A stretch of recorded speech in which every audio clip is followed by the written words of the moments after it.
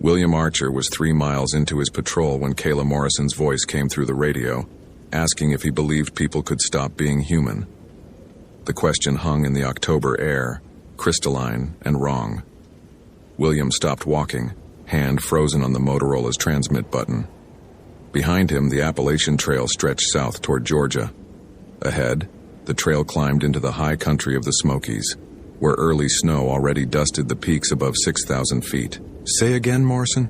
William finally responded, trying to keep his voice level. Professional. Like the question had been normal. Static crackled for 5 seconds. Then, "I'm just really hungry, Archer. That's all. Just so hungry I can't think straight." William checked his watch. 2:47 p.m. Kayla had radioed in her noon checkpoint from Klingman's Dome right on schedule, reporting clear conditions and light foot traffic. Her patrol route covered the western section of the park, maybe 8 miles from William's position. They'd been partners for 6 months, ever since the Park Service had assigned her fresh out of training. She was competent, careful, and had never once said anything that made William's instincts scream wrong. Until now. "When did you last eat?" William asked, already adjusting his course northeast, toward the ridgeline that would cut the distance between them. "This morning. Full breakfast. Eggs, bacon, toast, coffee." Her voice sounded distant, distracted. But it didn't help. Nothing helps. "I've been hungry since yesterday. Really hungry. The kind that makes your stomach hurt. Makes you dizzy." William's mind cataloged possibilities. Hypoglycemia, early dehydration, stress response. All explainable. All manageable. "Morrison, I need you to stop moving. Find a place to sit. Drink water. Eat something from your pack." I tried. A long pause. "It tastes like nothing. Like I'm chewing paper my body won't accept it." The way she said it, "won't accept it," made something cold settle in William's chest. He'd heard that tone before. 3 years ago. Different ranger, different park, different mountains. Tom Whitfield's voice on the radio saying things that didn't make sense right before William found him at the bottom of a ravine with a broken neck and strange scratches on his arms. The official report called it accidental death. William had never believed it.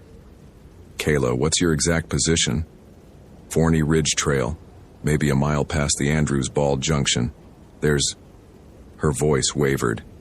"There's something wrong with the trees here, Archer. They're all wrong." William was jogging now, pack bouncing against his spine. The terrain was rough, the afternoon light already slanting toward evening. He'd reach her in 90 minutes if he pushed hard. Wrong how? Damaged, stripped. Like something's been eating the bark, chewing it off in big sections. Fresh damage, Archer. Recent. And the tracks? She stopped abruptly. What tracks? Silence, then a sound that might have been a sob or a laugh. Human footprints, barefoot, in the snow. But the stride is too long. Way too long. Like someone was running, or... Another pause. Or something was. William's hand went to the bear spray on his hip. Black bears denning up for winter could be unpredictable, but they didn't strip bark or leave human-like tracks. "Morrison, I'm en route to your position. Stay on the radio. Keep talking to me." "About what?" Her voice had gone flat. Affect stripped away. "Anything. Training. Your hometown. Doesn't matter." "Okay." A breath. "Did you know the Algonquian people, Ojibwe, Cree, others? They have stories about the worst thing that can happen to a person. Not death. Something worse. Becoming something else. Something that's always hungry. That can never be satisfied no matter how much it..." Her transmission cut off. "Morrison? Kayla?" William increased his pace to a run. "Respond." Static. Pure white noise for 30 seconds. Then her voice returned, but different. Lower. Rougher. "There's someone here." William's blood turned to ice water. "Can you see them?" "Not yet, but I can smell them." "God, Archer, I can smell them, and it's making my mouth water." "Kayla, listen to me carefully. You need to get to higher ground. Find an open area where you have visibility. Do not approach anyone, do you understand?" I understand. A wet sound like swallowing. But Archer, I don't think I can stop myself. The transmission ended. William tried raising her 3 more times over the next 20 minutes. No response. Just static and the sound of his own panicked breathing in the cold mountain air. He reached the Forney Ridge Trail at 4:15 p.m., lungs burning, legs shaking. The temperature had dropped 10 degrees in the last hour. His breath came out in clouds. This high up, nearly 6,000 feet, winter arrived early and stayed late. The first thing William noticed was the silence. No birds, no rustle of small mammals in the underbrush. The forest had gone quiet in the way prey animals went quiet when predators were near. The second thing he noticed were the trees. Kayla had been right. Something had stripped the bark from dozens of Fraser firs, leaving pale wood exposed like open wounds. The damage was fresh, sap still weeping, wood not yet weathered. But the pattern was wrong. Not the methodical work of bears or porcupines. This was frantic, desperate. Claw marks gouged deep as if whatever had done this was trying to get inside the trees themselves. William found the tracks 50 yards up the trail. Human footprints in the inch of snow that had fallen overnight, barefoot like Kayla said. But the stride was impossible. 6-7 feet between prints, and the impressions were deep, too deep. Whatever made them weighed far more than any human should. Morrison, if you can hear me, I'm on Forney Ridge, following your tracks. William kept his voice steady, professional. The voice he'd used with Tom 3 years ago, when he'd known something was catastrophically wrong, but hadn't wanted to believe it. I need you to make noise. Call out. Help me find you. No response from the radio. But from somewhere ahead, upslope, he heard humming. A woman's voice, tuneless and wrong, humming something that might have been a lullaby if the intervals weren't so discordant. William drew his bear spray and continued up the trail. The footprints led off path into denser forest where the canopy blocked what little daylight remained. He followed, pulse hammering in his throat. The humming grew louder. He found Kayla Morrison in a small clearing surrounded by stripped trees. She sat cross-legged in the snow, back to him, still humming. She'd removed her jacket, fleece, and thermal layer despite the temperature being well below freezing. Her bare shoulders showed bone white in the gathering dusk. Kayla? William's voice came out strangled. She stopped humming. Her shoulders tensed. When she spoke, her voice sounded like it was coming from somewhere deep in her chest. You shouldn't have come, Archer. We need to get you down the mountain, get you warm. You're hypothermic. I'm not cold. She laughed, and the sound made William's grip tighten on the bear spray. I'm not anything except hungry. She turned to face him. William had seen pictures of famine victims, concentration camp survivors, people reduced to skin stretched over bone by prolonged starvation. But Kayla had eaten breakfast 7 hours ago. She'd been healthy, vital, a 24-year-old athlete in peak condition. The woman looking at him now had sunken cheeks, hollow eyes, skin pulled tight across her skull. Her lips had drawn back from her teeth, which seemed longer, sharper, though that had to be a trick of the failing light. Her fingers, clutching at her own thighs, had left scratches deep enough to draw blood. Jesus Christ, William whispered. He won't help. Kayla's voice cracked. Nothing helps. I've tried eating bark, tried eating snow, tried eating my own. She held up her hands, showing where she'd chewed the skin around her fingernails raw. But it's not food I'm hungry for, Archer. It's not food at all. William forced himself to move closer, slowly, hands visible. We're going to get you help. Medical evacuation. Whatever's happening, we can... Do you know what a Wendigo is? Kayla interrupted. Her eyes, sunken in their sockets, fixed on him with terrible intensity. The Algonquian peoples knew. They understood that some hungers can't be satisfied, that some taboos once broken change you into something that can never be human again. You haven't broken any taboos, Kayla. You're sick, confused. We'll get you to a hospital. I found something yesterday. Her voice dropped to a whisper. Up near the old settler's cabin. the one from the 1800s that the Park Service boarded up. Someone had been living in it. Or something had. And there were bones. So many bones. Animal bones, I thought. Had to be animal bones.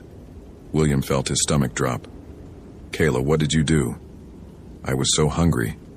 Tears ran down her hollow cheeks. I'd been hungry since the day before, since I started this patrol. And the hunger kept growing. And there was meat, dried meat hanging from the rafters, and I knew. I knew it was wrong. Knew I shouldn't. But I couldn't stop myself. No, William said. Just that. No.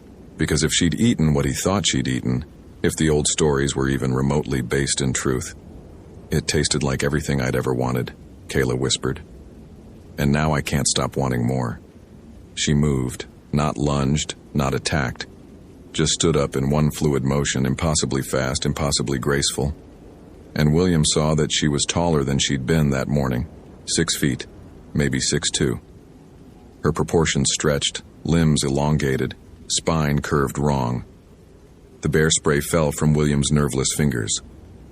Run, Kayla said, and for just a moment her voice was her own again. Young, terrified. Please, Archer, run. William ran. Behind him, he heard something between a shriek and a howl, a sound that came from a human throat but expressed nothing human. Then the sound of pursuit, not footsteps, more like the drumbeat of something massive striking the ground in long, loping strides. William crashed through the forest, abandoning the trail, seeking any advantage the terrain could give him. Downslope. Always downslope. Gravity was his ally. He vaulted over a fallen log, landed hard, kept moving. His radio bounced against his hip, useless. Who would he call? What would he say? My partner ate human flesh, and now she's transforming into a Wendigo from Algonquian mythology, and she's hunting me through the Smoky Mountains. They'd send a psychiatric evaluation team, not a rescue. The thing that had been Kayla Morrison crashed through the brush behind him, closer than should be possible. William risked a glance back and wished he hadn't. She was running on all fours now, spine arched like a cat's, head low, eyes reflecting what little light remained like an animal's. But her face was still partially human, enough that he could see the anguish in her expression, the horror at what she was becoming even as hunger drove her forward. William's foot caught a root. He went down hard, rolling, sliding 10 feet down a slope before slamming into a boulder. Pain exploded through his ribs. The impact knocked the air from his lungs. He looked up. Kayla stood at the top of the slope, silhouetted against the darkening sky. She'd risen to 2 legs again, but her stance was wrong. Knees bent backward like a deer's, arms hanging too long. She tilted her head at an angle no human neck should allow. I'm sorry, she said in that deep, wrong voice. I'm so sorry, Archer, but I'm so hungry. She started down the slope toward him. William's hand found his belt, closed on the fixed blade knife he carried for emergencies. 5 inches of steel, against something that shouldn't exist. He pulled himself to his feet, back against the boulder, knife held in front of him in a grip that was probably all wrong for actual combat. He'd never stabbed anything larger than a fish. Kayla reached the bottom of the slope and stopped 6 feet away. This close, William could see the changes in terrible detail. Her teeth had lengthened into fangs, pushing through gums that bled constantly. Her fingernails had thickened into yellow claws. But worst were her eyes, still Kayla's eyes, brown and familiar, filled with tears and understanding and bottomless hunger. I don't want to, she whispered. Then don't, William said, though his voice shook. Fight it. You're still in there, still human. Am I? She looked down at her transformed hands. I can hear my heart, it's so slow, Archer. Maybe 2 beats per minute. I shouldn't be alive, but I'm not alive, not anymore. I'm just hungry. Forever hungry. The stories say there's a cure, William said desperately, remembering fragments of folklore from college anthropology classes. Fire. The Wendigo fear fire. The transformation can be stopped if... Kayla lunged. William threw himself sideways, slashing with the knife. The blade caught her arm, opened a long gash. No blood came out. Just a trickle of something black and viscous that smelled like rot. She didn't seem to feel it. Her clawed hand closed on William's jacket, lifting him off the ground with impossible strength. She pulled him close, and he could feel the cold radiating from her body. Not the cold of winter, but something deeper. The cold of deep space, of the void between stars, of absolute zero.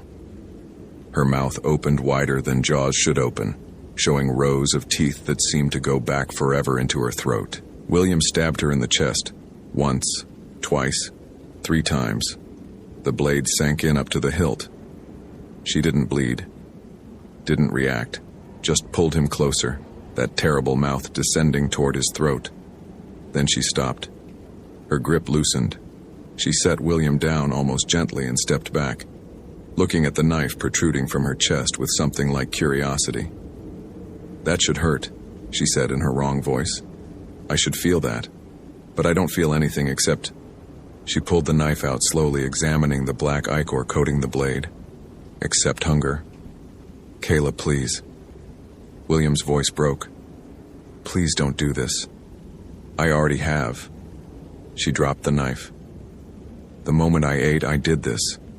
The moment the hunger came, I was already gone. The old stories are true, Archer.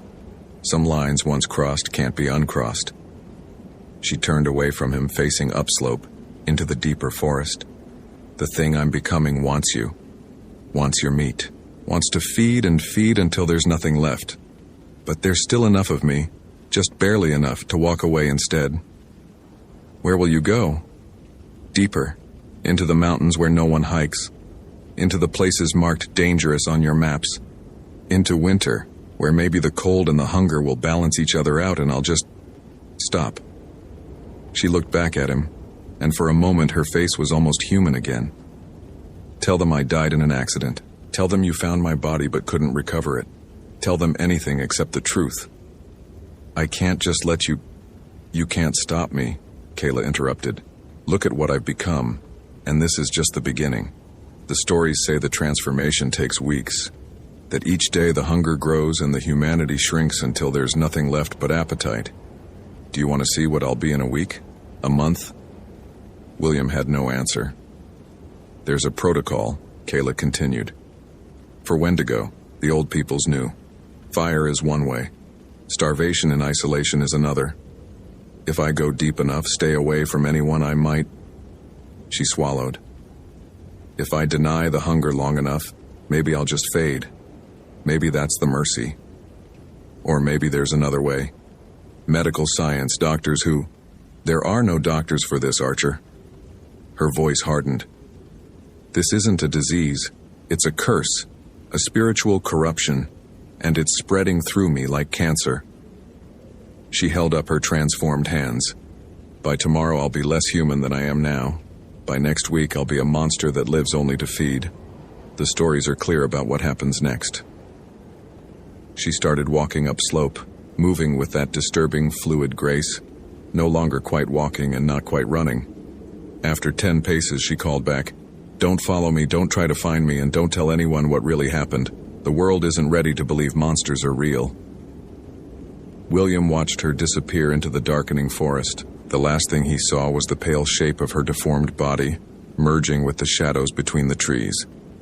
Then she was gone, and he was alone with the stripped trees and the blood. His blood, soaking through his jacket from the claw marks in his shoulder. He hadn't even felt her make. He sat down heavily back against the boulder and tried to process what had just happened. Tried to fit it into any framework that made sense. Hallucination from altitude? Carbon monoxide exposure? Some kind of shared psychotic break? But the claw marks in his shoulder were real. The black ichor coating his knife was real. The inhuman footprints leading away into the forest were real. William pulled out his radio. His hands shook so badly he nearly dropped it. He keyed the transmit button. "Base, this is Archer. I have a situation on Forney Ridge Trail. Ranger Morrison is missing. Last known position approximately 1 mile past Andrews Bald Junction. I have injuries requiring medical attention. Request immediate SAR deployment and medical evacuation. The response came back crisp and professional. Copy that, Archer. SAR team deploying. What's the nature of Morrison's disappearance? William looked at the dark forest where Kayla had vanished. Thought about how to explain this, how to warn them without sounding insane. Unknown, he said finally. Signs of distress, possible wildlife encounter. Recommend extreme caution. Copy. Stay at your current position. Helicopter en route. ETA 40 minutes. William sat in the gathering dark and waited. Around him the forest remained silent. Even the wind seemed to hold its breath. He thought about Tom Whitfield 3 years ago. The strange things Tom had said on the radio before he died. The official report that called it an accident, even though the evidence suggested he'd thrown himself off that cliff deliberately. Had Tom encountered something like this? Had he run from something that used to be human? Was that why he'd chosen to fall rather than be caught? William pulled out his field notebook and wrote down everything that had happened. Every detail, no matter how impossible.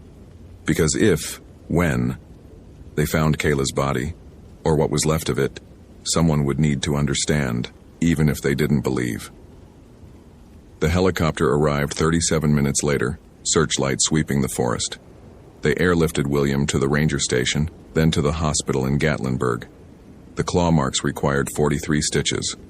The doctors asked what animal had attacked him.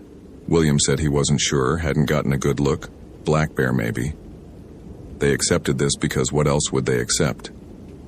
The SAR team searched for Kayla Morrison for 3 days. They found her campsite, her abandoned gear, her footprints leading away from the trail. But the footprints became increasingly strange the further they tracked them.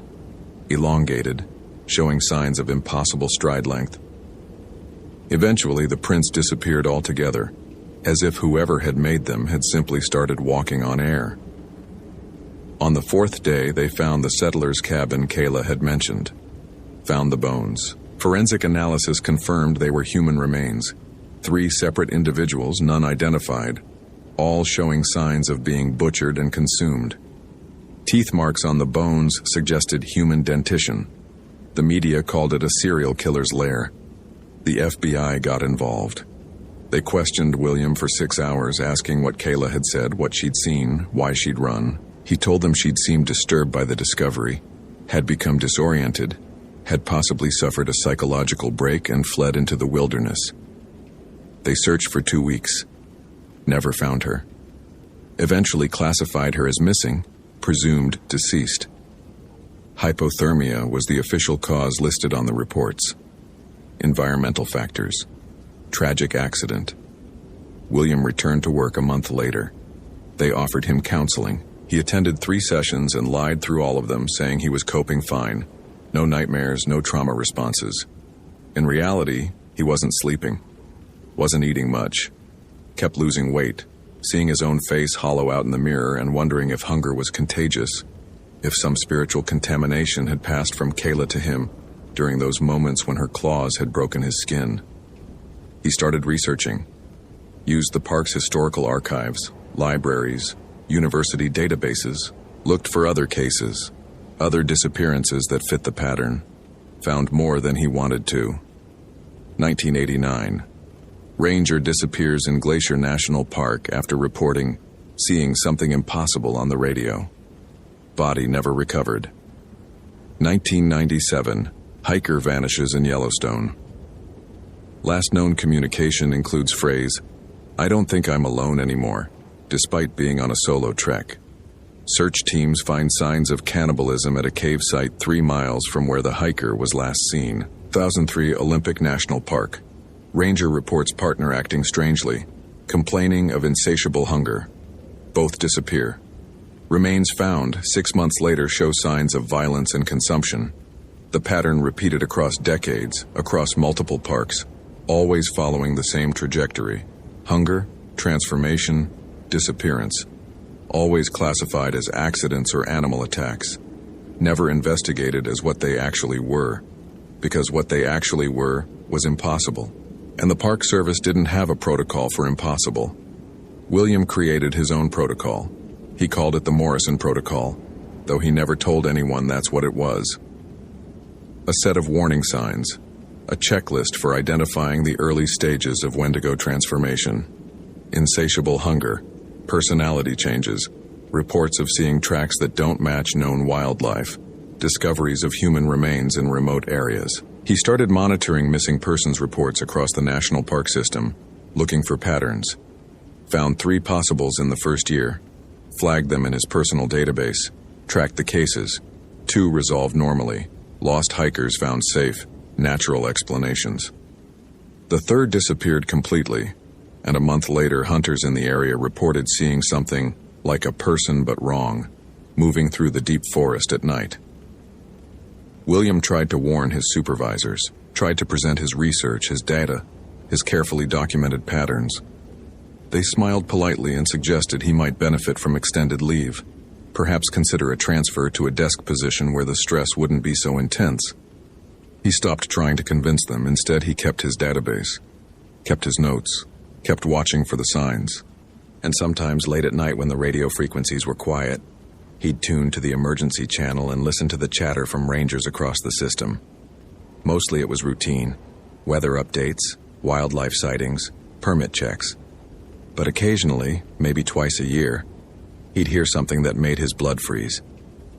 A ranger's voice, confused and frightened, reporting that their partner was acting strangely, complaining of hunger, saying things that didn't make sense. When he heard those transmissions, William would note the location, the date, the ranger's name. He'd add it to his database. He'd wait to see if they disappeared. Most did. In 2009, 2 years after Kayla Morrison vanished, William Archer transferred to Grand Canyon National Park. The official reason was career advancement. The real reason was that he'd found 13 disappearances in the Smoky Mountains over the past 40 years that matched the pattern. 13 rangers or hikers who'd complained of hunger before vanishing without a trace. 13 cases that remained officially unsolved. The Grand Canyon had its own patterns. Different monster, maybe, or different expression of the same ancient curse. William intended to find out. Because Kayla had been right about one thing. The world wasn't ready to believe monsters were real.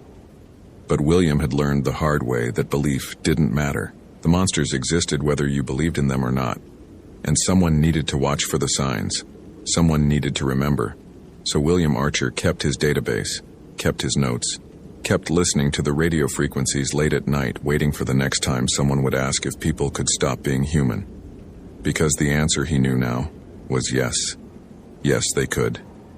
And there was nothing anyone could do to stop it. On October 23, 2012, exactly 5 years after Kayla Morrison's disappearance, a hiker in the remote backcountry of the Great Smoky Mountains reported seeing a figure watching him from a ridgeline. Tall, skeletal, moving with an unnatural grace. The hiker took a photograph with his digital camera before the figure disappeared into the trees. The photograph showed something that might have been human once, something with elongated limbs and a face that was all angles and hunger. The eyes, sunken in their sockets, barely visible, seemed to glow with their own light. The Park Service classified the photograph as a hoax, a costume, a trick of light and shadow. But William Archer kept a copy in his database, filed under Morrison Kayla, possible sighting. Because he recognized those eyes, had seen them up close 5 years ago, still human enough to cry, still aware enough to beg him to run.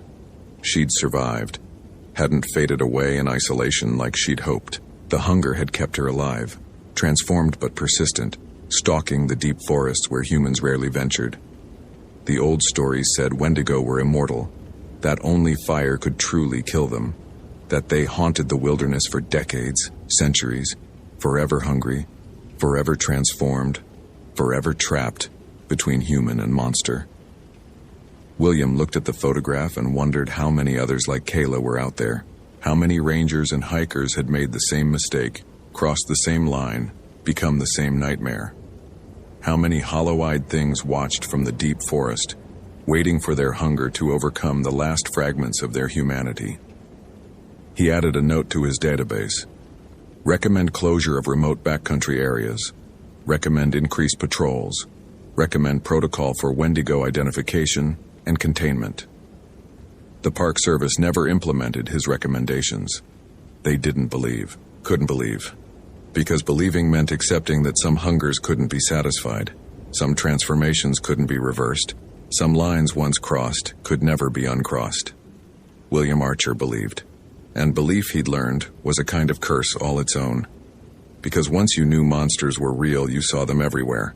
In every shadow, in every missing person report, in every ranger who complained of hunger they couldn't explain.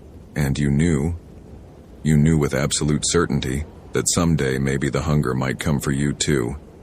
That the call would come through the radio asking if you believed people could stop being human. And you'd have to answer, yes. Yes, they could. Because you'd seen it happen. You'd watched someone you cared about transform into something that wore their face but had nothing human left inside. William carried that knowledge like a weight, carried it through his remaining years with the Park Service, carried it into retirement, carried it to his grave decades later, taking his database and his protocols and his warnings with him. The monsters remained. They always did. And somewhere in the deep forests of the Smoky Mountains on cold October nights when hunger grew strong, something that had once been Kayla Morrison still hunted, still searched, still starved, forever and ever and ever. Hope you felt genuine terror. If you appreciate authentic horror rooted in real folklore, consider following for more stories. Which moment scared you most? Share your theory about what happened.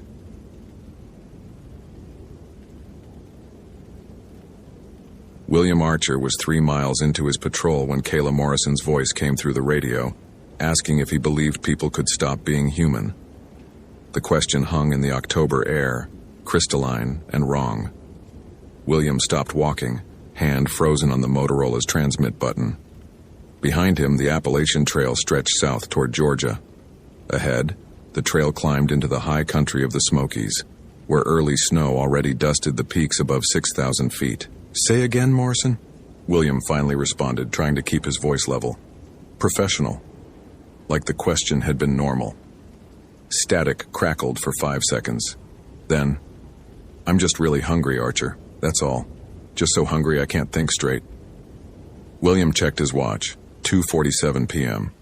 Kayla had radioed in her noon checkpoint from Klingman's Dome right on schedule, reporting clear conditions and light foot traffic. Her patrol route covered the western section of the park, maybe 8 miles from William's position. They'd been partners for 6 months, ever since the Park Service had assigned her fresh out of training. She was competent, careful, and had never once said anything that made William's instincts scream wrong. Until now. When did you last eat? William asked, already adjusting his course northeast, toward the ridgeline that would cut the distance between them. This morning. Full breakfast. Eggs, bacon, toast, coffee. Her voice sounded distant, distracted. But it didn't help. Nothing helps. I've been hungry since yesterday. Really hungry. The kind that makes your stomach hurt. Makes you dizzy. William's mind cataloged possibilities. Hypoglycemia, early dehydration, stress response. All explainable. All manageable. Morrison, I need you to stop moving. Find a place to sit. Drink water. Eat something from your pack. I tried. A long pause. It tastes like nothing. Like I'm chewing paper my body won't accept it. The way she said it, won't accept it, made something cold settle in William's chest. He'd heard that tone before. 3 years ago. Different ranger, different park, different mountains. Tom Whitfield's voice on the radio saying things that didn't make sense right before William found him at the bottom of a ravine with a broken neck and strange scratches on his arms. The official report called it accidental death. William had never believed it. Kayla, what's your exact position? Forney Ridge Trail, maybe a mile past the Andrews Bald Junction. Her voice wavered. There's something wrong with the trees here, Archer. They're all wrong.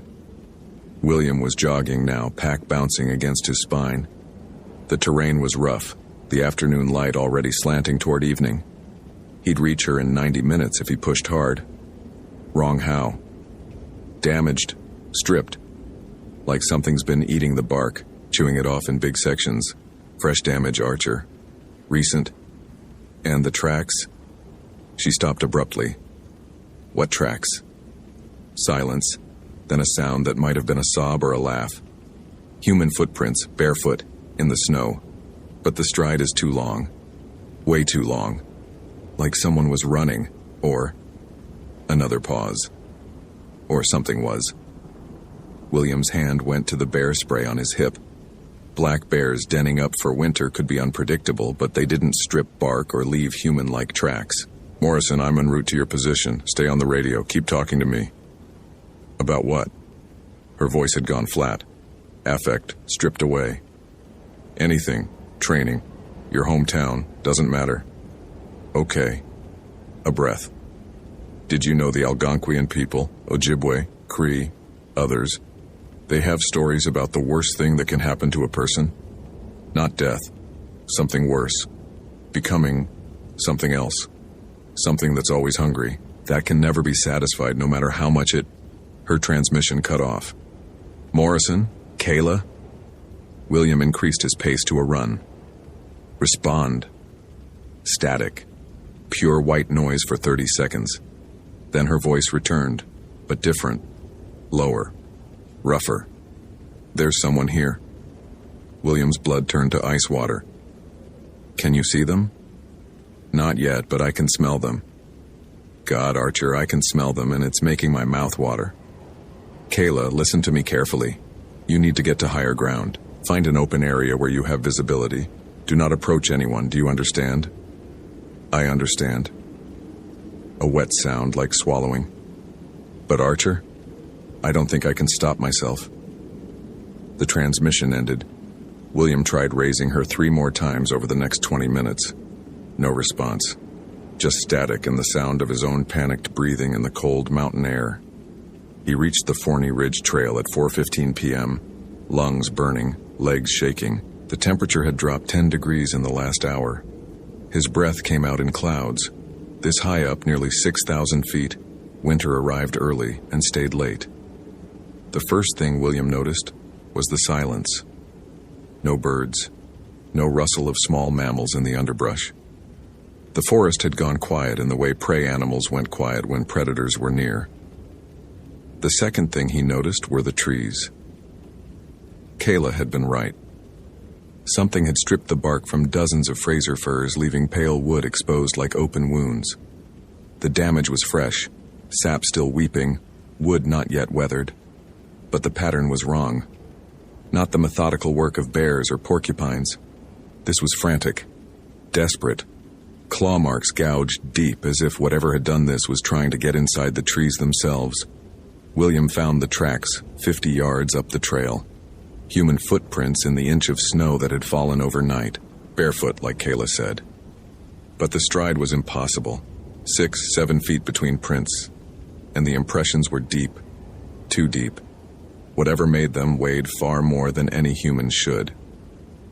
Morrison, if you can hear me, I'm on Forney Ridge, following your tracks. William kept his voice steady, professional. The voice he'd used with Tom 3 years ago, when he'd known something was catastrophically wrong, but hadn't wanted to believe it. I need you to make noise. Call out. Help me find you. No response from the radio. But from somewhere ahead, upslope, he heard humming. A woman's voice, tuneless and wrong, humming something that might have been a lullaby if the intervals weren't so discordant. William drew his bear spray and continued up the trail. The footprints led off path into denser forest where the canopy blocked what little daylight remained. He followed, pulse hammering in his throat. The humming grew louder. He found Kayla Morrison in a small clearing surrounded by stripped trees. She sat cross-legged in the snow, back to him, still humming. She'd removed her jacket, fleece, and thermal layer despite the temperature being well below freezing. Her bare shoulders showed bone white in the gathering dusk. Kayla? William's voice came out strangled. She stopped humming. Her shoulders tensed. When she spoke, her voice sounded like it was coming from somewhere deep in her chest. You shouldn't have come, Archer. We need to get you down the mountain, get you warm. You're hypothermic. I'm not cold. She laughed, and the sound made William's grip tighten on the bear spray. I'm not anything except hungry. She turned to face him. William had seen pictures of famine victims, concentration camp survivors, people reduced to skin stretched over bone by prolonged starvation. But Kayla had eaten breakfast 7 hours ago. She'd been healthy, vital, a 24-year-old athlete in peak condition. The woman looking at him now had sunken cheeks, hollow eyes, skin pulled tight across her skull. Her lips had drawn back from her teeth, which seemed longer, sharper, though that had to be a trick of the failing light. Her fingers clutching at her own thighs had left scratches deep enough to draw blood. "Jesus Christ," William whispered. "He won't help." Kayla's voice cracked. "Nothing helps. I've tried eating bark, tried eating snow, tried eating my own." She held up her hands, showing where she'd chewed the skin around her fingernails raw. "But it's not food I'm hungry for, Archer. It's not food at all." William forced himself to move closer, slowly, hands visible. "We're going to get you help. Medical evacuation. Whatever's happening, we can—" "Do you know what a Wendigo is?" Kayla interrupted. Her eyes, sunken in their sockets, fixed on him with terrible intensity. The Algonquian peoples knew. They understood that some hungers can't be satisfied, that some taboos once broken change you into something that can never be human again. "You haven't broken any taboos, Kayla. You're sick, confused. We'll get you to a hospital. I found something yesterday." Her voice dropped to a whisper. "Up near the old settler's cabin. The one from the 1800s that the Park Service boarded up. Someone had been living in it. Or something had. And there were bones. So many bones. Animal bones, I thought. Had to be animal bones." William felt his stomach drop. "Kayla, what did you do?" "I was so hungry." Tears ran down her hollow cheeks. "I'd been hungry since the day before, since I started this patrol. And the hunger kept growing. And there was meat, dried meat hanging from the rafters, and I knew it was wrong, knew I shouldn't, but I couldn't stop myself." "No," William said. "Just that. No. Because if she'd eaten what he thought she'd eaten, if the old stories were even remotely based in truth, it tasted like everything I'd ever wanted," Kayla whispered. "And now I can't stop wanting more." She moved, not lunged, not attacked, just stood up in one fluid motion, impossibly fast, impossibly graceful. And William saw that she was taller than she'd been that morning, 6 feet, maybe 6'2". Her proportions stretched, limbs elongated, spine curved wrong. The bear spray fell from William's nerveless fingers. "Run," Kayla said, and for just a moment her voice was her own again. Young, terrified. "Please, Archer, run." William ran.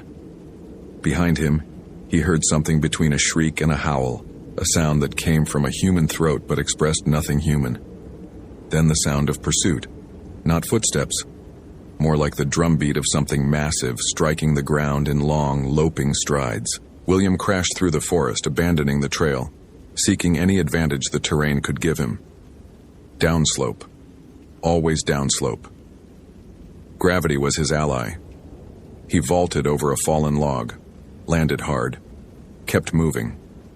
His radio bounced against his hip, useless. Who would he call? What would he say? "My partner ate human flesh, and now she's transforming into a Wendigo from Algonquian mythology, and she's hunting me through the Smoky Mountains." They'd send a psychiatric evaluation team, not a rescue. The thing that had been Kayla Morrison crashed through the brush behind him, closer than should be possible. William risked a glance back and wished he hadn't. She was running on all fours now, spine arched like a cat's, head low, eyes reflecting what little light remained like an animal's. But her face was still partially human, enough that he could see the anguish in her expression, the horror at what she was becoming even as hunger drove her forward. William's foot caught a root. He went down hard, rolling, sliding 10 feet down a slope before slamming into a boulder. Pain exploded through his ribs. The impact knocked the air from his lungs. He looked up. Kayla stood at the top of the slope, silhouetted against the darkening sky. She'd risen to 2 legs again, but her stance was wrong. knees bent backward like a deer's, arms hanging too long. She tilted her head at an angle no human neck should allow. "I'm sorry," she said in that deep, wrong voice. "I'm so sorry, Archer, but I'm so hungry." She started down the slope toward him. William's hand found his belt, closed on the fixed blade knife he carried for emergencies. 5 inches of steel against something that shouldn't exist. He pulled himself to his feet, back against the boulder, knife held in front of him in a grip that was probably all wrong for actual combat. He'd never stabbed anything larger than a fish. Kayla reached the bottom of the slope and stopped 6 feet away. This close, William could see the changes in terrible detail. Her teeth had lengthened into fangs, pushing through gums that bled constantly. Her fingernails had thickened into yellow claws, but worst were her eyes. Still Kayla's eyes, brown and familiar, filled with tears and understanding and bottomless hunger. "I don't want to," she whispered. "Then don't," William said, though his voice shook. "Fight it. You're still in there, still human." "Am I?" She looked down at her transformed hands. "I can hear my heart. It's so slow, Archer. Maybe 2 beats per minute. I shouldn't be alive, but I'm not alive, not anymore. I'm just hungry. Forever hungry." "The stories say there's a cure," William said desperately, remembering fragments of folklore from college anthropology classes. "Fire. The Wendigo fear fire. The transformation can be stopped if..." Kayla lunged. William threw himself sideways, slashing with the knife. The blade caught her arm, opened a long gash. No blood came out. Just a trickle of something black and viscous that smelled like rot. She didn't seem to feel it. Her clawed hand closed on William's jacket, lifting him off the ground with impossible strength. She pulled him close, and he could feel the cold radiating from her body. Not the cold of winter, but something deeper. The cold of deep space, of the void between stars, of absolute zero. Her mouth opened wider than jaws should open, showing rows of teeth that seemed to go back forever into her throat. William stabbed her in the chest, once, twice, 3 times. The blade sank in up to the hilt. She didn't bleed, didn't react, just pulled him closer, that terrible mouth descending toward his throat. Then she stopped. Her grip loosened. She set William down almost gently and stepped back, looking at the knife protruding from her chest with something like curiosity. "That should hurt," she said in her wrong voice. "I should feel that. But I don't feel anything except..." She pulled the knife out slowly, examining the black ichor coating the blade. "Except hunger. Kayla, please." William's voice broke. "Please don't do this. I already have." She dropped the knife. "The moment I ate, I did this. The moment the hunger came, I was already gone. The old stories are true, Archer. Some lines once crossed can't be uncrossed." She turned away from him, facing upslope, into the deeper forest. "The thing I'm becoming wants you. Wants your meat. Wants to feed and feed until there's nothing left. But there's still enough of me, just barely enough, to walk away instead." "Where will you go?" "Deeper. Into the mountains where no one hikes. Into the places marked dangerous on your maps. Into winter, where maybe the cold and the hunger will balance each other out and I'll just... stop." She looked back at him, and for a moment her face was almost human again. "Tell them I died in an accident. Tell them you found my body but couldn't recover it. Tell them anything except the truth." "I can't just let you..." "You can't stop me," Kayla interrupted. "Look at what I've become, and this is just the beginning. The stories say the transformation takes weeks, that each day the hunger grows and the humanity shrinks until there's nothing left but appetite. Do you want to see what I'll be in a week? A month?" William had no answer. "There's a protocol," Kayla continued. "For Wendigo, the old peoples knew. Fire is one way. Starvation and isolation is another. If I go deep enough, stay away from anyone, I might..." She swallowed. "If I deny the hunger long enough, maybe I'll just fade. Maybe that's the mercy. Or maybe there's another way. Medical science, doctors who..." "There are no doctors for this, Archer." Her voice hardened. This isn't a disease. It's a curse, a spiritual corruption, and it's spreading through me like cancer. She held up her transformed hands. By tomorrow I'll be less human than I am now. By next week I'll be a monster that lives only to feed. The stories are clear about what happens next. She started walking up slope, moving with that disturbing fluid grace, no longer quite walking and not quite running. After 10 paces she called back, "Don't follow me, don't try to find me, and don't tell anyone what really happened. The world isn't ready to believe monsters are real." William watched her disappear into the darkening forest. The last thing he saw was the pale shape of her deformed body, merging with the shadows between the trees. Then she was gone, and he was alone with the stripped trees and the blood, his blood, soaking through his jacket from the claw marks in his shoulder. He hadn't even felt her make. He sat down heavily back against the boulder and tried to process what had just happened, tried to fit it into any framework that made sense. Hallucination from altitude? Carbon monoxide exposure? Some kind of shared psychotic break? But the claw marks in his shoulder were real. The black ichor coating his knife was real. The inhuman footprints leading away into the forest were real. William pulled out his radio. His hands shook so badly he nearly dropped it. He keyed the transmit button. "Base, this is Archer. I have a situation on Forney Ridge Trail. Ranger Morrison is missing. Last known position approximately 1 mile past Andrews Bald Junction. I have injuries requiring medical attention. Request immediate SAR deployment and medical evacuation." The response came back crisp and professional. "Copy that, Archer. SAR team deploying. What's the nature of Morrison's disappearance?" William looked at the dark forest where Kayla had vanished. Thought about how to explain this, how to warn them without sounding insane. "Unknown," he said finally. "Signs of distress, possible wildlife encounter. Recommend extreme caution." "Copy. Stay at your current position. Helicopter en route. ETA 40 minutes. William sat in the gathering dark and waited. Around him the forest remained silent. Even the wind seemed to hold its breath. He thought about Tom Whitfield 3 years ago. The strange things Tom had said on the radio before he died. The official report that called it an accident, even though the evidence suggested he'd thrown himself off that cliff deliberately. Had Tom encountered something like this? Had he run from something that used to be human? Was that why he'd chosen to fall rather than be caught? William pulled out his field notebook and wrote down everything that had happened. Every detail, no matter how impossible. Because when they found Kayla's body, or what was left of it, someone would need to understand, even if they didn't believe.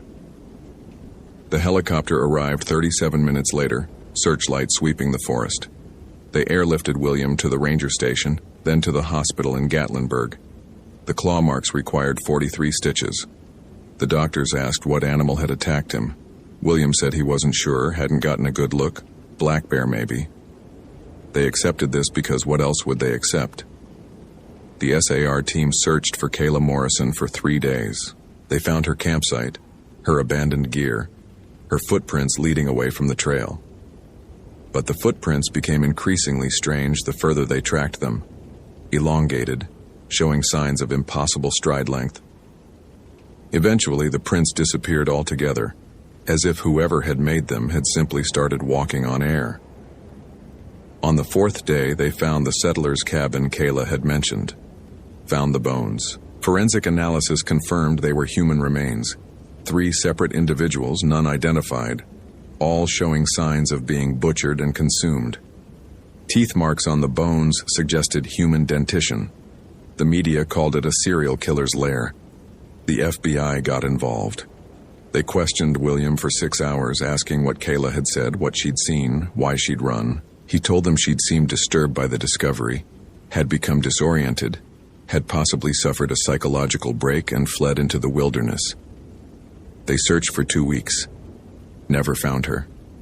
Eventually classified her as missing, presumed deceased.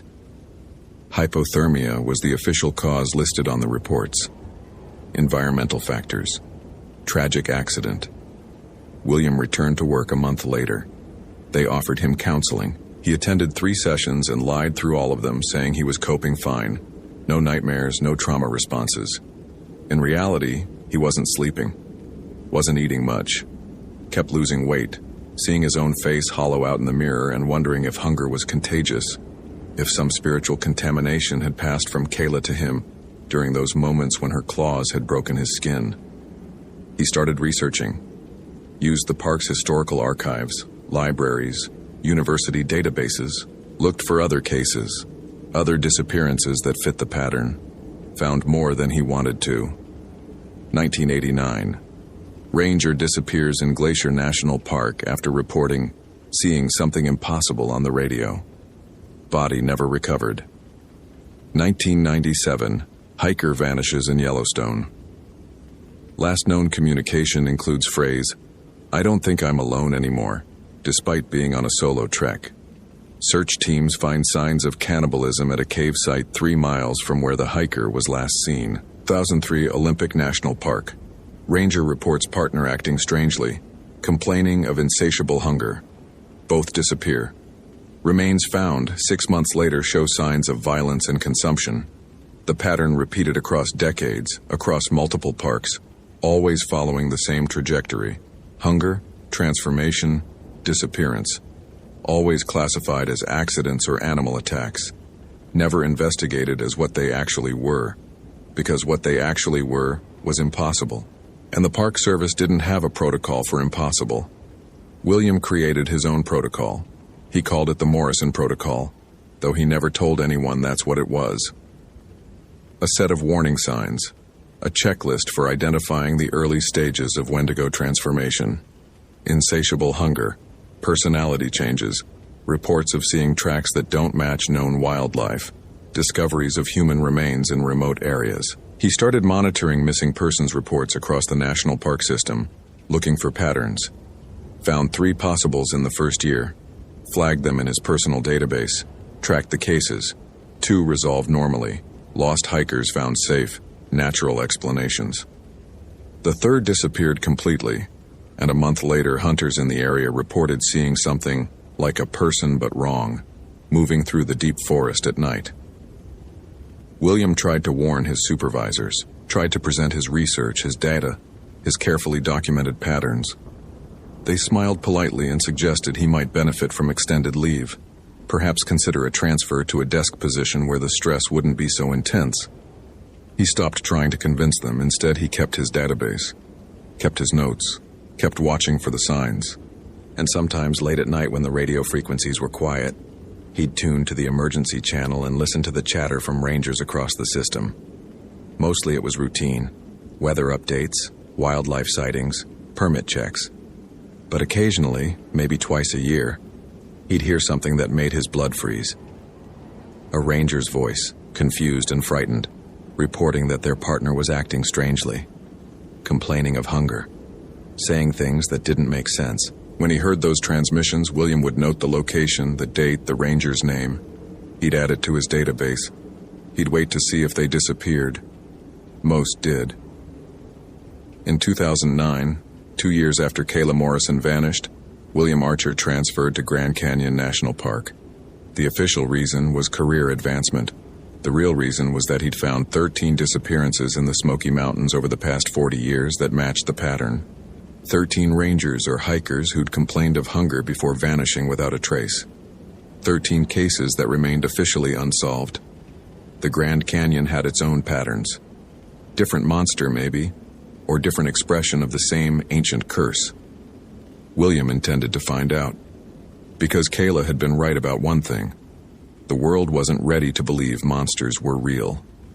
But William had learned the hard way that belief didn't matter. The monsters existed whether you believed in them or not. And someone needed to watch for the signs. Someone needed to remember. So William Archer kept his database, kept his notes, kept listening to the radio frequencies late at night, waiting for the next time someone would ask if people could stop being human. Because the answer he knew now was yes. Yes, they could. And there was nothing anyone could do to stop it. On October 23, 2012, exactly 5 years after Kayla Morrison's disappearance, a hiker in the remote backcountry of the Great Smoky Mountains reported seeing a figure watching him from a ridgeline, tall, skeletal, moving with an unnatural grace. The hiker took a photograph with his digital camera before the figure disappeared into the trees. The photograph showed something that might have been human once, something with elongated limbs and a face that was all angles and hunger. The eyes, sunken in their sockets, barely visible, seemed to glow with their own light. The Park Service classified the photograph as a hoax, a costume, a trick of light and shadow. But William Archer kept a copy in his database, filed under Morrison Kayla, possible sighting, because he recognized those eyes, had seen them up close 5 years ago, still human enough to cry, still aware enough to beg him to run.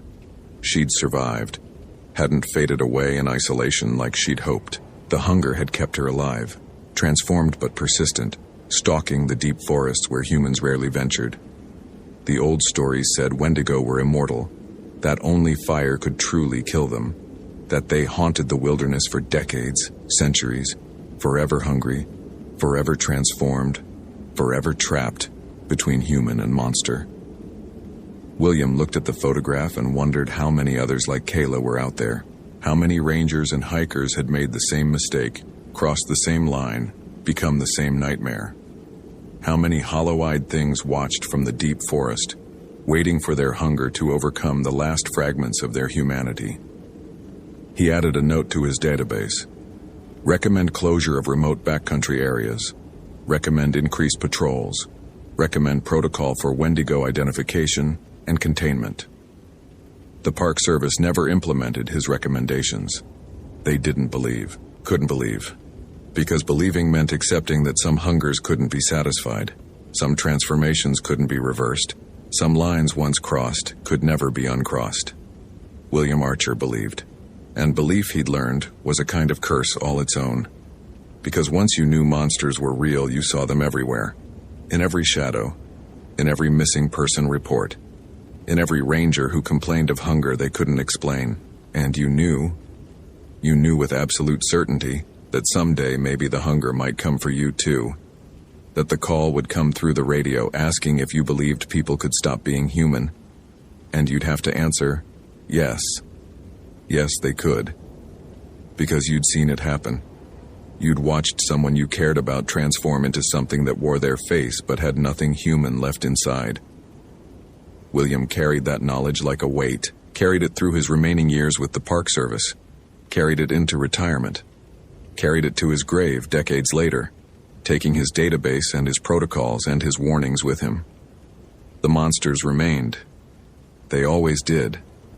And somewhere in the deep forests of the Smoky Mountains on cold October nights when hunger grew strong, something that had once been Kayla Morrison still hunted, still searched, still starved, forever and ever and ever.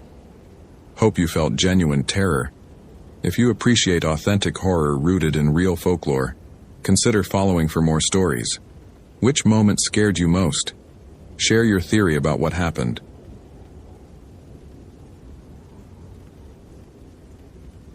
Jennifer Nakamura had been a ranger for exactly 11 days when she found the photographs nailed to the tree. 73 Polaroids of Megan Price, arranged in a spiral, each one showing her a little closer to dead. The tree stood 50 yards off the Cathedral Lakes Trail, a massive Jeffrey pine that should have been unremarkable except for the photographs. They covered the trunk from ground level to about 7 feet up, overlapping like scales, each one pierced through the center with a rusty nail. The spiral pattern started at eye level and wound outward in concentric rings. Jennifer's first thought was art installation, some misguided hiker's guerrilla project. Her second thought, as she got closer and saw the images clearly, was something much worse. The photographs showed the same woman, mid-20s, blonde, athletic build in sequential deterioration. The first images at the spiral's center showed her smiling at the camera, healthy and vibrant. Moving outward, the smile faded. Her eyes grew hollow. Her skin took on a waxy quality. By the outer rings, she looked skeletal, lips pulled back from teeth, eyes sunken into skull, skin gray as ash. The final photograph, nailed at the spiral's outermost edge, showed what might have been a corpse, or something that had been a corpse for a while. Jennifer's hand went to her radio, fingers trembling. 11 days. She'd been a ranger for 11 days. Her training at the academy had covered wildlife encounters, emergency medicine, search and rescue protocols. Nobody had mentioned what to do when you found a shrine to someone's apparent death nailed to a tree in the Yosemite backcountry. Base, this is Nakamura. I need immediate supervisor contact. I've found something unusual on the Cathedral Lakes Trail. Static, then the dispatcher's voice. Define unusual, Nakamura. How did you define this? Photographs. Many photographs. Appear to document someone's deterioration, possibly related to a missing person. I need guidance. A pause. Stand by. Jennifer stepped closer to the tree, careful not to disturb anything that might be evidence. The photographs were old-style Polaroids, the kind that had been obsolete for years.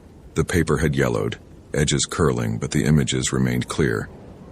Too clear. She could see details in the later photographs that made her stomach turn. The way the woman's hair had started falling out in clumps, the strange bruising around her neck and wrists, the way her eyes had filmed over with something milky. In the background of several photos, Jennifer could see trees, Yosemite trees. This wasn't just some horror movie prop. These had been taken here, in the park. Her radio crackled. Nakamura. This is Supervisor Garcia. What's your exact location? Cathedral Lakes Trail, approximately 2.3 miles from the trailhead, just past the Second Creek crossing. Jennifer's voice steadied as she fell into professional mode. I've discovered what appears to be a memorial or shrine.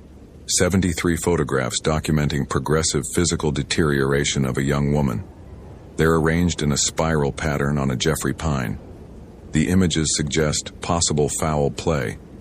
Do not touch anything, Garcia said immediately. Mark the location and return to the trailhead. I'm contacting park law enforcement. Copy that. But Jennifer didn't move. Something about the photographs held her attention. In the very center of the spiral, partially hidden by overlapping images, she could see writing. Dark ink on white paper, barely visible. She pulled out her phone, zoomed the camera in, took a photo of the center. The phone screen showed the writing more clearly. Okasan's revenge finds the daughters. The words were in English, but the handwriting had an unusual quality, precise, formal, almost calligraphic. And Okasan was Japanese. Mother's revenge. Jennifer's grandmother had taught her basic Japanese before she died. Oke-san meant mother. But whose mother, and what daughters? A cold wind moved through the trees, carrying the scent of something Jennifer couldn't identify. Not pine, not the usual forest smells. Something sharper, almost like incense. The photographs fluttered on their nails, making a sound like dry leaves rattling. Jennifer backed away from the tree and started down the trail. Her training said don't contaminate the scene. But something deeper, some instinct inherited from her grandmother maybe, or just the part of her brain that still believed in childhood fears, said run. She didn't run, but she walked fast and she didn't look back until she'd put a quarter mile between herself and the Jeffrey Pine, with its spiral of death. Park law enforcement arrived within 2 hours. Detective Sarah Chen, no relation to any band names, Jennifer reminded herself professionally, led a team of 3 officers and a forensic photographer up the trail. Jennifer guided them to the tree. The photographs were gone. Every single one. The nails remained, 73 rusty points driven into the bark in a perfect spiral pattern. But the Polaroids had vanished. You're certain this is the location? Chen asked, studying the tree with obvious skepticism. Positive. Jennifer showed her the GPS coordinates she'd marked. The photographs were here 90 minutes ago. I have pictures on my phone. She pulled up the images she'd taken, showed Chen the spiral of Polaroids, the writing at the center. Chen studied the phone screen, her expression shifting from skepticism to concern. Zoom in on that woman's face, the clearest one. Jennifer complied. The image showed the blonde woman from one of the middle photographs, deteriorated, but still recognizably human. "That's Megan Price," Chen said quietly. "She disappeared from Yosemite 3 months ago, May 17th, 2015. We found her campsite abandoned near Tenaya Lake. No signs of struggle, no indication where she went. She just vanished." Jennifer felt ice settle in her stomach. These photographs showed her dying. Over time, sequentially. "If they existed," Chen said. "Without physical evidence, we have 73 nail holes and some pictures on your phone that could be digitally manipulated." "I didn't manipulate anything." "I'm not saying you did." Chen's voice softened slightly. "I'm saying that's what the report will have to reflect. Unknown person or persons removed evidence from a potential crime scene between your initial discovery and law enforcement arrival. We'll document the nail holes, take samples, see if we can pull any DNA or prints. But without the actual photographs..." "Someone took them while I was gone," Jennifer insisted. "Someone was watching, waiting for me to leave." Chen glanced around at the dense forest.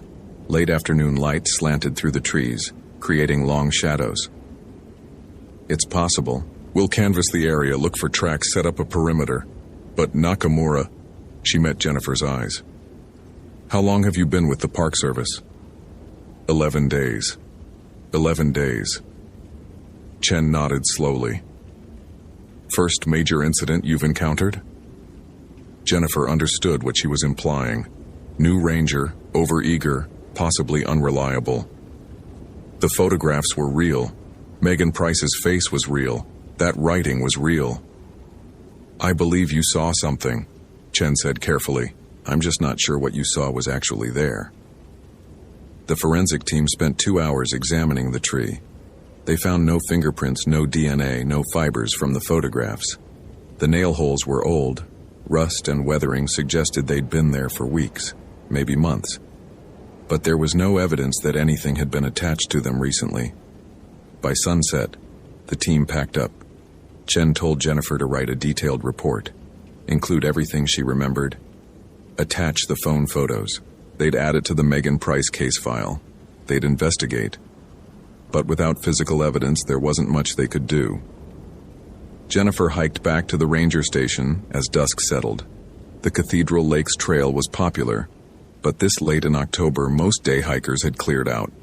She passed no one on the return trip.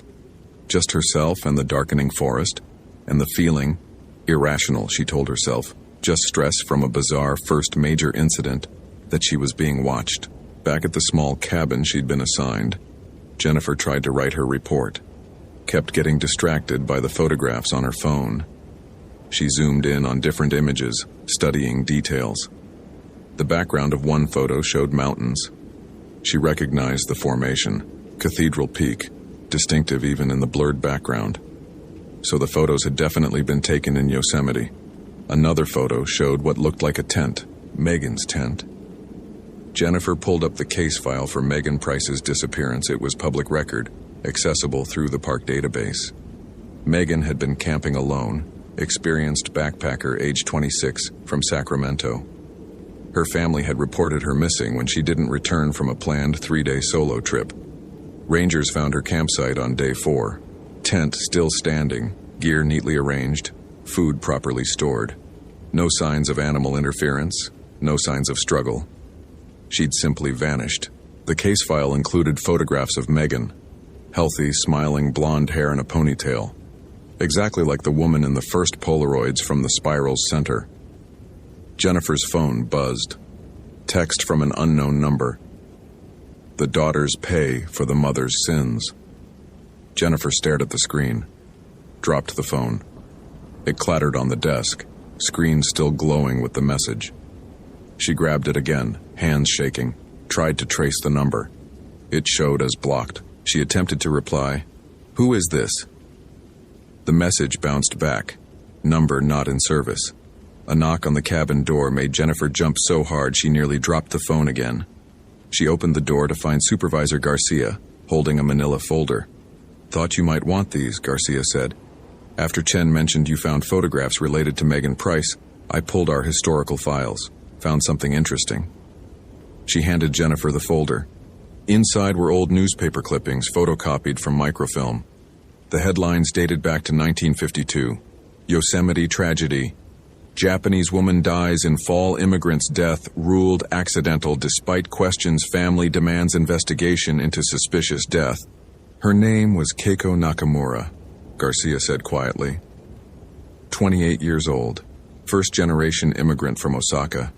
She was working at the Awani Hotel, died in a fall from Glacier Point. Official ruling was accidental death, but her family insisted she'd been pushed.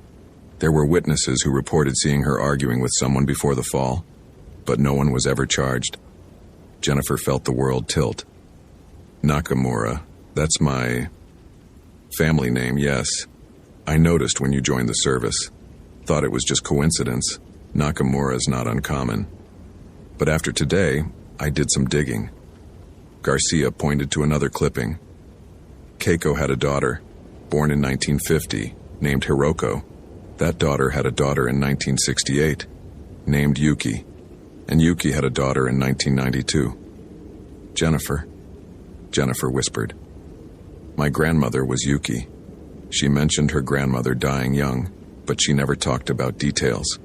Said it was too painful. The family believed Keiko was murdered, Garcia continued, pushed by a white woman she worked with at the Awani. There'd been escalating harassment, racial slurs, threats. But in 1952, a Japanese immigrant's word meant little. The investigation was cursory at best. No charges filed. The other woman continued working at the hotel for another decade. Jennifer's hands trembled as she read the clippings. Her great-great-grandmother, murdered at Yosemite, and she'd never known. The woman they suspected, Jennifer said. What was her name? Garcia flipped to another clipping. A photograph showed a stern-faced blonde woman in a 1950s uniform. The caption read, Margaret Price, Awani Hotel staff member, denies involvement in tragedy. Price. Megan Price. Her great-granddaughter, Jennifer breathed. Probably, Garcia agreed. Margaret Price had a daughter in 1953. That daughter had a daughter in 1965. That daughter had Megan in 1989. Family trees get complicated, but the connection exists. Jennifer looked at her phone, at the text message still glowing on the screen. The daughters pay for the mother's sins. Someone is killing Price descendants, she said, using Megan's disappearance as revenge for what Margaret did to Keiko. Or, Garcia said carefully, someone wants you to think that. Could be an elaborate hoax. Could be someone found these old stories and decided to play a sick game. The photographs on the tree, the text message, it could all be fabricated. By who? And why? Garcia had no answer for that. That night, Jennifer couldn't sleep. She lay in her bunk, staring at the ceiling, replaying everything. The photographs showing Megan Price dying by inches. The message about daughters paying for mother's sins. The spiral pattern, 73 images, which felt significant, though Jennifer couldn't say why. At 2:47 a.m., she heard tapping on her window. Light, rhythmic. Tap, tap, tap. Pause. Tap, tap, tap. Jennifer sat up slowly. Her cabin had 2 windows, one facing the parking area, one facing the forest. The tapping came from the forest side window. She grabbed her flashlight, approached the glass. The beam revealed nothing but darkness and trees. The tapping stopped. Jennifer was turning away when she saw it. A single long black hair stuck to the outside of the window. She leaned closer. Not just one hair, dozens, hundreds. They covered the entire window, pressed against the glass like someone had dragged wet hair across the surface. She stumbled backward, heart hammering, shined the flashlight at the parking side window, also covered in long black hair, strands hanging down like a curtain. The tapping started again. Not on the windows, on the cabin door. Jennifer's training said grab her radio, call for help. But something older, some instinct from her grandmother's stories about Yurei, about Onryo, about the vengeful dead, said, don't open that door. She backed into the corner farthest from the door and windows, flashlight clutched in both hands.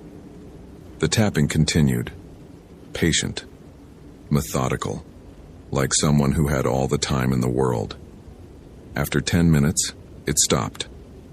Jennifer waited another hour before moving. When she finally got up the courage to approach the windows, the hair was gone. Just clean glass reflecting her terrified face. She called in sick the next day. Garcia accepted it without question. Probably expected the new ranger to be rattled after yesterday's incident.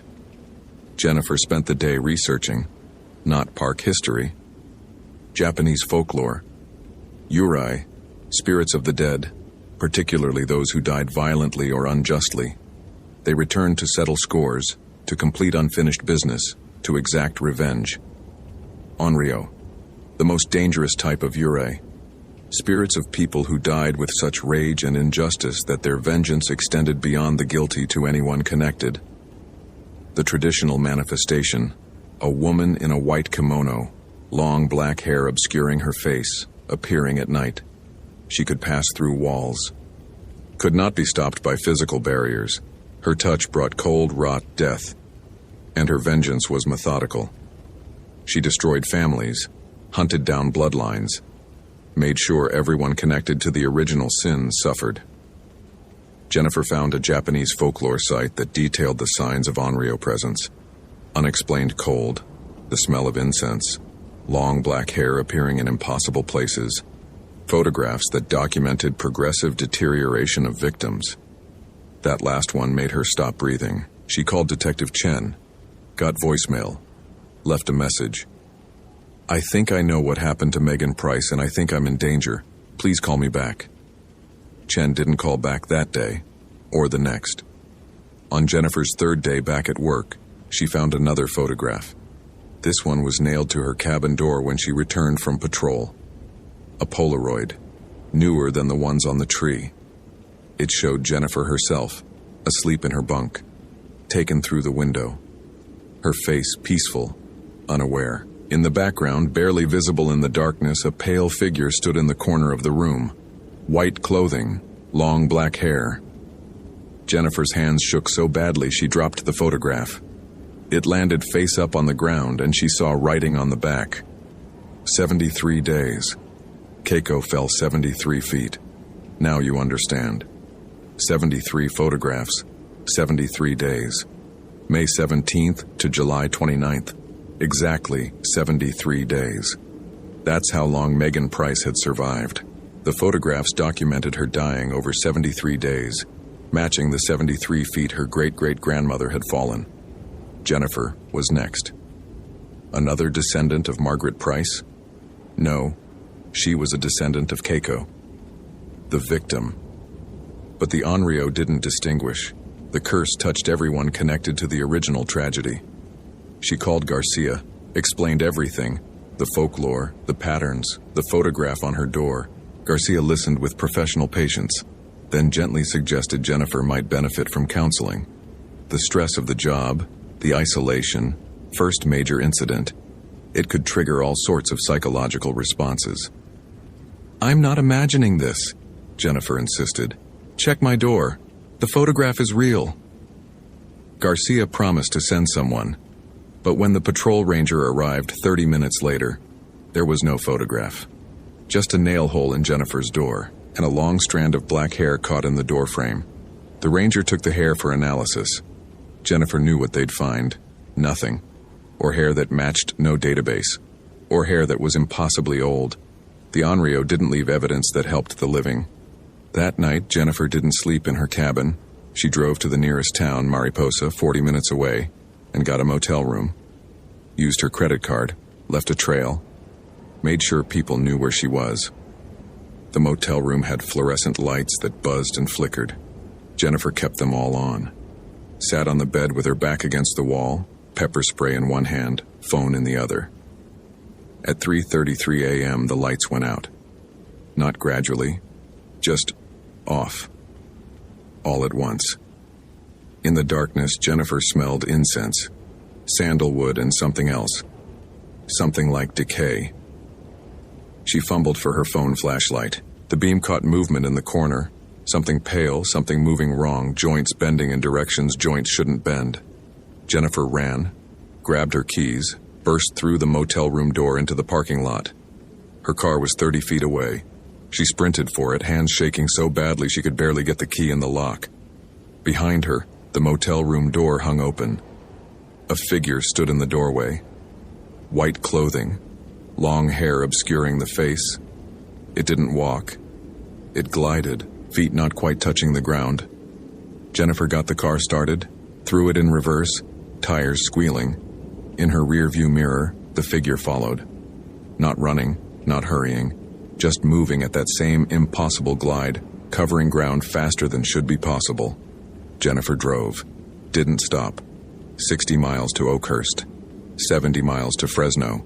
She pulled into a 24-hour diner at 5 a.m., hands still shaking, and ordered coffee she couldn't drink. Her phone rang. Unknown number. She almost didn't answer, but some part of her, the part that needed to understand, needed to know, made her pick up. Hello? A woman's voice, speaking Japanese. Jennifer's Japanese was limited, but she caught words. Grandmother, revenge, family, blood. I don't understand, Jennifer said. Please, English. The voice switched languages, accented but clear. You share her blood, Keiko's blood, but you wear the uniform of those who failed her. You walk the paths where she died. You take money from the land that killed her. You are traitor daughter. I didn't know, Jennifer's voice broke. I didn't know about Keiko. My grandmother never told me. Ignorance does not absolve. The voice was patient, almost kind. The curse finds all daughters. Price daughters who carry the murderer's blood. Nakamura daughters who forgot their ancestors' pain. All will understand what Keiko understood in those 73 feet. What do you want from me? What was taken from Keiko? What was denied to her? Recognition, justice, memory. A pause. Margaret Price lived 50 more years after pushing Keiko. Died peacefully in her sleep. Her descendants thrived. Keiko's grave was unmarked for decades. Her name forgotten. This is the injustice. Then I'll help, Jennifer said desperately. I'll make sure she's remembered. I'll investigate. I'll push for a new inquiry. Too late for help. The 73 days began when you found the photographs. Megan Price lasted 73 days. You will too. The pattern completes. The line went dead. Jennifer sat in the diner booth as dawn broke outside. She had 73 days. The photograph on her door had been day 1. She had 72 left. She called Detective Chen again. This time Chen answered, sounding exhausted. Nakamura, I was going to call you. We found something in Megan Price's abandoned campsite, buried about 6 feet from the tent. A box. What was in it? Bones, very old bones. And a photograph, 1952 vintage. Shows a young Japanese woman. Someone had written on the back, Keiko Nakamura, murdered here. Here? At Tenaya Lake? No. The photograph showed Glacier Point. But it was buried at Tenaya Lake, where Megan disappeared. Along with something else, a piece of paper with names written on it. A family tree. Margaret Price at the top. Then her descendants, all the way down to Megan. And another family tree beside it. Keiko Nakamura at the top. Her descendants, including me, Jennifer whispered. You, Chen confirmed. Someone connected these families. Someone knew about the 1952 incident. Someone is either orchestrating an incredibly elaborate revenge scheme or the legend is real, Jennifer finished. Onryo, vengeful spirit. She's hunting both bloodlines. Price descendants for carrying the murderer's blood. Nakamura descendants for forgetting her. Chen was silent for a long moment. I don't believe in ghosts, Nakamura. I didn't either. 72 days ago. Jennifer realized her mistake. 72 days from now. That's how long I have. How long you have for what? Jennifer told her everything. The photographs, the hair, the figure in white, the phone call. Chen listened without interrupting. When Jennifer finished, Chen sighed. Okay, let's approach this rationally. Someone is stalking you. Someone who knows family history. Who has access to old records, who's using cultural folklore to create psychological terror. That's a crime. We can investigate that.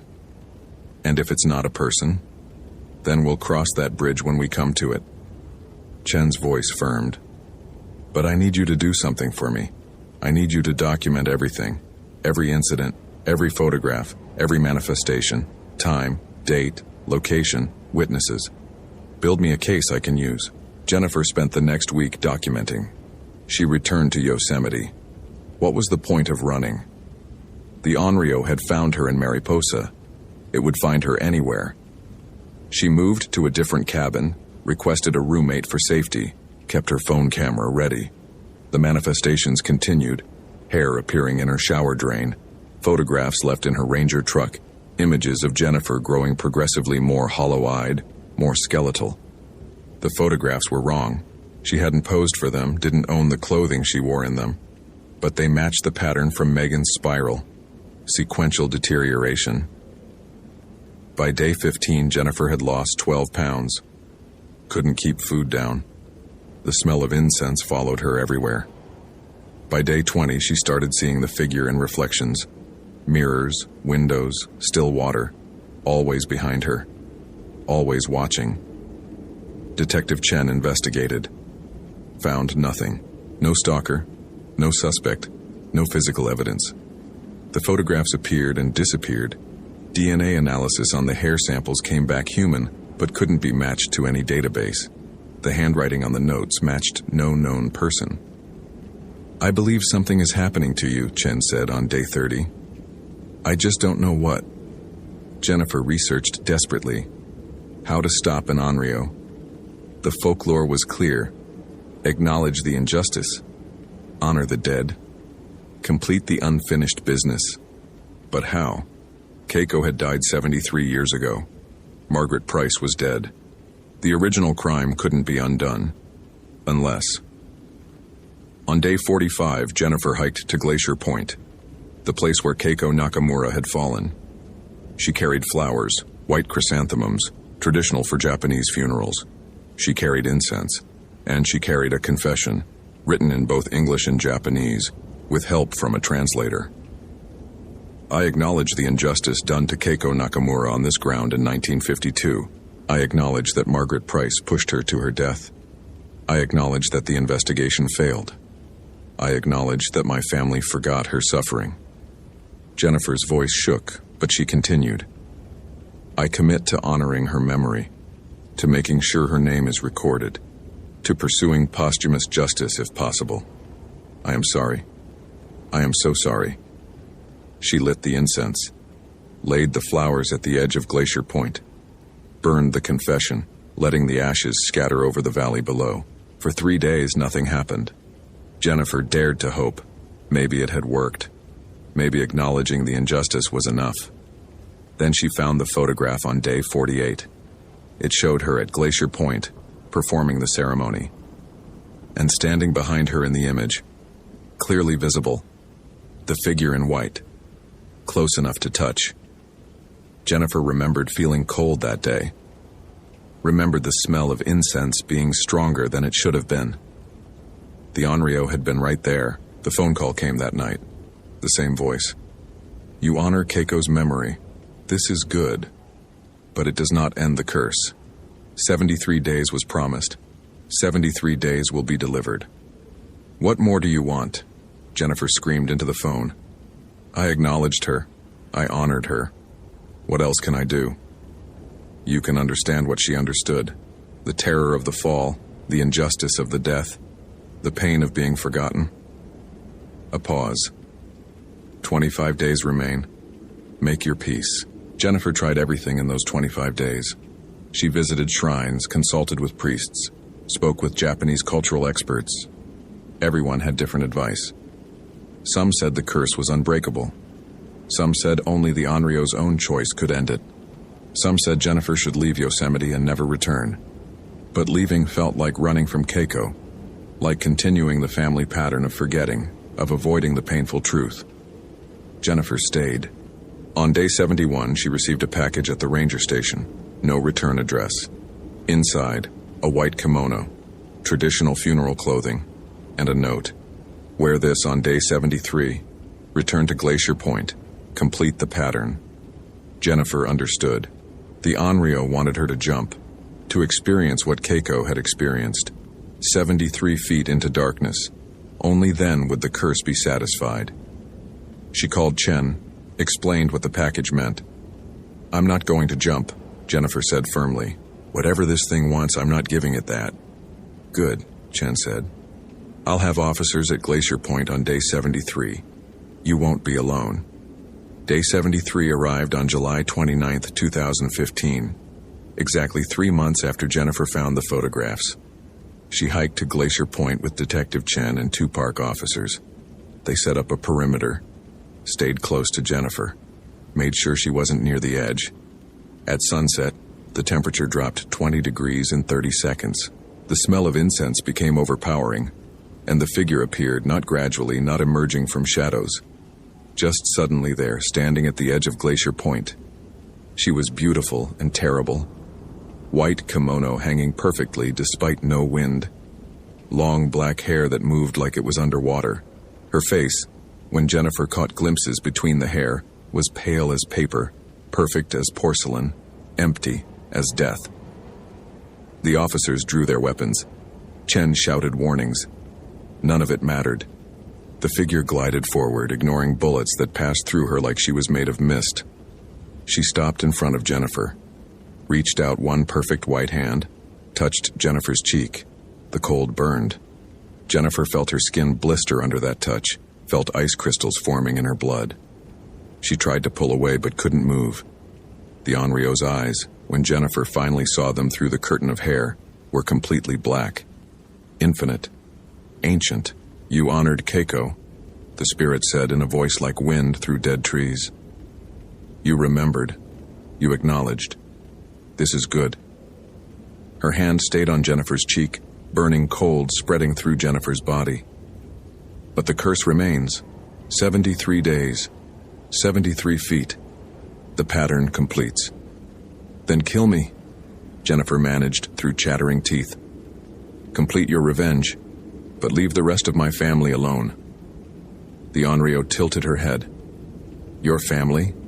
There is no family left. You are the last Nakamura daughter.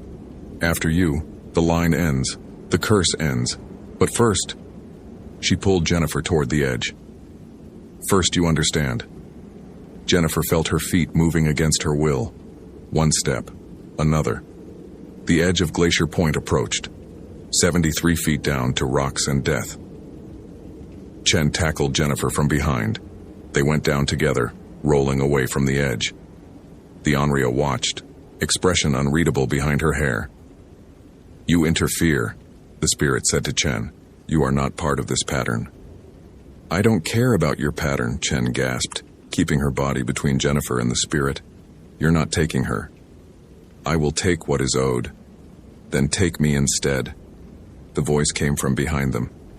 Jennifer turned to see an elderly Japanese woman climbing the trail to the overlook, moving with surprising speed despite her age. She wore traditional clothing, not a kimono, but something formal. And she carried photographs. Grandmother? Jennifer whispered. But her grandmother was dead. Had died 5 years ago. I am Yuki Nakamura, the woman said, addressing the Onryo directly. Keiko's granddaughter. I am the one who forgot, who let her story die, who never told my children or grandchildren about the injustice. She held up the photographs, images of Keiko, smiling, alive. I was ashamed. After the camps, after the war, after everything we endured, I wanted to forget the painful history. I wanted my family to be American, only American. So I erased Keiko's memory. I am the one who deserves your revenge. The Onryo turned to face Yuki. You are already dead. There is nothing to take. Then let me make an offering. Yuki opened a small bag. Inside, Keiko's bones, the real ones. I retrieved these from where they were abandoned. In an unmarked grave, in a pauper's cemetery, forgotten and alone. I have carried them for 5 years, waiting for someone to remember, to care, to seek justice. She held the bag toward the Onryo. My granddaughter has done what I failed to do. She remembered, she honored. She stood at the place of Keiko's death and acknowledged the injustice. Through her, Keiko is remembered. The curse can end. The Onryo was silent for a long moment. Then slowly she reached for the bag. Her pale hands closed on the bones. And she changed. The terrible blankness left her face. The infinite darkness left her eyes. For just a moment, Jennifer saw her as she must have been in life. Young, beautiful, smiling, human. I was so angry, Keiko's spirit whispered. So alone. Even in death, no one remembered my name. I remember, Jennifer said. I'll make sure everyone remembers, I promise. Keiko looked at her descendant, the great-great-granddaughter she'd never met. You wear the uniform well, better than I could have. You belong to these mountains in ways I never did. Tell me about yourself, Jennifer said desperately. Before I forget, before you're gone, tell me who you were. I was a daughter, a mother, a woman who loved these mountains and died trying to protect them from hate. Keiko smiled, and it was sad but peaceful. That is enough to remember. She faded, not dramatically, not violently, just slowly dissolved into mist, into memory, into the cold mountain air. When she was gone, Yuki collapsed. Jennifer caught her grandmother, or the ghost of her grandmother, as she fell. Yuki's form was already translucent, already fading. I couldn't rest, Yuki whispered. Not until someone remembered. Not until the curse ended. Thank you, Jennifer. Thank you for being braver than I was. Don't go, Jennifer pleaded. There's so much I want to ask. So much I need to know. You know enough. You know to remember, to honor, to never let injustice be forgotten. Yuki touched Jennifer's face with a hand that felt like warm sunlight. Make me proud. Make Keiko proud. Then she was gone too. Jennifer stood at Glacier Point as night fell, Chen beside her, the officers staring in shock at what they'd witnessed, and in Jennifer's hands, a bag of bones that needed proper burial, an ancestor who deserved to be remembered. She spent the next year making sure Keiko Nakamura was remembered. She pushed for an official investigation into the 1952 death. With Chen's help and the evidence from the photographs and Yuki's testimony, recorded before she faded, they built a case for posthumous murder charges against Margaret Price. The charges couldn't be prosecuted, all parties long dead, but they were officially filed. The record was corrected. Jennifer arranged for Keiko's remains to be properly buried at a Japanese cemetery in San Francisco. She organized a memorial service. She contacted distant Nakamura relatives, shared the story, made sure future generations would know. And she stayed with the Park Service, continued working at Yosemite, because that's what Keiko would have wanted, her descendant claiming space in the place that had killed her, making it better, making it safer, making sure no more injustices were forgotten. Sometimes on quiet patrols in the backcountry, Jennifer still smelled incense, still felt that touch of cold. But it was different now, not threatening. More like someone checking in, making sure she remembered. She always did. The curse ended on July 29th, 2015, day 73. Not with death, but with memory. Not with vengeance, but with acknowledgement. The Onryo found peace not through destruction, but through being seen, being remembered, being honored.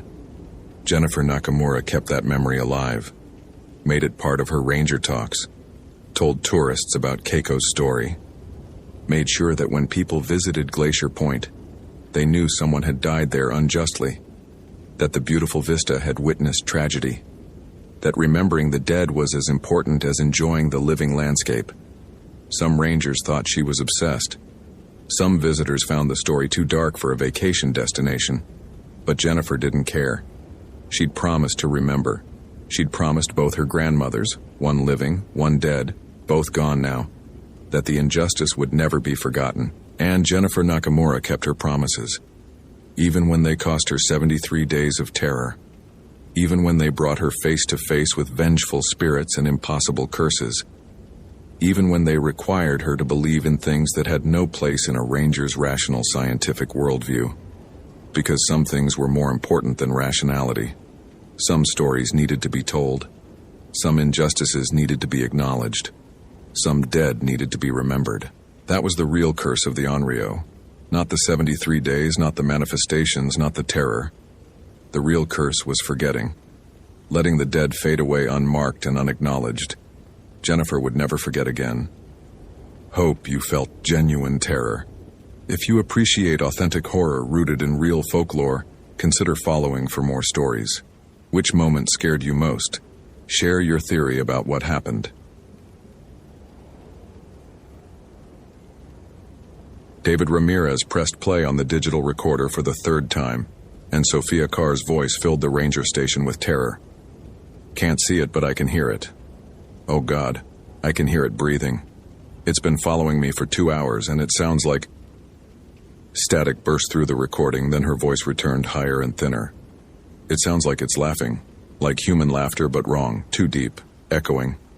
The tracks in the snow are wrong. They start as human footprints and then they change, they get longer. The toes spread out and more static. David leaned closer to the speaker, his 18 years of experience screaming that something was fundamentally wrong with what he was hearing. So hungry. I don't understand why I'm so hungry. I ate all my rations 3 hours ago and I'm still starving. My stomach feels empty, like I haven't eaten in days.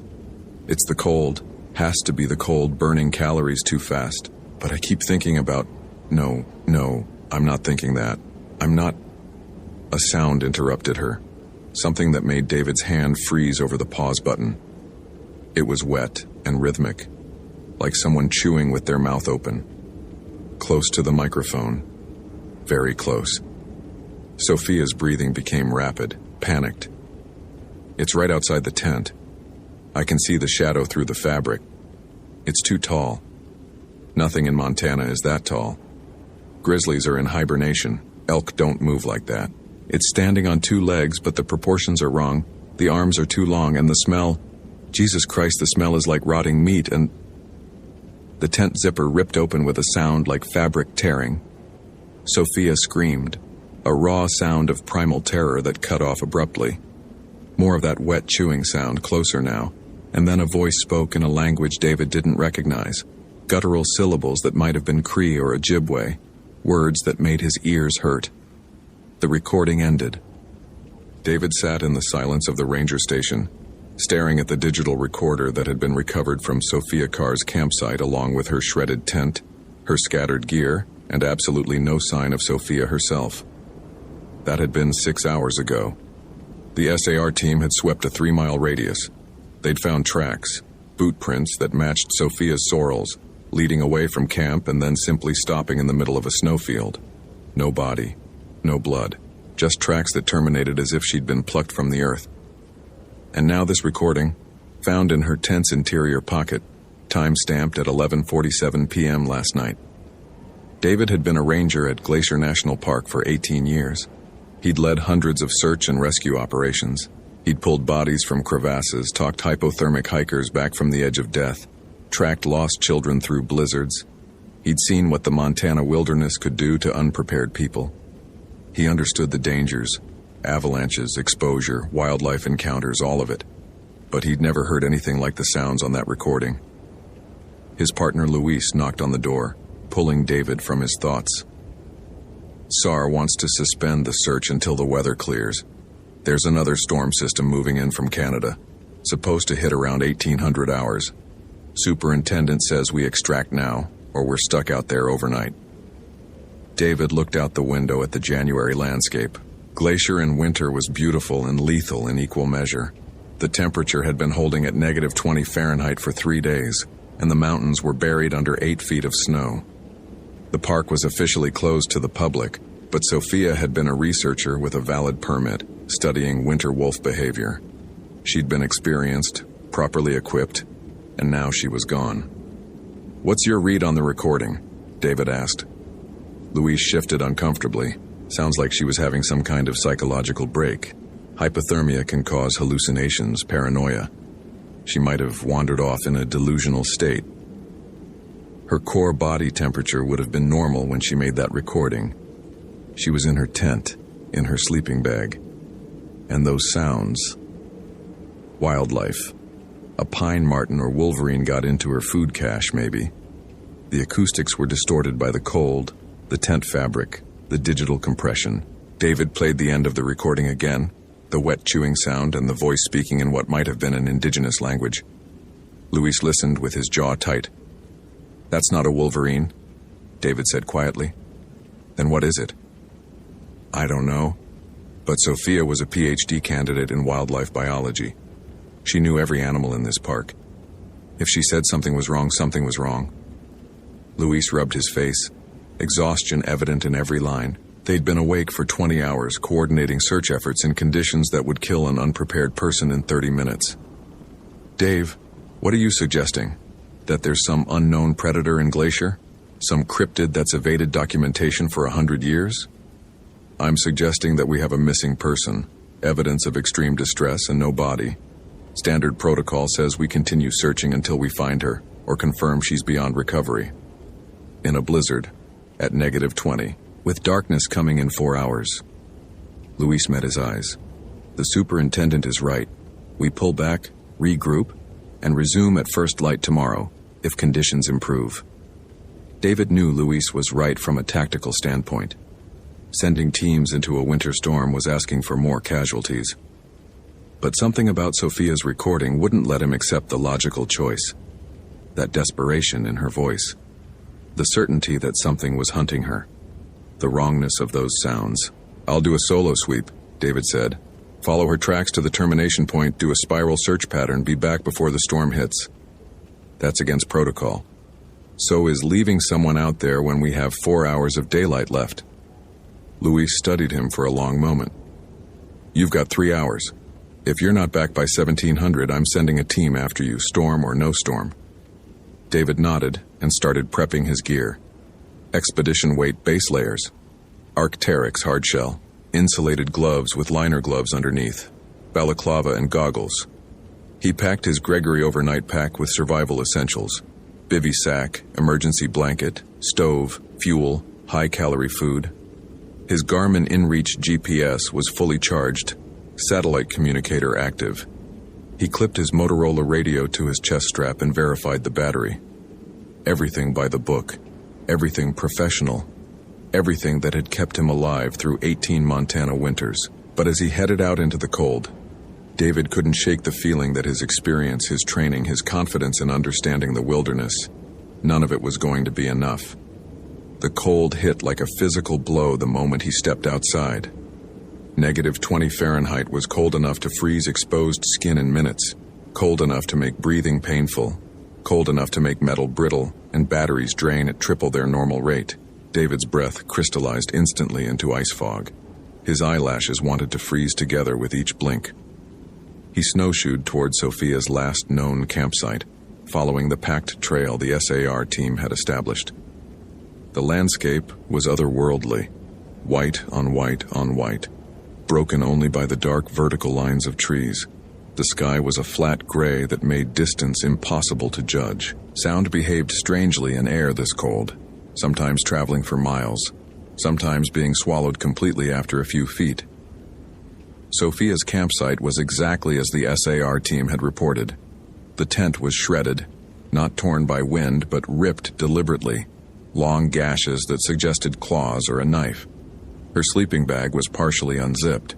Her pack had been opened and ransacked, food wrappers scattered in the snow. The camp stove was cold, indicating she'd stopped using it hours before the recording. David photographed everything with his Nikon D750, the camera protesting the cold with sluggish autofocus. Then he followed the boot prints that led away from the tent, the same tracks the SAR team had already documented. The prints were clear in the hard-packed snow. Sorel caribou boots, women's size 8, Sophia's exact gear. They walked in a straight line heading northwest, toward the higher elevations, no indication of injury or dragging. Just steady, purposeful walking. David followed them for half a mile, checking his GPS regularly. The tracks never deviated, never showed hesitation.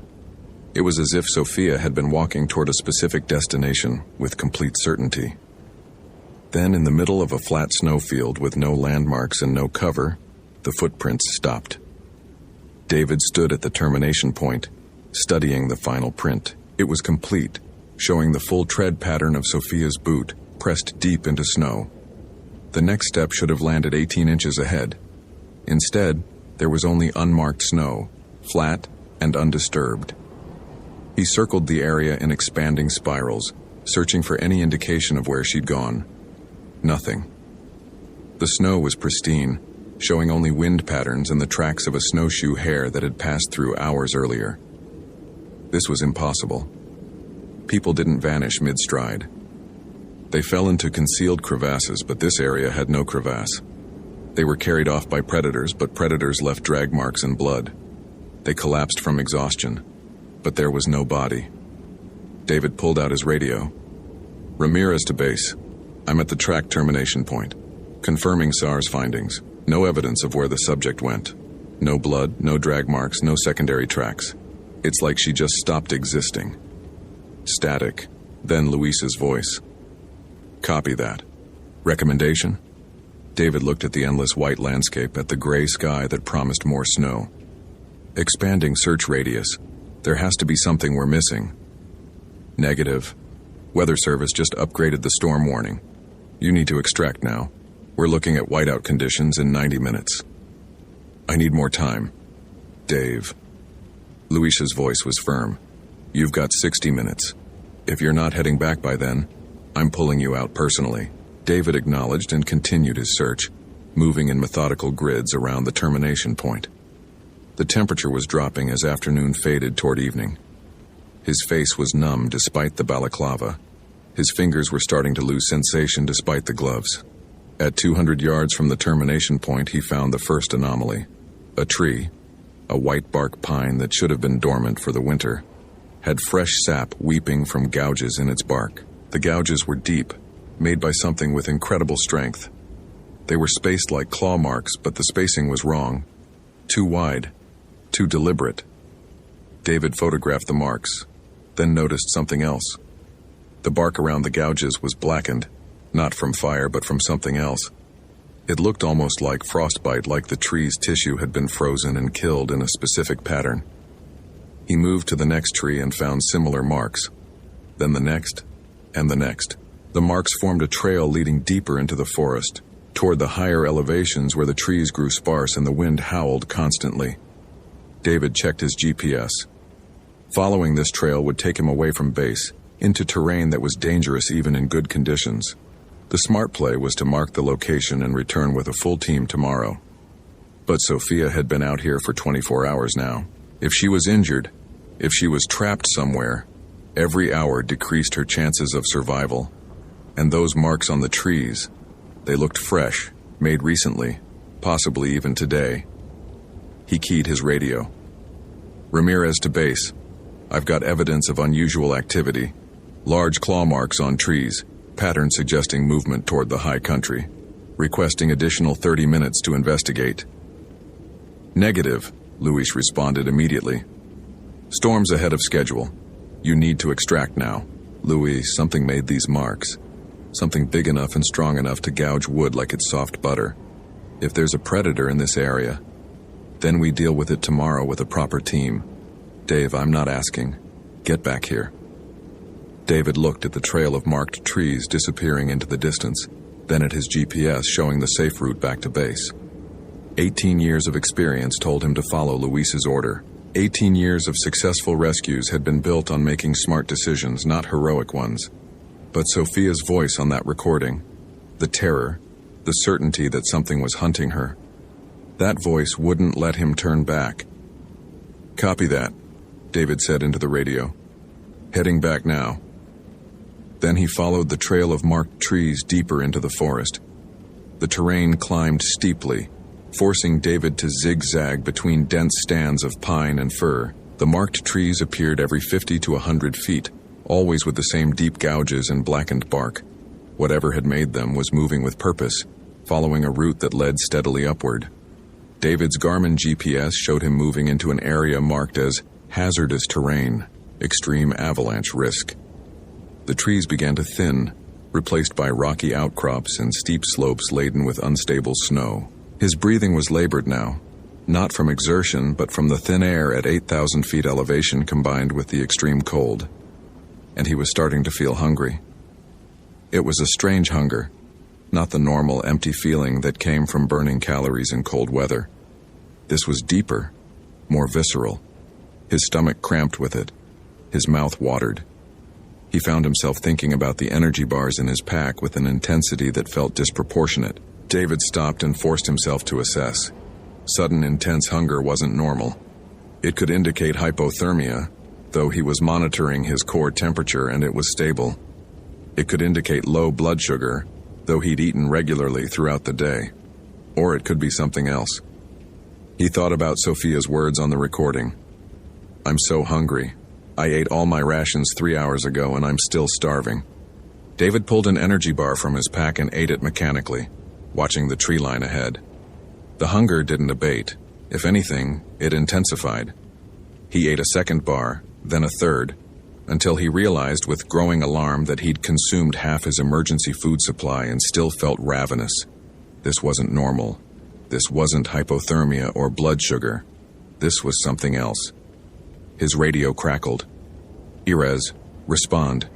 Dave, if you can hear this, you need to extract immediately. Storm is..."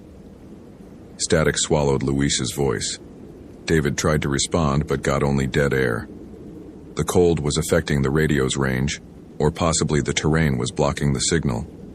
He checked his GPS, still functioning, still showing his position with accuracy.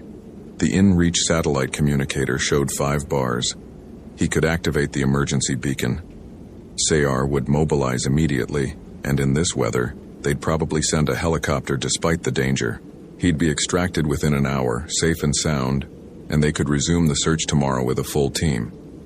But tomorrow might be too late for Sophia.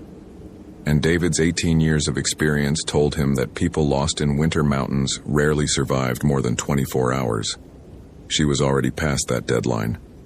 He continued climbing, following the marked trees into terrain that was becoming increasingly hostile. The wind had picked up, driving snow horizontally across the exposed slopes. Visibility was dropping. The temperature was falling toward -30.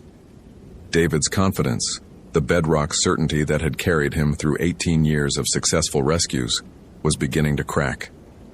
He was alone in a winter storm, tracking something that left marks no known animal should be able to make, experiencing symptoms that matched a missing person's final recording, and he was doing it in violation of direct orders.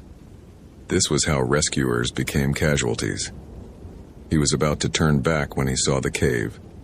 It was a dark opening in a rock face, partially obscured by drifted snow, but unmistakable once spotted. The marked trees led directly to it, the final tree having gouges that pointed like an arrow toward the entrance. David approached slowly, every instinct screaming danger. His headlamp beam penetrated about 15 feet into the cave before being swallowed by darkness.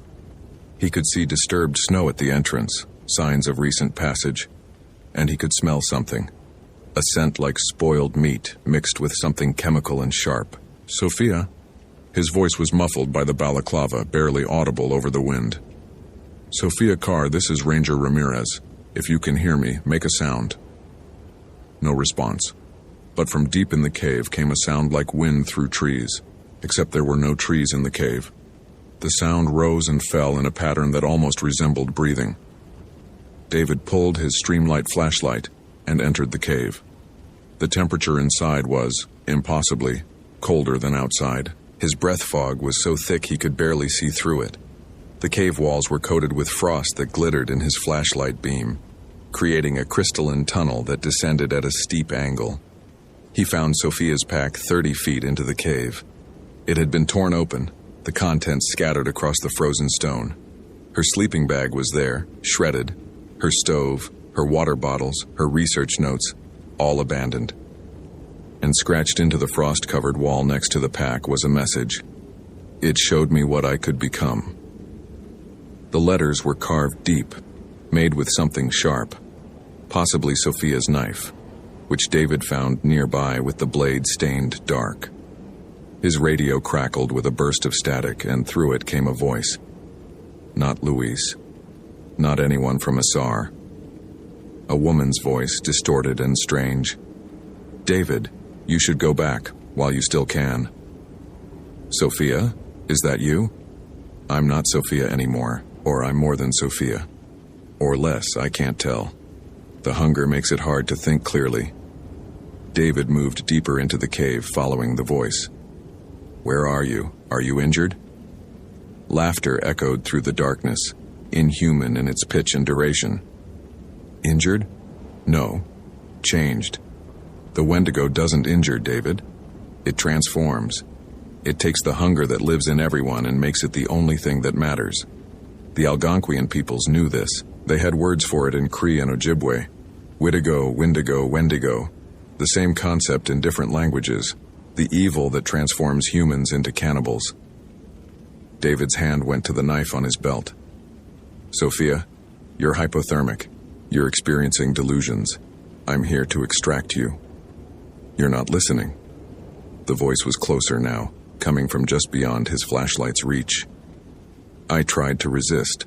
I tried to tell myself it wasn't real. But it showed me, David. It showed me what I really am under all the civilization and training and morality. It showed me the hunger that's always been there. Sophia, step into the light. Let me see you. You don't want that. Trust me. But David's flashlight beam caught something moving in the darkness. A pale shape. Too tall to be human. With proportions that were wrong in ways his brain struggled to process. The arms were too long, the fingers extending into claws. The torso was skeletal, ribs visible through translucent skin. And the face, David's flashlight died. Not the battery. The bulb had shattered from the cold, or from something else, leaving him in absolute darkness broken only by the faint glow of his headlamp. The Wendigo feeds on more than flesh. Sophia's voice came from multiple directions now, echoing off cave walls. It feeds on hope, on sanity, on the belief that humans are separate from animals. It showed me we're all just meat, sophisticated meat with stories we tell ourselves, but meat nonetheless. David fumbled for his radio, his emergency beacon, anything. His fingers were numb, refusing to cooperate. The hunger was overwhelming now, a gnawing emptiness that made him think of blood and bone and warm flesh, his own flesh. You feel it too, Sophia said, and now she was right behind him, her breath cold on his neck. The hunger. It spreads like infection. I've been here 2 days and I can barely remember being human. How long do you think you'll last, David? An hour?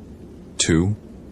He spun, his headlamp illuminating something that his mind refused to fully process. A figure that was both Sophia and not, human and not, with eyes that reflected his light like an animal's. Run, she whispered, while you still remember how. David ran. He crashed through the cave tunnel, bouncing off walls, his headlamp creating wild shadows. Behind him came sounds, footsteps that were too heavy, breathing that was too deep, and that wet chewing sound from the recording. He burst out of the cave into the full force of the storm, wind-driven snow hitting him like a sandblaster. His GPS was still working. He followed the waypoint back toward base, stumbling through snow that had deepened significantly. The temperature had dropped to -35.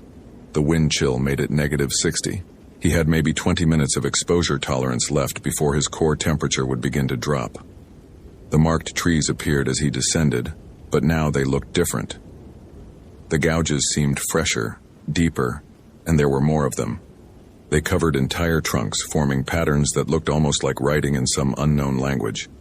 David's radio burst to life. Located you on GPS.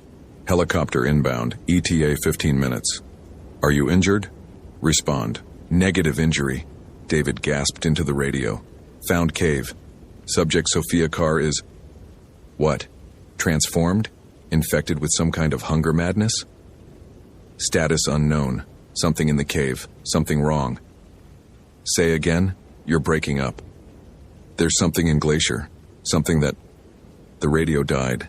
The GPS flickered and went dark. His headlamp dimmed to a faint glow. Every electronic device he carried was failing simultaneously, as if the cold had suddenly intensified beyond their tolerances, or as if something was draining their power. David could hear it behind him.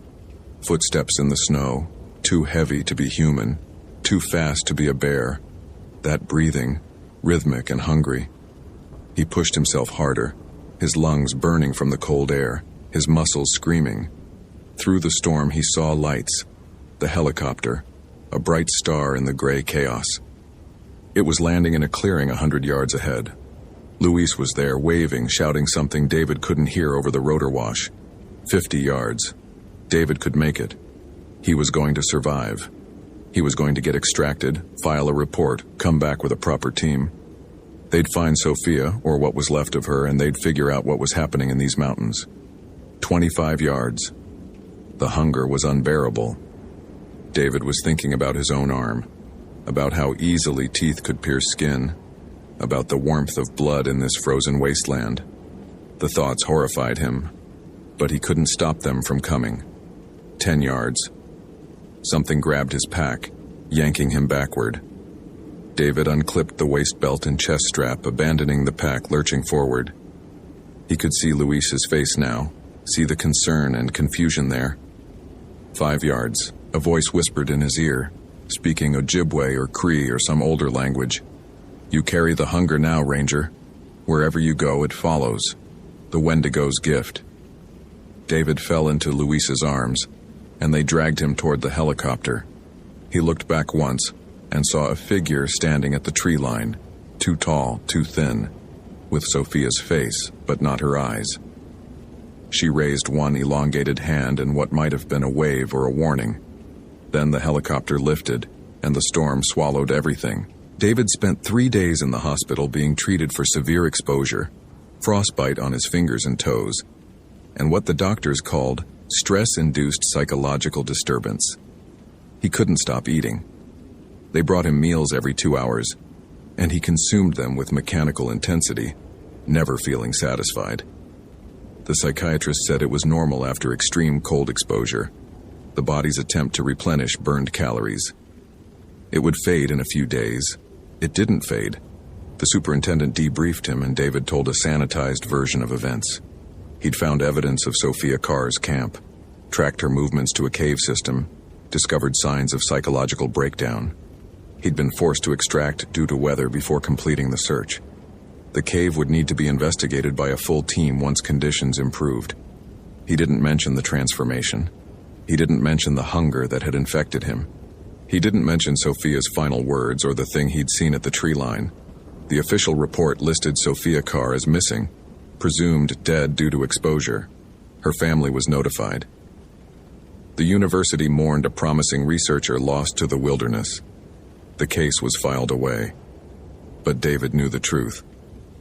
1 week after his extraction, he was cleared to return to work. He stood in the ranger station, staring at the map of Glacier National Park, at the vast wilderness that stretched for over 1 million acres. How many caves were there? How many places something could hide? How many people had gone missing over the years, their disappearances attributed to falls or exposure or wildlife encounters? The hunger was constant now. David ate 10,000 calories a day and still felt empty. He'd lost 15 pounds despite the constant eating. His colleagues were starting to notice, starting to ask questions. And he'd started having dreams. Dreams of running through snow, of hunting, of warm blood and the sweet taste of marrow. He'd wake up standing at his window, staring at the mountains, feeling a pull toward the high country where the cave waited. Luis found him one morning, standing in the equipment room with a blank expression, holding a hunting knife he didn't remember taking from the wall rack. "Dave," Luis said carefully, "maybe you should take some more time off. The exposure, the stress, it's still affecting you." David set down the knife with hands that shook. "I'm fine." "You're not. You're losing weight. You're not sleeping. And last night, one of the night staff said they saw you trying to leave the station at 3 a.m. in full winter gear." "I don't remember that. That's what worries me." Luis put a hand on David's shoulder. "Listen, man, what you experienced out there, Sophia's disappearance, the storm, the near-death exposure, that's trauma. It changes people, but you can get help. You can recover. David wanted to explain. Wanted to tell Luis that recovery wasn't possible, that something in those mountains had reached out and touched him, had planted a seed of hunger that was growing day by day, that he was being transformed, slowly and inexorably, into something that wasn't quite human anymore. But saying that would get him committed, would get him removed from duty. And the only thing keeping him human was the routine of work, the familiar rhythms of ranger life. "You're right," David said. "I'll make an appointment with the counselor." He made the appointment. He didn't keep it. Instead, he spent his nights researching Wendigo legends, reading accounts from Algonquian peoples about the transformation curse, about how hunger could become a supernatural force that consumed everything, body, mind, and soul. The stories were consistent across different tribes. The Wendigo was created when a person resorted to cannibalism, or when they were exposed to a Wendigo's presence, or when they ventured too deep into the winter wilderness, and something ancient and hungry found them. The transformation was irreversible. The hunger was eternal. And the only way to stop a Wendigo was to kill it with fire, completely consuming the body so nothing remained to regenerate. David stood in front of his bathroom mirror, studying his reflection. He'd lost 25 pounds now. His eyes had taken on a hollow quality. When he smiled, his teeth looked too sharp. He had maybe a week, he estimated, maybe 2, before the hunger overcame the last vestiges of his humanity, before he started looking at his colleagues as meat rather than people, before he became what Sophia had become. David called the superintendent and requested a solo patrol to check weather stations in the high country. He packed extra supplies, extra fuel. He wrote a letter explaining everything and sealed it in an envelope marked, "To be opened if I don't return." Then he headed back into the mountains, back toward the cave where it had all started, where Sophia waited or hunted or existed in some state between human and monster. He was going to end this, one way or another. The mountains received him with snow and wind and cold that would kill an unprepared person in minutes. But David wasn't unprepared. He'd spent 18 years learning every trick of winter survival, every method of staying alive in conditions that wanted him dead. None of that mattered anymore. He wasn't trying to survive.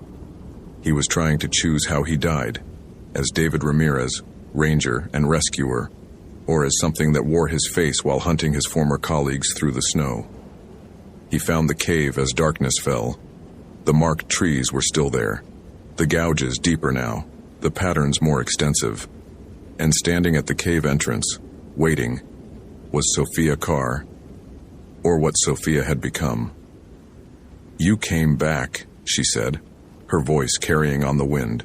"I knew you would. The hunger brings everyone back eventually." David pulled a flare gun from his pack. "I'm not becoming what you are.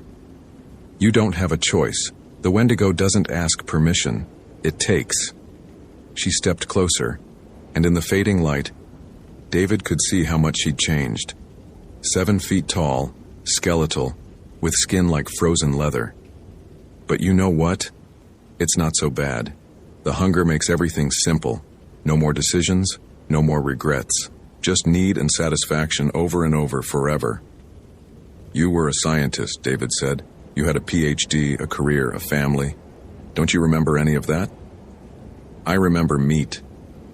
Sophia smiled, revealing too many teeth. "Everything else is just noise." David raised the flare gun, but he couldn't fire. Despite everything, despite the horror of what she'd become, she was still a missing person he'd been trying to rescue. 18 years of training wouldn't let him give up on her. That hesitation saved his life. Sophia moved faster than anything human should be able to move, crossing the distance between them in a heartbeat. But instead of attacking, she pushed David backward, away from the cave entrance, just as something else emerged from the darkness. It was larger than Sophia, older, its body almost skeletal with translucent skin stretched over bones that looked too large for any terrestrial creature. This was the original, David realized. This was the Wendigo that had created Sophia, the ancient evil that had been waiting in these mountains long before humans built ranger stations and created protocols. "Run," Sophia said, positioning herself between David and the creature. "This is my burden, my transformation. You still have a chance." "What are you?" "Run!" David ran, and behind him erupted sounds of combat, inhuman screams and the crack of breaking bone. He didn't look back. He ran down the mountain, through the storm, following his instincts and his GPS until he reached the ranger station just as dawn was breaking. Luis met him at the door. "Jesus Christ, Dave, where have you been? We've been trying to reach you for hours." David collapsed on the station steps, his body pushed past all limits. "Did you open the letter?" "What letter?" "The one I left. Instructions if I didn't—" David stopped, feeling his stomach for the first time in days. The hunger was gone, not satisfied, but simply absent, as if something had been removed rather than filled. "Dave, you're not making sense. Come inside. We need to get you checked out." As Luis helped him inside, David looked back at the mountains. The storm was clearing, revealing the high peaks in the morning light. Somewhere up there, Sophia Carr was fighting a battle she couldn't win, sacrificing what remained of her humanity to give him a chance to keep his. The official report would list her as presumed dead, lost to exposure in the wilderness. It wouldn't mention wendigos or transformation curses or the hunger that could consume a person from the inside out. But David would remember. He'd remember the sacrifice, the warning, and the truth about what waited in the empty places of Glacier National Park, and he'd spend the rest of his career making sure no one else went into those mountains unprepared, making sure no one else stumbled into caves that held ancient horrors. His 18 years of experience had been built on confidence in understanding the wilderness. Now he understood that some things in the wilderness were beyond understanding, beyond preparation, beyond everything humans thought they knew about the natural world. The mountains kept their secrets, and David Ramirez carried one of them now, a weight he'd bear until the day he retired or died, or finally found the courage to tell someone what really happened to Sophia Carr. Hope you felt genuine terror. If you appreciate authentic horror rooted in real folklore, consider following for more stories. Which moment scared you most? Share your theory about what happened to Sophia in the end. David Ramirez saw it through his Bushnell binoculars at 7:43 p.m., just as the Wyoming sun dropped behind the Absaroka Range and turned Yellowstone's thermal features into pools of liquid shadow. A figure moving across the Norris Geyser Basin, 2 miles distant, silhouetted against the steam rising from Porcelain Basin. The movement was wrong.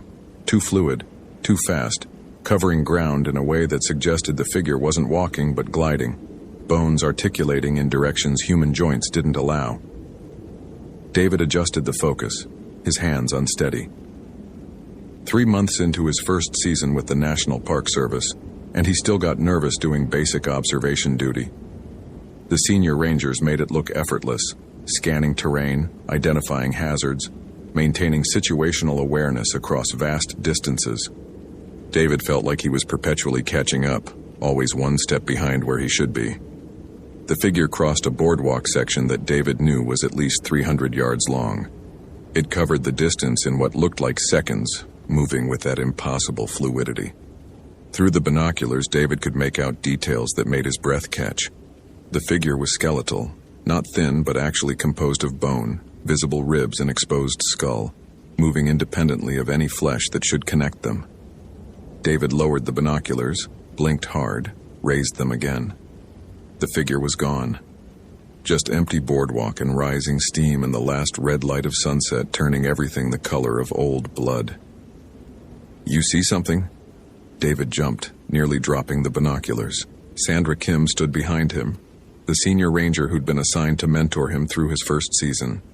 She was mid-40s, Korean-American, 15 years with Yellowstone, and possessed the calm competence that David desperately wanted to develop. "I thought I saw someone out on the Norris Boardwalk," David said, hating how his voice wavered. "But they were moving really fast. Probably just the light playing tricks." Sandra took the binoculars, scanned the geyser basin with practiced efficiency. "Norris is closed after sunset. Gates should be locked." "You sure you saw someone?" I think so. But the way they moved was weird. Could have been a shadow, or steam patterns. Sandra lowered the binoculars, her expression neutral, but David could read the assessment happening behind her eyes. New ranger, nervous, seeing things in the twilight. Probably just needs more field time to develop confidence. We'll do a sweep in the morning, Sandra said. If someone violated closure, we'll find evidence. Footprints off the boardwalk, disturbed mineral deposits. Happens sometimes. Tourists think rules don't apply to them. David nodded, feeling stupid. His first potential violation report, and he was already doubting what he'd seen. This was exactly the kind of thing the senior rangers probably joked about in the break room.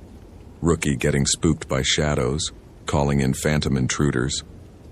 They were stationed at the Norris Backcountry Patrol Cabin, a small structure 3 miles from the geyser basin, positioned to monitor one of Yellowstone's most volcanically active areas.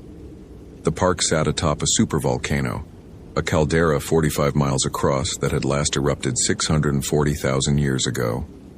The ground here was thin, stretched tight over magma chambers that constantly shifted and heated, creating the thermal features that made Yellowstone famous. David had studied the geology obsessively during his training, trying to compensate for inexperience with knowledge. He knew that Norris was the hottest thermal area in the park, with water temperatures exceeding 199 degrees in some features. He knew the ground could be unstable, that boardwalks existed because stepping off them could mean breaking through acidic crust into boiling water. He knew that Yellowstone killed several visitors each year, usually tourists who ignored warnings and paid for their arrogance with their lives. What he didn't know was how to trust his own observations, how to differentiate between genuine threats and the anxiety his mind generated when confronted with vast responsibility. Inside the patrol cabin, Sandra heated MREs on the propane stove while David updated the daily log on his laptop. Standard entries, weather observations, wildlife sightings, maintenance issues noted during the day's patrol. He hesitated before adding, 20:43 hours, possible unauthorized person observed in Norris Basin after closure. Area to be inspected at first light. His phone showed 2 bars of signal, decent for backcountry Yellowstone. In 2019, the park had finally upgraded its cellular infrastructure, installing towers that provided coverage in many previously dead zones. David pulled up the Yellowstone thermal monitoring app, checking real-time data from sensors throughout Norris. Ground temperatures were elevated, which was normal. Seismic activity showed the usual micro-earthquakes that happened constantly as the caldera breathed. Nothing anomalous. Except the temperature readings from Porcelain Basin were spiking. Several sensors showing increases of 15 to 20 degrees in the past hour. Not dangerous levels, but unusual for the time of day when thermal features typically cooled slightly. Sandra, look at this. David turned the laptop so she could see the monitoring data. She studied the graphs, her expression shifting from casual interest to focused attention. That's weird. Porcelain doesn't usually show that kind of increase in the evening. Could be a sensor malfunction or actual hydrothermal changes. We should report it. Sandra used the satellite phone to call the Yellowstone Volcano Observatory, speaking to a geologist named Dr. Mitchell, who managed the monitoring network. David listened to one side of the conversation, hearing Sandra describe the temperature spikes with technical precision. After she hung up, Sandra looked troubled. Mitchell says they're seeing similar anomalies across multiple thermal areas. Started about 3 hours ago. He's sending a team out tomorrow to recalibrate sensors and take direct measurements. Wants us to do visual observation tonight if conditions allow. Document any unusual thermal activity. David felt a spike of anxiety.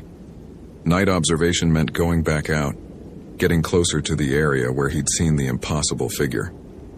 Part of him wanted to refuse, claim fatigue or equipment issues, but another part, the part that had wanted to be a ranger since childhood, that had studied wildlife biology and wilderness management and emergency response, knew that this was the job. The park didn't pause its dangers because a ranger was nervous. They geared up with headlamps, thermal imaging camera, portable weather station, and emergency communication equipment. Sandra carried a Glock 21, standard NPS issue. David had qualified with the weapon during training but still felt uncomfortable carrying it, hyper-aware of the weight on his hip. The walk to Norris took 40 minutes through darkness that felt absolute. Yellowstone at night existed in a void of light pollution, the sky exploding with stars that David's suburban California childhood had never prepared him for. The Milky Way stretched overhead like a river of light, beautiful and somehow oppressive in its vastness, its reminder of how small human concerns were against cosmic scales. They reached the Norris parking area at 9:15 p.m. The gates were indeed locked, but Sandra had keys for park infrastructure. She opened the barrier and they proceeded onto the boardwalk system, their headlamps cutting narrow tunnels through the darkness. The thermal features transformed at night. During the day, they were geological curiosities, colorful hot springs, steaming vents, bubbling mud pots. At night, they became something primordial. Steam rose in ghostly columns. The sound of boiling water echoed across empty basins. The smell of sulfur hung thick in the air, that distinctive rotten egg odor of hydrogen sulfide gas escaping from deep within the earth. David's headlamp caught movement, just a shape in the darkness beyond his light's reach. He froze, heart hammering. What? Sandra's voice was calm, ready. Something moved, over by Steamboat Geyser. Sandra swept her light across the indicated area, nothing visible. She pulled out the thermal imaging camera, scanning the darkness. The screen showed hot spots, thermal features glowing white and yellow against the cool night, but no human heat signatures. Probably wildlife, Sandra said. Elk bed down near thermal areas in winter. Even in October, they're attracted to the warmth. But it wasn't winter, and elk didn't move the way that shape had moved, silent and predatory and focused. They continued along the boardwalk, documenting temperatures with a handheld infrared thermometer. Sandra was right. Most features showed elevated readings, 5 to 20 degrees above normal evening temperatures. The changes seemed random, affecting different springs and vents without pattern. At Porcelain Basin, the largest concentration of thermal features in Norris, the changes were more dramatic. Multiple springs that normally ran clear were clouded with mineral suspension, indicating underground disturbances. The smell of sulfur intensified to the point where David's eyes watered. Sandra photographed everything, her documentation thorough and professional. David tried to emulate her calm, taking readings and notes, but he couldn't shake the feeling of being watched. Not the casual awareness of wildlife nearby, but the focused attention of something intelligent observing them with purpose. They were halfway through Porcelain Basin when David heard it. A sound like dry bones clicking together, rhythmic and deliberate, coming from the darkness beyond the boardwalk. Click, click, click. Pause. Click, click, click. Like someone drumming finger bones against skull. You hear that? David whispered. Sandra cocked her head, listening. For a moment, silence, then the clicking resumed. Closer now, moving in a circle around their position. Sandra's hand moved to her Glock. That's not wildlife. The clicking intensified, coming from multiple directions simultaneously. David spun, trying to track the sources, but his headlamp showed nothing, just darkness and steam and the pale boardwalk extending into shadow. Then his light caught something, a figure standing 30 yards away, just at the edge of his headlamp's reach. Skeletal. Definitely skeletal. Not a person in costume or an animal carcass, an actual animated skeleton, bones bleached white, empty eye sockets that somehow conveyed attention. David's training evaporated. He grabbed Sandra's arm, pointing. There, do you see it?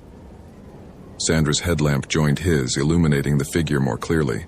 The skeleton was tall, 7 feet at least, with abnormally long limbs and a skull that seemed slightly too large. It held something in its bony hands. A bow, ancient-looking, made from what might have been bone or wood darkened by age. The skeleton raised the bow slowly, knocking an arrow that David couldn't see. Just the motion of drawing and aiming, but no visible projectile. Run, Sandra said, her voice tight with barely controlled fear. Back to the vehicle. Now. They ran. The boardwalk, designed to protect the fragile thermal features, created a single path with no alternate routes. Behind them, the clicking sound multiplied, accelerated, became a cacophony of bone against bone, like a dozen skeletons applauding their retreat. David's lungs burned, from exertion, from the sulfur-heavy air, from pure terror. He joined the Park Service expecting danger from wildlife or weather or human stupidity, not from animated skeletons that violated every principle of biology and physics he'd learned in 6 years of university education. They reached the parking area and practically fell into Sandra's patrol truck. She started the engine with shaking hands, reversed without checking mirrors, drove too fast down the access road toward the main park highway. Neither spoke for the first 5 minutes. David's mind spun, trying to construct rational explanations. Elaborate prank? Visitors in sophisticated costumes? Some kind of projected image? Nothing fit. The skeleton had been three-dimensional, casting shadows in their headlamps, moving with the smooth coordination of living bone. Sandra finally broke the silence. I saw it too. You're not crazy, and I'm not crazy, and we both saw the same impossible thing. What was it? I don't know. But it was real, physical, and it was hunting us. Sandra drove to the Norris Ranger Station, a larger facility with staff and communication equipment and the safety of other humans. She reported the incident to the shift supervisor, a 20-year veteran named Tom Whitman, who listened with increasing concern. "You're sure it wasn't someone in costume?" Tom asked. "I know what costumes look like," Sandra replied, her voice steady despite the fear David could see in her eyes. This was skeletal, actual bone, moving independently without musculature or connective tissue. Tom looked at David. "Can you corroborate?" David nodded. "I saw it first through binoculars at sunset, moving across the boardwalk. Then we encountered it again during the thermal survey. It had a bow. It was aiming at us." Tom pulled up the park's incident database, typing quickly. After a minute, he turned the monitor so they could see. "We've had 3 missing person reports in the Norris area over the past 15 years. All hikers, all disappeared at night, all near thermal features. One body was eventually recovered. Sophia Carr, 29, from Colorado. Found in 2017, 3 days after she was reported missing." He pulled up the case file. David read the details with growing dread. Sophia Carr had been an experienced hiker, properly equipped, hiking alone on a permitted backcountry trail that passed near Norris. She'd checked in via satellite phone at 6 p.m., reporting normal conditions. By morning, she'd missed her scheduled check-in. Search and rescue found her body 2 days later, a mile off trail, in an area of unstable thermal ground. The autopsy photos were clinical but horrifying. Multiple puncture wounds across her torso, arranged in patterns that suggested projectiles rather than animal bites. But no projectiles had been found, no arrows or bullets recovered from the body. The wounds had penetrated deep, damaging internal organs with precision that seemed almost surgical. Most disturbing was the final detail. Sophia Carr's liver was missing, removed with such care that the surrounding tissue showed minimal damage, as if excised by an expert surgeon. No explanation had been offered in the official report, though speculation ranged from animal scavenging to unknown human predation. "Jesus," Sandra whispered. "Those wounds match what that thing would cause. Arrows we couldn't see." Tom looked between them, clearly struggling with what to believe. "I'm calling this interregional, and we're closing Norris until we can sweep the area in daylight with a full team. Whatever you saw, prank, costume, or..." He trailed off, unable to articulate the alternative. David felt simultaneously vindicated and terrified. He hadn't imagined it. But that meant the skeleton was real, which opened questions that shattered his understanding of reality. They spent the night at the ranger station, neither David nor Sandra willing to return to the isolated patrol cabin. Tom assigned 2 rangers to guard duty, which felt simultaneously absurd and necessary. What would guns do against animated bones? But human presence felt safer than isolation. David couldn't sleep. He pulled out his phone, searching for information about skeletal creatures and folklore. Most results were Halloween decorations and Day of the Dead imagery. But deeper searching found references to Native American traditions, specifically Ojibwe stories about Baycock. The Baycock was described as a skeletal spirit, the ghost of a warrior who refused to accept death. It hunted at night with a bow that fired invisible arrows, killing from a distance. The Baycock consumed the livers of its victims, drawn to the organ that the Ojibwe considered the seat of courage. It made sounds like rattling bones, announced its presence with clicking that preceded attacks.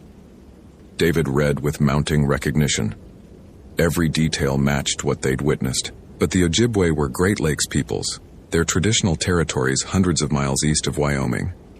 Why would their mythology appear in Yellowstone? He dug deeper, finding academic papers about indigenous presence in the Yellowstone region. The land had been home to multiple tribes, Shoshone, Crow, Blackfeet, and others, for over 11,000 years before becoming a national park in 1872. The tribes had been forcibly removed, their sacred sites absorbed into park territory, their stories dismissed as primitive superstition by the white administrators who claimed the land. But trade routes had connected tribes across vast distances. Ojibwe traders had traveled west. Stories had spread, adapted, found new contexts in different territories, and Yellowstone itself was a thin place, geologically unstable, volcanically active, a landscape where the boundary between Earth's surface and the magma below was measured in miles rather than continents. What if the Baycock wasn't just Ojibwe mythology? What if it represented something that existed in multiple forms across multiple cultures? A spirit or entity that was drawn to places where death came easily, where the ground itself could kill, where humans were perpetually vulnerable. David presented his findings to Sandra and Tom at dawn. Sandra listened with the focus of someone whose worldview had shattered overnight. Tom remained skeptical, but couldn't dismiss the correlation between the folklore and what they'd witnessed. Even if we accept this theory, Tom said carefully, what do we do about it? How do you fight a skeleton spirit with invisible arrows? David pulled up more information. Traditional protections varied by culture. Some sources mention tobacco offerings, others suggest specific chants or rituals. But the most consistent element is fire. Most skeletal spirits in various mythologies are vulnerable to fire. It's the only thing that can permanently destroy bone. So we're supposed to what? Burn it? Sandra asked. Assuming we can even find it during daylight? We don't have to find it, David said quietly. It'll find us. The Baycock hunted Sophia Carr. If the pattern holds, it's territorial. It hunts in its claimed area. We go back to Norris, and it'll come. That's insane, Tom said. I'm not authorizing rangers to hunt a supernatural entity based on folklore research by a 3-month rookie. Then what? David heard the frustration in his own voice. We close Norris indefinitely? How do we explain that to visitors? What happens when it moves to a different area, starts hunting elsewhere in the park? The argument continued through breakfast, but David could see Tom's resistance weakening. The reality was that something had killed Sophia Carr with impossible weapons, and now it was still out there, still hunting. Doing nothing meant accepting future deaths. By 10 a.m., they'd assembled a team. David, Sandra, Tom, and 2 other rangers, Lisa Hoffman and Stephen Torres, both veterans with extensive backcountry experience. They carried unusual equipment, thermal imaging, motion sensors, and 4 road flares each. Not ideal for fighting supernatural entities, but the closest thing to portable sustained fire they could justify from park supplies. The plan was simple to the point of stupidity. Return to Porcelain Basin, set up observation positions, wait for the Baycock to appear, then attempt to drive it off or destroy it with fire. If things went wrong, they'd retreat and call for more resources, though what resources could address an animated skeleton was unclear. They reached Norris at 11 a.m. Daylight made the area look normal. Boardwalks winding between colorful thermal features, steam rising lazily in the morning sun, tourists snapping photos and reading interpretive signs. The normalcy felt like a lie. Tom cleared the area, citing increased thermal activity as justification for temporary closure. It wasn't entirely false. The temperature anomalies persisted, multiple features showing readings above normal parameters. By 2 p.m., the area was empty, except for their team. They positioned themselves at strategic points around Porcelain Basin, maintaining radio contact, documenting everything with handheld cameras. David occupied a position near Steamboat Geyser, the world's tallest active geyser, currently in a quiet phase between eruptions. His assigned sector included a boardwalk junction and 3 major hot springs. The isolation, even knowing 4 other rangers were nearby, felt absolute. Hours passed. The sun tracked across the sky. David's initial adrenaline faded into tedium, that dangerous state where attention wandered despite the potential threat. At 5:47 p.m., Lisa's voice crackled over the radio. "I've got movement. Southwest corner, near Aquinas Geyser. Something's disturbing the steam patterns." David scanned his sector, seeing nothing unusual. Through his binoculars, he could just make out Lisa's position 300 yards away. Her body language read as tense, alert, tracking something he couldn't see from his angle. Then the clicking started. Faint at first, growing louder. That distinctive sound of bone on bone, rhythmic and deliberate. "It's here," Sandra's voice, tight with controlled fear. "I can hear it, but can't see it." David swept his binoculars across the thermal basin. The afternoon light created stark shadows, steam columns that obscured sightlines. Perfect hunting conditions for something that moved silently and attacked from a distance. A shape materialized near the boardwalk between David's position and Lisa's. The baycock, fully visible in daylight, even more terrifying than the glimpses they'd caught at night. 7 feet tall, skeletal limbs that moved with fluid grace. Bones bleached so white they seemed to glow against the darker ground. It carried the bow, ancient wood or bone shaped by hands long dead. The skeleton turned its skull toward David's position. Empty eye sockets somehow conveyed intelligence, recognition, intent. David keyed his radio with shaking hands. "I have visual. It's between positions 2 and 4. Moving. Shit. It's moving toward Lisa." The baycock raised its bow, drawing back on a string David could barely see, knocking an arrow that existed more as concept than physical object. "Lisa, take cover!" David was already moving, abandoning his position, running along the boardwalk toward where the skeleton threatened his colleague. The baycock released. David saw the motion, saw Lisa drop behind a protective boulder, heard her scream as something impacted the rock with force that sent stone chips flying. An invisible arrow, solid enough to damage stone, carrying kinetic energy that would tear through human flesh. Tom and Stephen converged from their positions, forming a loose perimeter around the baycock. The skeleton didn't retreat. It turned in a slow circle, skull tracking each ranger, calculating range and threat level. "On my mark," Tom's voice over the radio, steady despite the impossibility they faced. "Light flares in advance, drive it toward the main basin." David pulled a road flare from his pack, struck it against the igniter. The flare burst into brilliant red flame, chemical fire that burned at over 2,200 degrees. Around the perimeter, 4 more flares ignited, creating a ring of fire. The baycock reacted. For the first time, it showed something like emotion. The skull tilted back, jaw dropping open in what might have been a scream, though no sound emerged. It turned away from the flames, moving with that impossible speed toward the center of Porcelain Basin. "Advance," Tom ordered. They moved forward in coordinated formation, years of training overriding the terror of fighting something that shouldn't exist. The flares cast harsh red light, creating shadows that danced across the thermal features. The baycock backed toward a large hot spring, one of the deepest features in the basin. Water temperature exceeding 180 degrees. It raised the bow again, firing rapid shots. Invisible projectiles that forced the rangers to dodge and weave, disrupting their advance. David felt something pass his cheek, close enough to feel the air displacement. An invisible arrow, missing by inches. He stumbled, nearly fell off the boardwalk into fragile thermal crust that would collapse under his weight. Sandra reached him, pulled him back onto stable ground. "Stay focused. Don't look at it directly. Track its movements, not its eyes." "Good advice." Looking into those empty eye sockets created a hypnotic effect, a sense of vertigo that threw off balance and judgment. They pressed forward, flares held high, driving the Baycock toward the hot spring. The skeleton backed to the edge, bones inches from superheated water that would boil flesh in seconds. Not that it had flesh to boil. The Baycock fired one final arrow. Stephen Torres cried out, falling, his left leg suddenly bleeding from a wound that appeared without visible cause.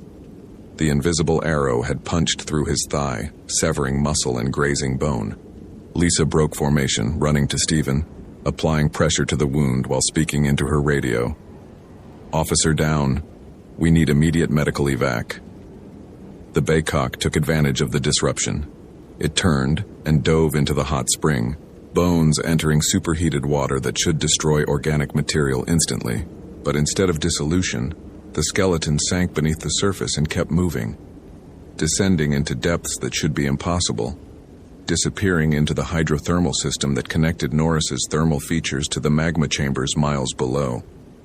David ran to the spring's edge, looking down into water so hot it actually boiled, creating bubbles that rose through liquid that ranged from clear to milky white depending on mineral content. No sign of the Baycock, no bones floating, no evidence it had ever been there except Stephen's bleeding leg and the stone chips where invisible arrows had struck.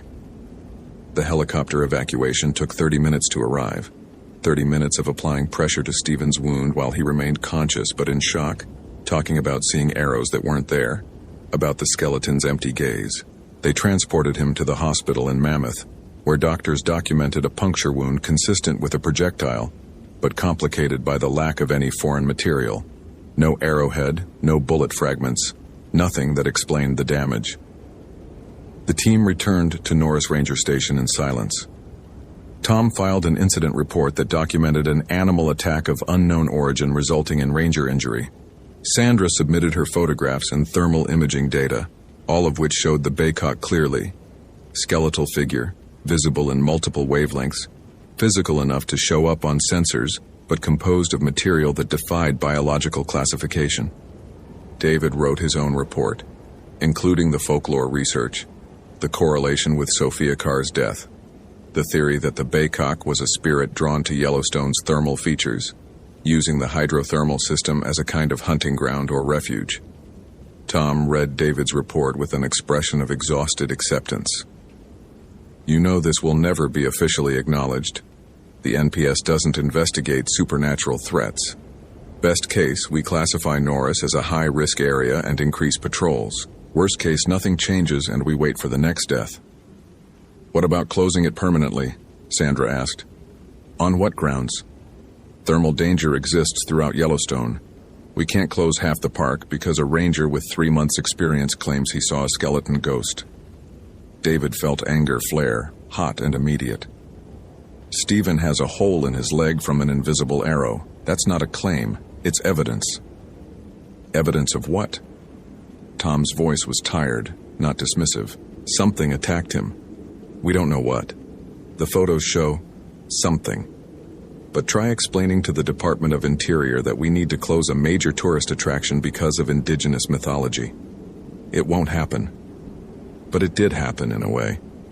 Over the following weeks, Norris developed a reputation. Guides began avoiding sunset tours of the thermal basin.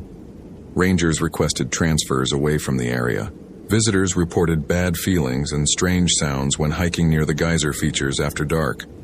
The Park Service responded by reducing evening access, implementing earlier closure times, increasing signage about thermal dangers. Official explanations cited increased seismic activity and thermal instability. The truth, that something hunted in the superheated waters, something that fit indigenous legends but violated modern understanding, remained contained within a small group of rangers who'd witnessed it. David completed his first season with the NPS, but the experience had transformed him. He was no longer the uncertain rookie doubting his own observations. He'd seen something impossible, fought it alongside colleagues, survived when Stephen nearly hadn't. In December, David received a letter from an anthropology professor at the University of Montana named Dr. Etta Brown Bear. She'd heard about the Norris incident through unofficial channels. The NPS network talked despite official silence. and wanted to discuss the Baycock sighting. They met at a coffee shop in Bozeman. Dr. Brown Bear was Northern Cheyenne, mid-50s, an expert in indigenous religions and mythology of the Great Plains and Rocky Mountain regions. The Baycock is Ojibwe, she explained over coffee. But similar entities exist across North American indigenous traditions. The Shoshone, who consider Yellowstone sacred territory, have their own stories about spirits that hunt near thermal features. They call them Ninimbi, Deathwalkers. Different name, same concept. Skeletal guardians that protect places where the boundary between life and death is thin. Guardians? David asked. It killed someone. It tried to kill us. From the spirit's perspective, you were intruders. Yellowstone was indigenous land for 11,000 years before white settlers created a national park. The thermal features were sacred, places where the earth spoke, where spirits moved between worlds. Your park boundaries don't mean anything to entities that predate human politics by millennia. David considered this. So what do? We can't give Yellowstone back to the tribes, and we can't let people be hunted by skeleton spirits. You do what your ancestors should have done originally, Dr. Brown Bear said quietly. Acknowledge the land's original inhabitants. Recognize that some places require respect beyond scientific management. Learn the protocols that indigenous peoples developed over thousands of years of coexistence with these entities. She provided David with contact information for Shoshone tribal elders, people who might be willing to share traditional knowledge about managing spiritual threats in Yellowstone. Some agreed to meet, others declined, understandably skeptical of the NPS that had displaced their ancestors seeking guidance only after rangers had been injured. David spent his off-season learning, listening, trying to understand perspectives that his education had systematically erased. He learned about tobacco offerings, about prayers spoken in Shoshone that requested permission before entering sacred areas, about the importance of approaching thermal features with humility rather than entitlement. When he returned to Yellowstone for the 2020 season, a season that would be disrupted by pandemic closures, but that's another story, David carried knowledge that wasn't in any NPS training manual. He taught willing colleagues about indigenous protocols, about treating the park as living territory rather than managed landscape, about recognizing that rangers were guests in spaces with rules older than their institutions. The Baycock wasn't seen again, or at least not reported officially, but Norris Geyser Basin maintained its reputation.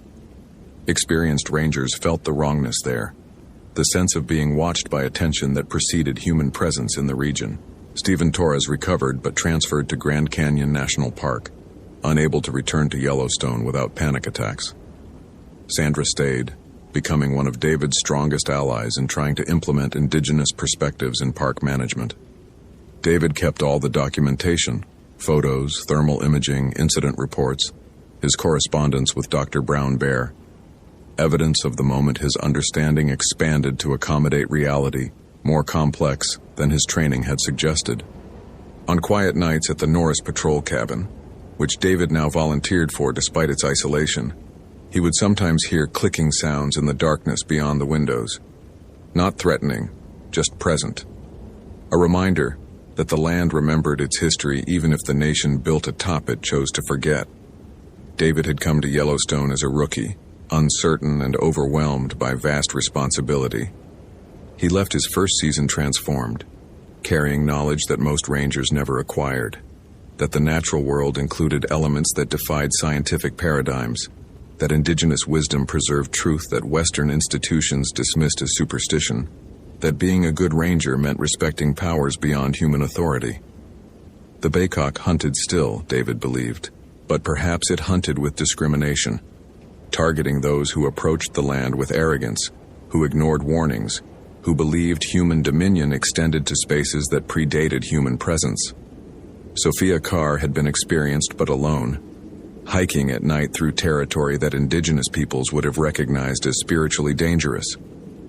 She'd been brave and the land had killed her, not as punishment, but as consequence of violating protocols she'd never been taught.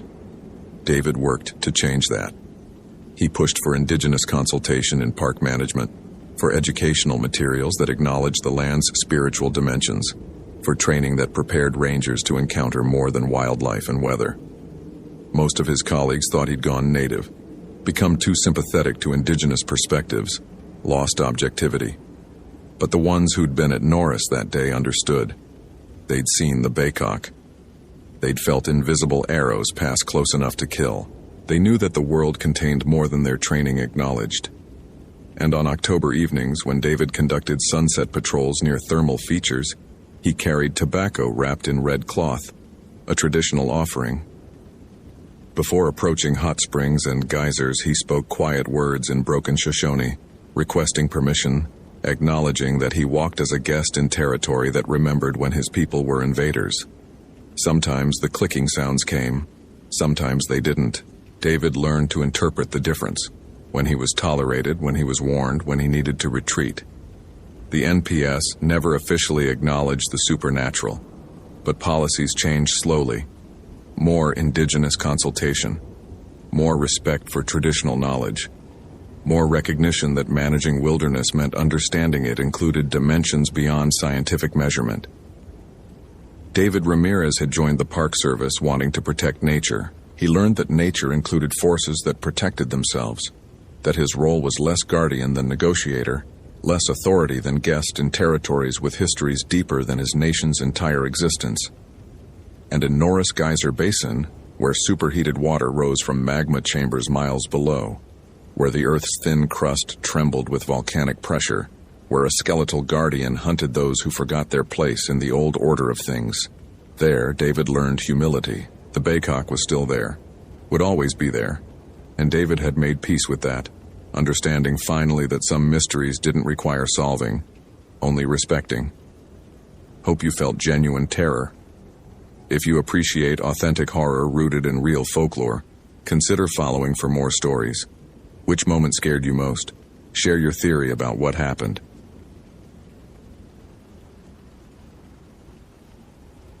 The Canon EOS 5D Mark II had been submerged in Hidden Lake for 3 days before hikers found it wedged between rocks at the shoreline. The camera body was ruined, water damage destroying the electronics, but the CF memory card survived. Emily Sorensen downloaded the images in the Glacier National Park Ranger Station, expecting the usual tourist shots, wildflowers, mountain vistas, maybe a bear at a safe distance. Instead, she found 93 photographs documenting Nathan Drake's final 36 hours. Each image time-stamped, each one progressively more disturbing than the last. The early photos were normal. Nathan at the trailhead, backpack secured, grinning at the camera held at arm's length. The classic selfie of someone embarking on a solo backcountry adventure.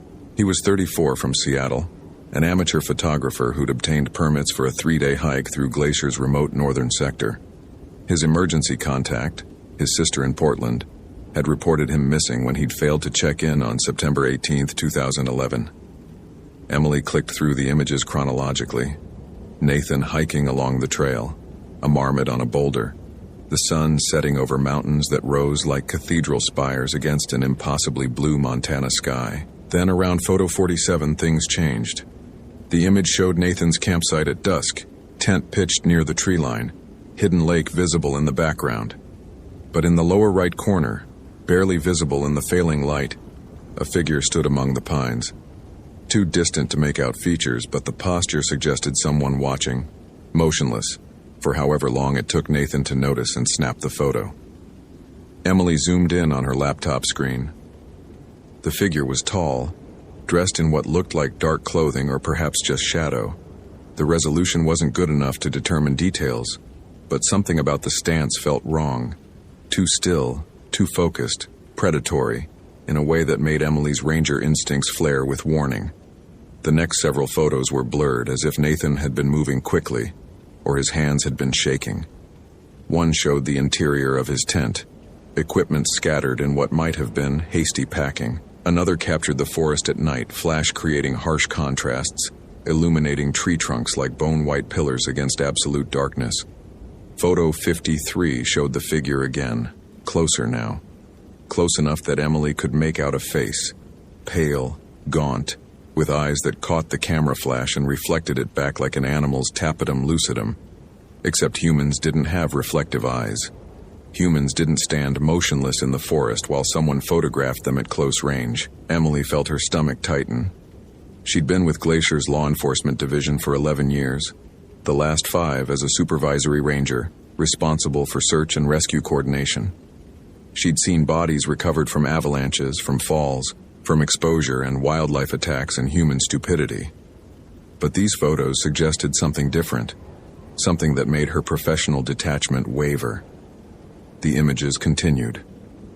Nathan running, the camera bouncing, capturing disjointed fragments, trail, sky, trees, his own boots as he stumbled. Then a series of photos taken from inside his tent, flash showing the nylon walls, his face reflected in the tent fabric's interior surface, eyes wide with fear. And outside the tent, visible through the translucent nylon, multiple shadows. 3, maybe 4 figures, circling, patient. Photo 68 showed daylight again. Nathan had survived the night. The image captured his camp in morning light, everything apparently normal except for the footprints. Dozens of them, bare feet in the dirt around his tent, pressed deep despite the dry ground, toe impressions showing abnormally long digits. Emily photographed her laptop screen with her phone, capturing the footprint image. She'd need to compare these to known wildlife tracks, though she already knew they wouldn't match. Too humanoid, too deliberate in their placement. The later photos documented Nathan's apparent flight. Hasty shots of trail markers, GPS unit readings, his map spread on the ground as he tried to determine position. One image showed his face in extreme close-up, probably accidental, but Emily could see the exhaustion and terror etched there. Dirt streaked his cheeks. His eyes showed that 1,000-yard stare of someone pushed past normal stress into regions where the mind began protecting itself through dissociation. Photo 84 showed the figure in full daylight. It stood perhaps 20 yards from Nathan's position, fully visible, impossible to dismiss as shadow or imagination. The thing was humanoid, but wrong. Too tall, over 7 feet, emaciated to the point where bones pressed against skin that had the gray-blue pallor of a corpse several days into decomposition. Its face was elongated, jaw distended, mouth hanging open to reveal teeth that seemed too numerous, too sharp, arranged in rows that suggested shark more than mammal. But the eyes were the worst part. They held intelligence, recognition. This wasn't an animal. It was something that had been human, or something that knew what humans were and how to hunt them. The final photos were chaotic. Nathan running again, the camera capturing whatever happened to be in front of him. Lakefront, rocks, sky. Then a series of images that showed water. Hidden lake, Emily realized. Nathan had reached the lake. Several photos taken from chest-deep water, showing the shoreline, the forest, the figures emerging from the trees. 3 of them now, clearly visible, all sharing that same corpse pallor, that same impossible height, those same predatory eyes that reflected light with colors humans shouldn't produce. Yellows and reds, like flames behind glass. Photo 92 showed one figure wading into the water, moving with purpose despite the cold that should have shocked any living system. Glacier's alpine lakes were snowmelt, temperatures hovering just above freezing even in September. The final image, photo 93, was black, complete darkness, or perhaps the camera had been underwater when the shot was taken. The timestamp read, September 17, 2011, 6:47 p.m. Nathan Drake had not been seen since. Emily sat back from the laptop, her hands trembling slightly. She'd expected this assignment to be straightforward. Coordinate the search, recover a body. Statistics said Nathan was dead after this many days. File the appropriate reports. Return home to Kalispell and her 2 daughters who were staying with her mother while Emily worked this case. Instead, she had 93 photographs suggesting something that violated her understanding of how the world worked. Her phone rang. Emily checked the caller ID, her mother. "Hi, Mom." "Emily, honey, the girls are asking when you'll be home." "I told them probably tonight." Emily looked at the laptop screen, at the image of the figure wading into Hidden Lake, hunting Nathan Drake with the patience of something that didn't need to eat or sleep or rest, something that could pursue prey until exhaustion made resistance impossible. "I need another day, maybe 2. We found the missing hiker's camera. There are some complications with the case. Complications? Her mother's voice carried concern. Emily, you've been working too much. Sarah's school play is Friday. You promised you'd be there. I know. I will be. I just need to close this case first. After she hung up, Emily sat with the guilt that had become her constant companion since her husband Mark's death 3 years ago. Heart attack at 37, sudden and catastrophic, leaving Emily with 2 daughters to raise and a job that required weeks away from home. Her mother helped, but Emily knew she was leaning too hard on that support, knew her girls needed their mother more than the park needed another ranger. But she also knew that if she walked away from this case, if she filed a report claiming Nathan Drake died from exposure or animal attack, she would be lying. And lies in official reports meant the next person who encountered these things would be unprepared, endangered by Emily's choice to prioritize comfort over truth.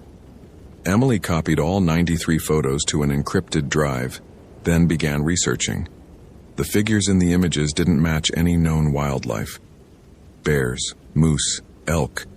She knew their profiles intimately. These were bipedal, intelligent, hunting with coordination that suggested planning rather than instinct. She pulled up historical records for the Hidden Lake area. 3 disappearances in the past 20 years, all solo hikers, all in September or October. 2 bodies had been recovered, one from the lake, one from a rockfall area a mile north. The third person, a woman named Catherine Chen from Vancouver, had never been found despite extensive searches. Emily felt ice crystallize in her chest. The prohibited name.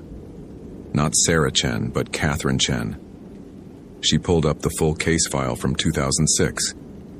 Catherine had been 31, experienced backpacker hiking alone on a permitted route. Her last journal entry mentioned feeling watched and unusual wildlife behavior, birds avoiding certain areas. The body recovered from Hidden Lake in 2009 showed unusual trauma. Emily read the medical examiner's report with growing dread. Multiple bite marks, pattern inconsistent with known predators. Evidence of exsanguination beyond what the visible wounds could explain. Post-mortem, the ME had been careful to emphasize post-mortem. Someone or something had been feeding on the corpse. Emily stood, needing movement, needing to escape the claustrophobic ranger station. Outside, September afternoon sun illuminated Glacier's peaks, mountains carved by ice over millions of years, rising 10,000 feet into air so clear it hurt to see. Beautiful and deadly, this landscape killed people every year through falls and exposure and simple mistakes that nature punished without mercy. But what if nature wasn't the only predator? Emily radioed Tom Jackson, the lead ranger for the Northern District. Tom, I'm heading to Hidden Lake to investigate the Drake case. Need to examine the site where the camera was recovered. Copy that. Want company? Emily hesitated. Standard protocol said yes. Never investigate alone. But she didn't know what she was investigating. Didn't know how to explain the photos without sounding delusional. Negative. I'm just doing a preliminary survey. If I find anything significant, I'll call for backup. Your call. Be safe. Weather's changing. We've got a front moving in tonight. Emily packed her emergency gear. Motorola radio, GPS, first aid, water, food, headlamp, space blanket. She also packed her Glock 22, .40 caliber rounds that she'd qualified with but hoped never to use. The weapon felt heavier than usual. Or perhaps Emily just felt the weight of decisions she might have to make. The drive to Hidden Lake Trailhead took 90 minutes through some of the most spectacular scenery in North America. Going to the Sun Road wound through terrain that changed from dense forest to alpine meadow to bare rock above treeline. Emily barely noticed. Her mind kept returning to the photos, to those figures with their corpse pallor and predatory patience. She reached the trailhead at 3:30 p.m. The hike to Hidden Lake covered 3 miles with 1,500 feet of elevation gain. Emily made good time, her body remembering the rhythm of mountain travel, even as her mind wrestled with what she might find. Hidden Lake appeared at 5:15 p.m., a pristine alpine tarn surrounded by peaks still bearing last winter's snow. The water was impossible blue, that distinctive glacial melt color created by suspended rock flour, beautiful and lethal. Swimmers lasted minutes in water this cold. Emily found the spot where hikers had recovered Nathan's camera, marked with survey tape by the initial search team. She photographed everything: the rock placement, the shoreline features, the sight lines to and from the location. Then she noticed the camp. Nathan's tent still stood 50 yards back from the lake, partially collapsed but intact. The search team had missed it, focused on the water where the camera had been found. Emily approached carefully, documenting with photographs, looking for evidence that might explain what had happened. The tent's interior showed signs of hasty abandonment. Nathan's sleeping bag lay half unzipped. His cookware sat unused. Most telling was the journal, water damaged but partially legible. Emily photographed each page, reading entries that tracked Nathan's growing fear. The first night's entry was routine. Great campsite. Hidden lake is even more beautiful than photos. Saw what might have been a wolf in the distance, but it didn't approach. The second night. Something circled my tent last night. Not a bear, the sounds were wrong. Bipedal, I think. In the morning, found footprints, but they don't match any track guide I have. Considering packing up early, but don't want to admit I'm spooked. The final entry, written in handwriting that deteriorated into barely legible scrawl. They're not animals. 3 of them. They watch me during the day from the tree line. At night, they come closer. They don't communicate, but I can tell they're coordinating, planning. I'm going to try to reach the lake, maybe swim to the far shore. They don't like water. Yesterday, one of them stopped at the edge. If I can. The entry ended mid-sentence, ink trailing off as if Nathan had been interrupted or had fled while writing. Emily stood in the abandoned camp as afternoon light angled toward evening, reading the journal while fighting the urge to run. Nathan Drake had documented his stalking, recorded his fear, identified patterns in his predator's behavior. And then he'd attempted escape via the lake, which explained the underwater photos, the camera wedged in rocks after Nathan had dropped it or lost it while swimming. But had he made it? Had Nathan reached the far shore and continued fleeing, leaving his camera behind? Or had the things that hunted him proven capable of pursuing prey even into freezing water? Emily radioed the station. "Tom, I've located Drake's campsite. Tent is still standing. Found his journal. He describes being stalked by something he identified as bipedal, multiple entities, hunting in coordination." Static, then Tom's voice. "Stalked by what? Bears?" "Negative. His description doesn't match any known wildlife. I'm going to search the far shore of the lake, see if I can pick up his trail." Emily, "The weather front is moving faster than predicted. You've got maybe 90 minutes before it hits. That's not enough time for a thorough search." Emily looked at the sky. Clouds were building over the western peaks, the kind of rapid formation that preceded Montana's violent autumn storms. Tom was right. Protocol said return to lower elevation before weather threatened safety. But protocol also said don't leave missing persons cases unsolved when evidence was available. And Emily kept thinking about her daughters. Kept imagining if one of them went missing and the investigating ranger gave up because of bad weather. "I'll be quick.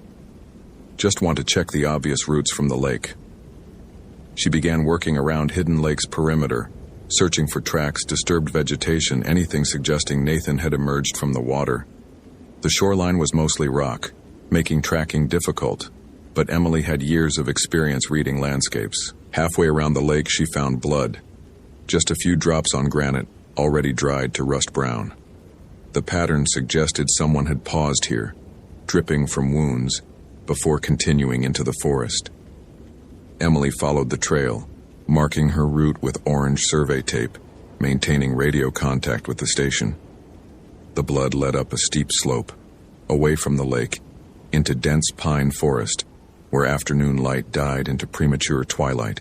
She found Nathan's body at 6:30 p.m., just as the first raindrops began falling. He lay in a small clearing, curled on his side, arms wrapped around his torso as if he'd died, trying to hold himself together. Emily approached with professional detachment, documenting the scene with photographs, noting position and condition. The cause of death was immediately apparent. Massive trauma to the throat. Tissue torn away with violence that suggested animal attack. But the wound pattern was wrong. Too precise, almost surgical in places, as if whatever killed Nathan had known exactly where to bite to sever the carotid artery with minimal damage to surrounding structures. More disturbing were the secondary wounds. Bite marks along his arms and legs, each showing the same surgical precision. The bites had bled minimally, which Emily's training told her meant they'd been inflicted post-mortem, after Nathan's heart stopped pumping. Someone or something had been feeding on Nathan Drake's corpse. Emily keyed her radio. "Tom, I've found him. Nathan Drake is deceased, requesting immediate backup and medical examiner transport." "Copy that. What's the cause of death?" Emily looked at the body, at the wounds that would generate questions she couldn't answer with official language. "Animal attack, trauma to the throat. But there are unusual aspects to the wounds. We'll need a full forensic examination." "Understood. I'm dispatching a team, but the weather's deteriorating fast. They might not reach you until morning. Can you secure the site overnight?" Emily looked at the darkening forest, at the rain intensifying from drizzle to downpour, at Nathan's mutilated body lying in the clearing. Every instinct screamed to leave, to hike back to the trailhead and wait for backup in safety. But leaving meant the site would be unprotected overnight, evidence potentially contaminated or destroyed, and if the things that killed Nathan were still in the area. "I'll secure the site," Emily said, her voice steadier than she felt. "Setting up camp now." She erected her tent 50 yards from the body, maintaining visual contact while creating some psychological distance. The rain became torrential, that distinctively cold Montana rain that presaged early snow. Emily worked quickly, securing her camp, establishing a perimeter with survey tape, documenting everything before darkness made photography impossible. By 8 p.m., full night had fallen. Emily sat in her tent with her laptop, reviewing the photos she'd taken, trying to make sense of what had killed Nathan Drake. The wounds showed bite patterns from something with human-like teeth, but arranged differently, multiple rows suggesting a mouth that could unhinge like a snake's. The precision of the bites indicated intelligence, purpose beyond simple feeding. And the fact that most bites occurred post-mortem suggested the attack wasn't driven by hunger, but by something else. Ritual, perhaps, or a pattern Emily's framework couldn't accommodate. She pulled up research files, searching for any folklore that matched what she'd observed. The figures in Nathan's photos, corpse pale, unnaturally tall, moving with predatory coordination, didn't match Native American traditions she was familiar with. Blackfeet stories mentioned dangerous spirits, but nothing quite like this.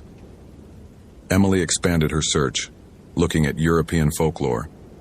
Eastern European, specifically, where traditions of revenants and vampiric entities were documented across multiple cultures. She found it in Romanian mythology. Strigoi. The descriptions matched almost perfectly. Strigoi were undead beings that returned after death, maintaining their intelligence and personality, but transformed into something predatory. They drank blood but could also consume flesh. They moved at night, but weren't destroyed by daylight, just made weaker. They hunted alone or in groups, showing coordination that suggested retained human cognitive ability, most relevant to Emily's situation. Strigoi were territorial, claiming areas and defending them against intruders. They could be destroyed by fire, decapitation, or stake through the heart. Traditional methods, Emily noted with grim amusement, that ranger training didn't cover. But why would Romanian folklore appear in Montana? Emily dug deeper, finding information about Romanian immigration to North America in the late 19th and early 20th centuries. Small communities had established themselves throughout the Mountain West, drawn by mining opportunities and landscape that reminded them of the Carpathians. A specific detail caught Emily's attention. Romanian miners had worked in Glaciers region before the national park was established in 1910. Several had died in mining accidents, buried in unmarked graves when the mines closed and populations dispersed. Emily pulled up geological surveys, overlaying them with historical mining claims. Hidden Lake sat directly above a network of abandoned mine tunnels, sealed decades ago, forgotten except in historical records that nobody consulted anymore. Her radio crackled. Emily grabbed it, expecting Tom with an update on the backup team. Instead, she heard breathing. Slow, deliberate, amplified by the radio's speakers. Not electronic interference, actual respiration, transmitted from somewhere close enough to access her frequency. "Who is this?" Emily demanded, her hand moving to her Glock. The breathing continued for 10 seconds, then a voice, layered, wrong, like multiple speakers talking slightly out of sync. "You found him." Emily's professional calm shattered. "Identify yourself. This is an emergency frequency. We gave him 3 days. He ran. They always run." The transmission ended with a click. Emily stared at the radio, her training and experience providing no framework for what she'd just heard. Someone or something had accessed her frequency, spoken about Nathan Drake like he'd been prey in a hunt, used pronouns that suggested multiple entities sharing communication. Emily grabbed her Glock, turned on her headlamp, unzipped her tent. The rain had stopped, replaced by absolute silence. No wind, no animal sounds, nothing but the sound of her own breathing amplified by fear. Her headlamp beam cut through darkness, illuminating trees and rain-wet rocks and nothing else. Emily scanned the perimeter, looking for the figures from Nathan's photos, seeing only forest. Then her light caught eyes. Yellow-red, reflecting like an animal's but positioned 7 feet off the ground. Too high, too human in spacing and orientation. Emily aimed her Glock, the weapon feeling pathetic against something that had killed Nathan Drake with surgical precision. "Glacier National Park law enforcement. Identify yourself." The eyes moved, circling her position. Other eyes appeared, 3 pairs total, surrounding her camp. One of them spoke, that same layered voice she'd heard on the radio. "You have family. 2 daughters, Sarah and Emma." Emily felt her breath stop. Her daughters' names in that inhuman voice, proof that whatever these things were, they'd been watching her, learning about her, preparing the same hunt that had killed Nathan Drake. "Stay away from them," Emily managed, her voice raw with terror and rage. "We stay here. You came to us. Just like Drake." The figures moved closer, entering the range of Emily's headlamp. She saw them clearly now, 3 entities matching Nathan's photographs exactly. Corpse pallor, elongated features, mouths that opened too wide. But the intelligence in their eyes was unmistakable. These weren't mindless undead. They were aware, calculating, hunting with purpose refined over decades or centuries. "I'm a federal law enforcement officer," Emily said, knowing how absurd it sounded, how meaningless human authority was to things that existed outside human frameworks. "Leave now, or I will use lethal force." The lead figure tilted its head, studying Emily like an entomologist might examine a pinned insect. "Bullets won't stop us. We've been shot before." It moved its hand, indicating its torso. Emily's headlamp caught evidence. Old wounds, bullet holes that had healed imperfectly, leaving puckered scar tissue across gray-blue skin. Fire works. Wood through heart works. But you have no fire. And you're alone. The truth of that hit Emily like cold water. She was alone, miles from backup, armed with weapons that these things claimed were useless. Her radio was compromised. They could access her frequency, which meant calling for help might just inform them about response team movements. But Emily had something the Strigoi didn't expect. She wasn't Nathan Drake. She wasn't a civilian, unfamiliar with backcountry survival and emergency protocols. She was a ranger with 11 years of experience, a mother with 2 daughters who needed her, and a woman who'd survived her husband's death and built a life from the ruins. She wasn't easy prey. Emily made her decision instantly. She fired 3 shots at the lead Strigoi center mass exactly as training prescribed. The thing staggered but didn't fall, validating its claim that bullets weren't lethal. But the shots created chaos, disruption, surprise. Emily used those seconds to grab her pack and run, abandoning the tent and campsite, fleeing into forest that she knew from years of patrol work. Behind her, the Strigoy's voice echoed through the darkness. Run. Drake ran, too. Emily ran with desperate purpose, using her headlamp sparingly, navigating by memory and training through forest that wanted to kill her with falls and cliffs and unstable ground. The Strigoi followed, their coordination evident in how they spread out, cutting off escape routes, herding Emily like wolves with a deer. But Emily wasn't heading randomly. She had a destination, the abandoned mining tunnels that geological surveys showed in this area. Old mines had shafts, vertical descents that might be defensible, confined spaces where the Strigoi's numbers wouldn't matter. She found the mine entrance at 11 p.m. A timber-reinforced opening partially collapsed, marked with warning signs about unsafe conditions. Emily squeezed through the gap, descending into darkness that her headlamp barely penetrated.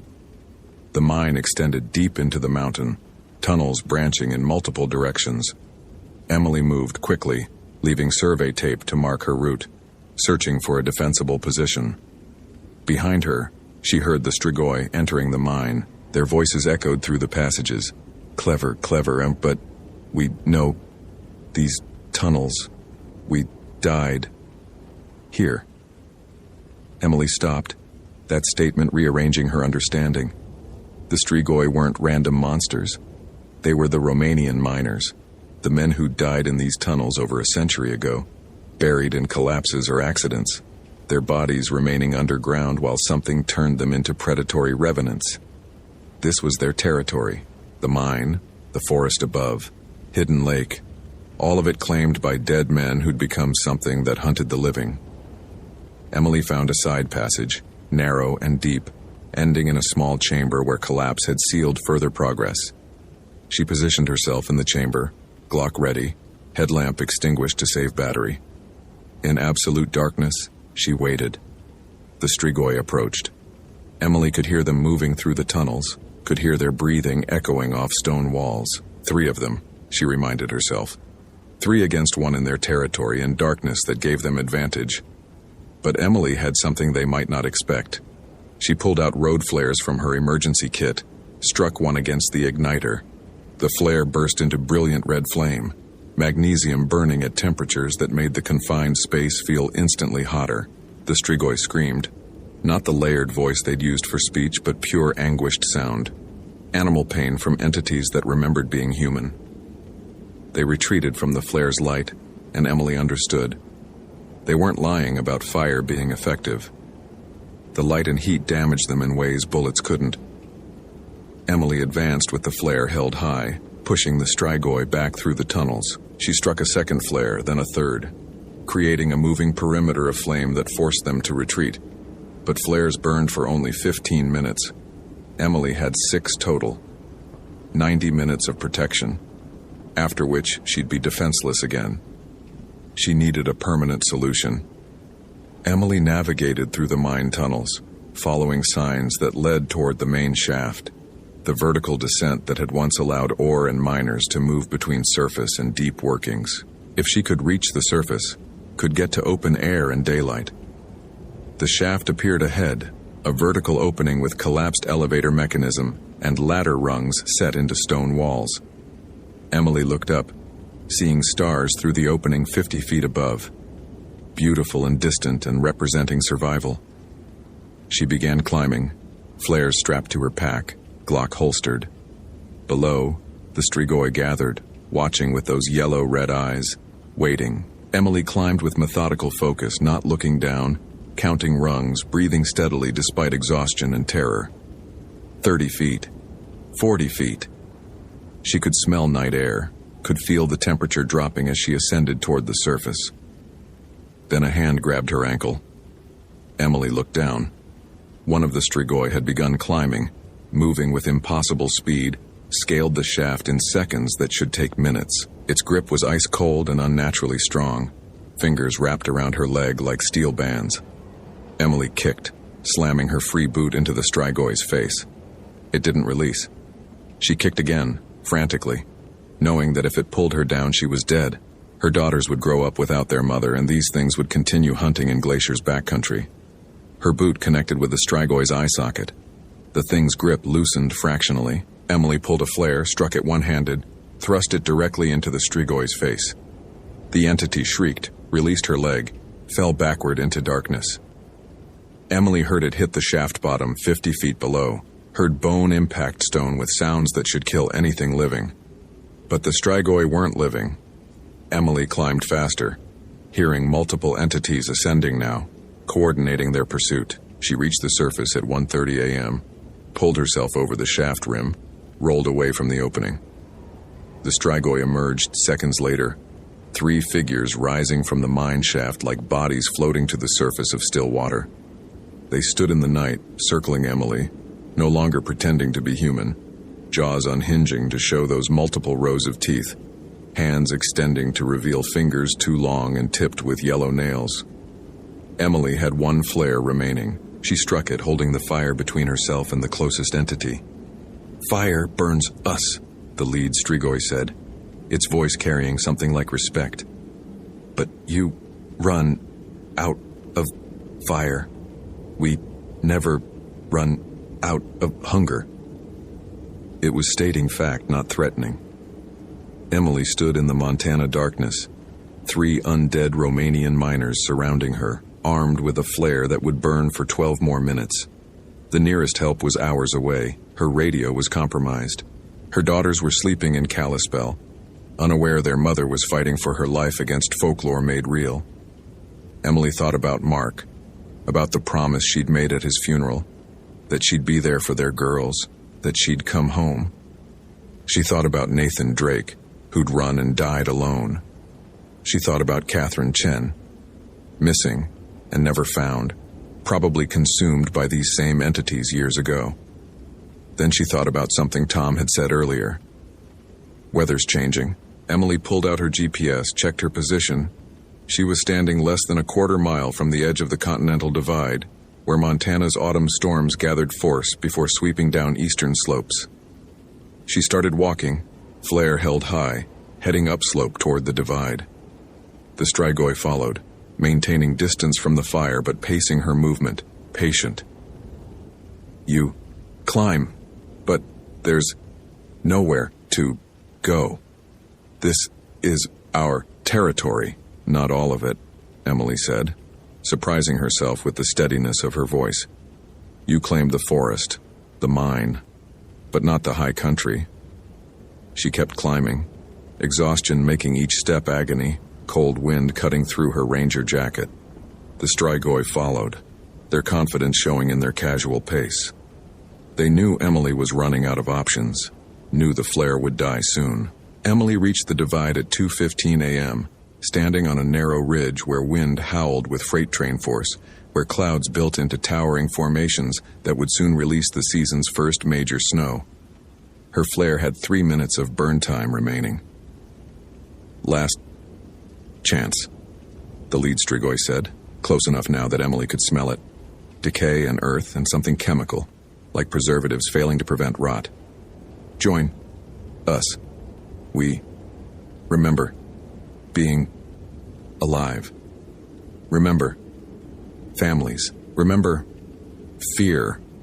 We can make it stop." Emily understood the offer. Transformation instead of death.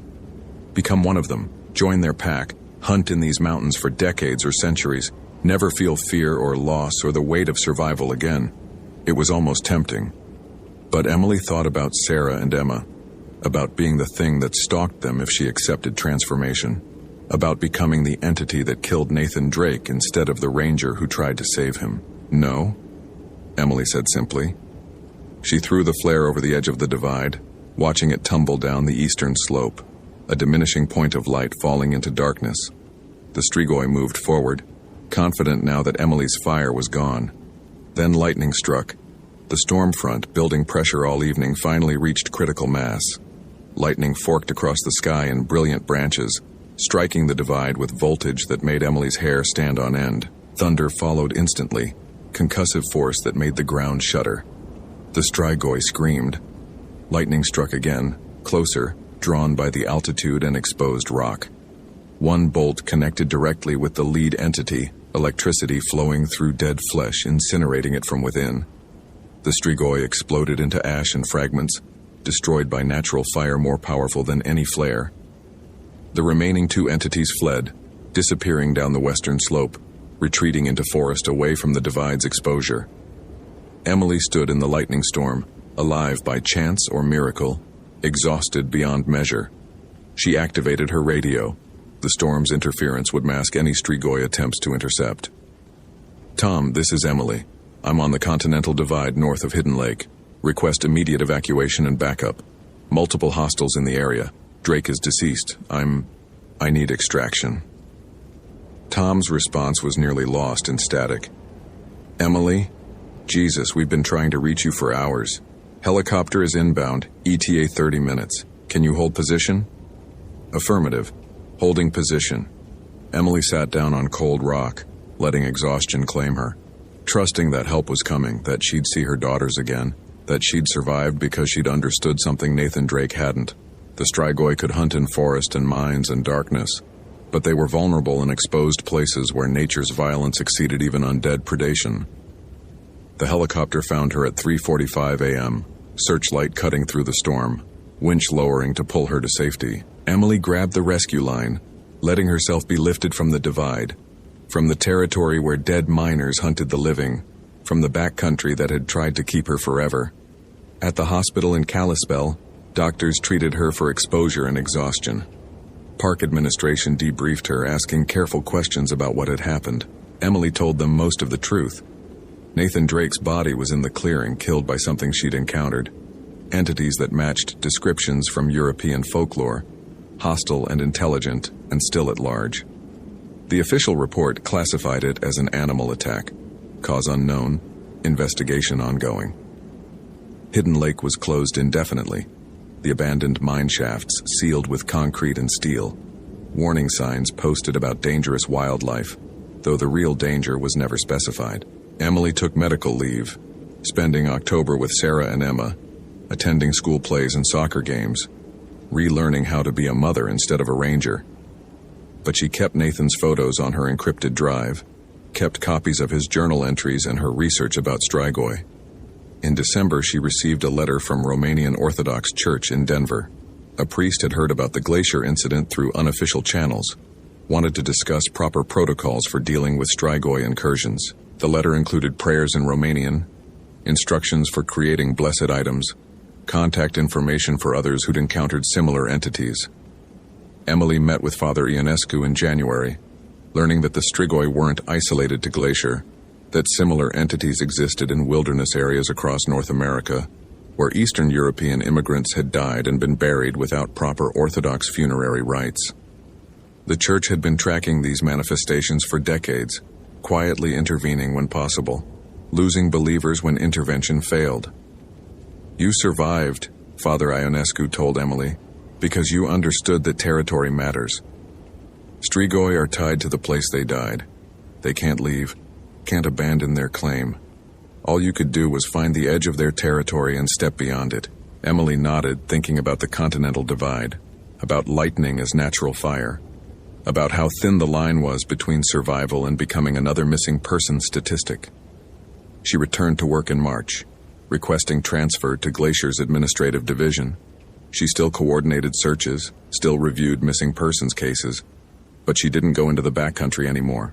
Couldn't go, not after Hidden Lake, not after seeing what hunted there. Other rangers noticed the change. Whispers started about Emily losing her edge, about trauma making her ineffective. She didn't argue. Let them think she was broken. Better that than explaining the truth, that she'd survived by pure chance, that the Strigoi still hunted in the high country, that anyone who disappeared near Hidden Lake was probably dead or worse. On quiet nights, Emily would pull up Nathan's photos, studying the progression from normal vacation shots to evidence of stalking, to documentation of entities that shouldn't exist. She'd made copies for Father Ionescu, for the Orthodox Church's archive of supernatural incidents. But she kept the originals, reminder of the case that had taught her the most important lesson. The wilderness contained more than weather and wildlife, and some territories belonged to the dead who refused to release their claim. Sarah and Emma grew up with a mother who worked administrative hours, who was always home for dinner, who never missed school events. Emily considered it penance and privilege. She'd survived when Nathan Drake hadn't, and the price of that survival was living as if every day mattered, as if her daughter's childhoods were more important than any case.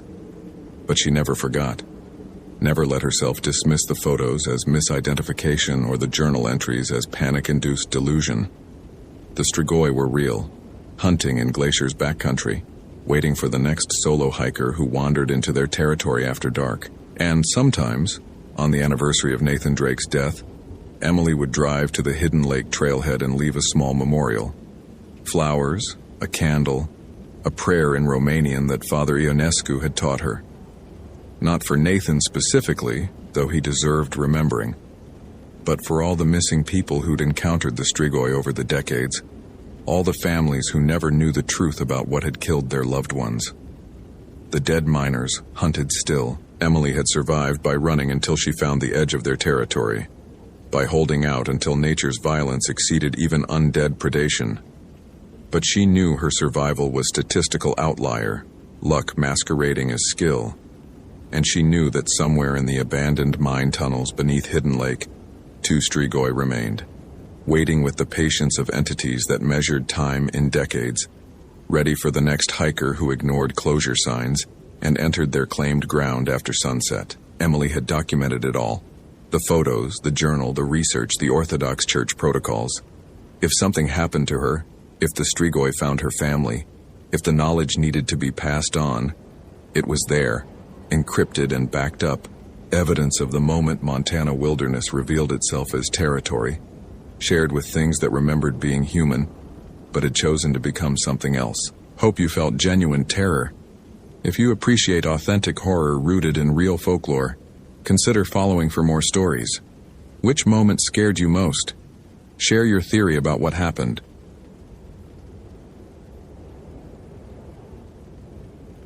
Lisa Hoffman saw the hands come through the stone. She'd been following Connor Burke through the lower cave section, their headlamps cutting narrow beams through darkness that felt ancient and absolute. Connor was 20 feet ahead, pointing out a formation of soda straws that had taken millennia to form, his voice echoing off limestone walls. Lisa was trying to memorize everything. This was only her 3rd week as a ranger at Carlsbad Caverns, and she was still learning to navigate the labyrinth of passages that extended for miles beneath the New Mexico desert. Then Connor stopped mid-sentence, his headlamp fixed on something at his feet. "That's strange," he said, crouching to examine the cave floor. "This fissure isn't on the survey maps." Lisa moved closer, her own light joining his to illuminate a crack in the limestone, perhaps 6 inches wide and running perpendicular to their path. It looked fresh, the edges sharp and clean, without the smoothing that water would have created over geological time. "Should we report it?" Lisa asked. She'd been taught that any new cave features needed to be documented, that Carlsbad was a dynamic system still forming and changing. "Yeah, but let me just..." Connor leaned forward, trying to see how deep the fissure went. The hands came through the stone itself, not from the fissure but from the solid limestone beside it. Pale fingers, impossibly long, with nails like dirty talons. They emerged as if the rock were water, reaching up and wrapping around Connor's ankles with a speed that made Lisa's breath catch. Connor had time to say, "What?" before he was yanked downward. Not into the fissure. Through it. His body compressed in ways that shouldn't have been possible. Bones bending, flesh squeezing, as those pale hands pulled him into a gap too narrow for a human body to fit. He screamed, a sound that was cut off abruptly as his head went through, then his shoulders, his torso, until only his legs remained visible, kicking frantically. Lisa lunged forward, grabbing his boot, trying to pull him back, but the hands were impossibly strong, and the limestone beneath her own feet was suddenly soft, yielding as if reality itself had decided that solid rock could be permeable when it wanted to be. Connor's legs vanished through the crack with a wet sound like meat being forced through a grinder. The fissure sealed behind him with a grinding noise, leaving only smooth limestone that showed no evidence of ever having been broken. Lisa fell backward, her hand still clutching empty air where Connor's boot had been. Her headlamp beam swept across stone that was completely, impossibly intact. No fissure, no crack, just solid rock that had swallowed her colleague in front of her eyes. She screamed Connor's name, the sound bouncing off cave walls and returning to her in mocking echoes. Then she was on her feet, running back the way they'd come, her radio already in her hand. Code 33, code 33. Her voice was too high, too panicked. This is Hoffman in Lower Cave. Ranger down. I repeat, Ranger down. Connor Burke has been what? Pulled through solid stone by impossible hands? Compressed and dragged into a gap 6 inches wide? Has disappeared. I need immediate backup. Something happened. Something's wrong. Static burst from the radio. Then a voice she didn't recognize, speaking in a language that made her teeth ache. The words were guttural, Eastern European, possibly Romanian based on her limited exposure to foreign languages. Then, cutting through the foreign speech, a single phrase in English. He was mine first. You are mine second. Lisa switched off the radio with shaking hands. She was still running, her headlamp beam bouncing wildly off stalactites and flowstone formations. The trail markers, reflective tape placed every 50 feet, guided her back toward the elevator that would take her to the surface, to safety, to a world where solid rock stayed solid. She'd covered maybe 200 feet when she heard the sound behind her. Footsteps on stone, too heavy to be natural, accompanied by breathing that was wet and labored, as if damaged lungs were struggling to process air. Lisa didn't look back. She ran faster, her lungs burning from the exertion and the constant 55-degree temperature of the cave. Her Petzl headlamp flickered, the battery dying despite being fresh that morning. The darkness pressed in from all sides, broken only by that failing beam of light. The elevator was ahead. She could see the steel doors, the modern intrusion into this ancient place. Lisa hit the call button and immediately heard the mechanism engage, cables pulling the car up from somewhere deeper in the cave system. It would take 60 seconds to arrive. 60 seconds where she stood in the open, exposed, with those footsteps getting closer. 45 seconds. The breathing was louder now, close enough that she could hear individual gasps and rattles.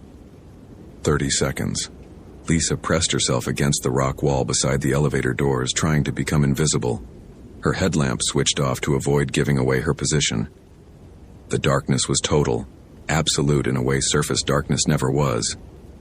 In this cave, light had never existed naturally. The darkness was the default state. 15 seconds. Something moved past her hiding spot. She felt the displacement of air, smelled something like old earth and decay, a shadow darker than the surrounding darkness, human-shaped but wrong in its proportions, the head too large, the limbs too long. The elevator dinged its arrival. The doors slid open, spilling artificial light into the cave. Lisa lunged for the opening, and as she did, something grabbed the back of her ranger jacket. She felt fingernails tear through the fabric, scraping across her skin with enough force to draw blood. Lisa threw herself forward, the jacket tearing free. She hit the elevator floor, slapping the button for the visitor center as the doors began to close. In the narrowing gap, she saw it clearly, a figure, unmistakably human in origin, but transformed by something that had nothing to do with natural processes. It had been a man once. She could see the remnants of that in the bone structure, the shape of the face beneath skin that had taken on the color and texture of cave limestone. But the eyes were wrong, too large, reflective like an animal's, glowing with a pale phosphorescence. The mouth was open, revealing teeth that had grown and sharpened, designed for tearing meat, and it wore Connor Burke's face. The elevator doors sealed, cutting off her view. Lisa lay on the floor, hyperventilating as the car began its ascent. 300 feet up, from the deepest developed section of the cave to the surface. 3 minutes of travel through solid rock while something that wore Connor's face remained below. Her radio crackled, Connor's voice but distorted, speaking with an accent that hadn't been there an hour ago when they'd entered the cave together. "Lisa, sweet, inexperienced Lisa.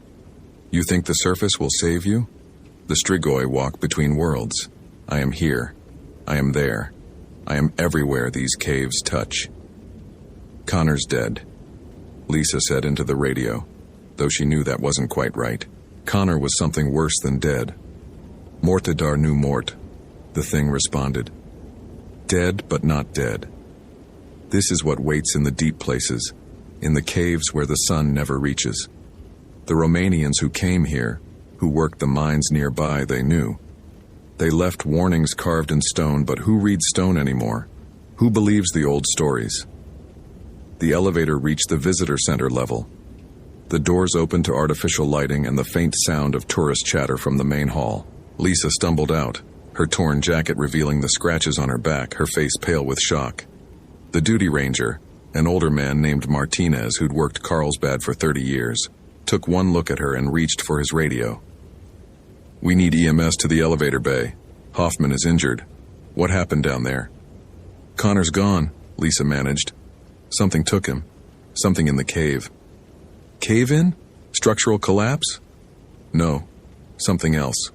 Something that—" She stopped, seeing the expression on Martinez's face. Concern, yes, but also skepticism. If she told the truth, that she'd watched Connor be pulled through solid stone by pale hands, that she'd seen him transformed into something with glowing eyes and sharp teeth, they'd think she was having a psychological break. First-year rangers cracked sometimes, overwhelmed by the responsibility or the isolation. "Something grabbed him," she said carefully.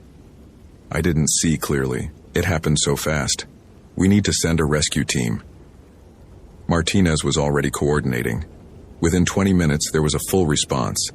EMS checking Lisa's injuries, superficial scratches, mild shock, elevated heart rate, and a cave rescue team gearing up to descend into the lower cave section. Lisa tried to join them, but the incident commander, a man named Alvarez who'd been with the Park Service for 25 years, shut that down immediately. "You're a witness, not a rescuer. You stay topside and debrief while we search." Lisa watched them descend. 5 experienced cavers with full technical gear, bright lights, and absolute confidence in their training. She wanted to warn them, to explain what was really down there, but the words wouldn't come. How did you explain that the cave itself had become hostile, that something ancient and hungry had woken up? She was placed in the park superintendent's office to wait, a blanket wrapped around her shoulders despite the September heat outside. Through the window she could see the desert landscape, creosote bushes and ocotillo stretching toward mountains that rose in the distance.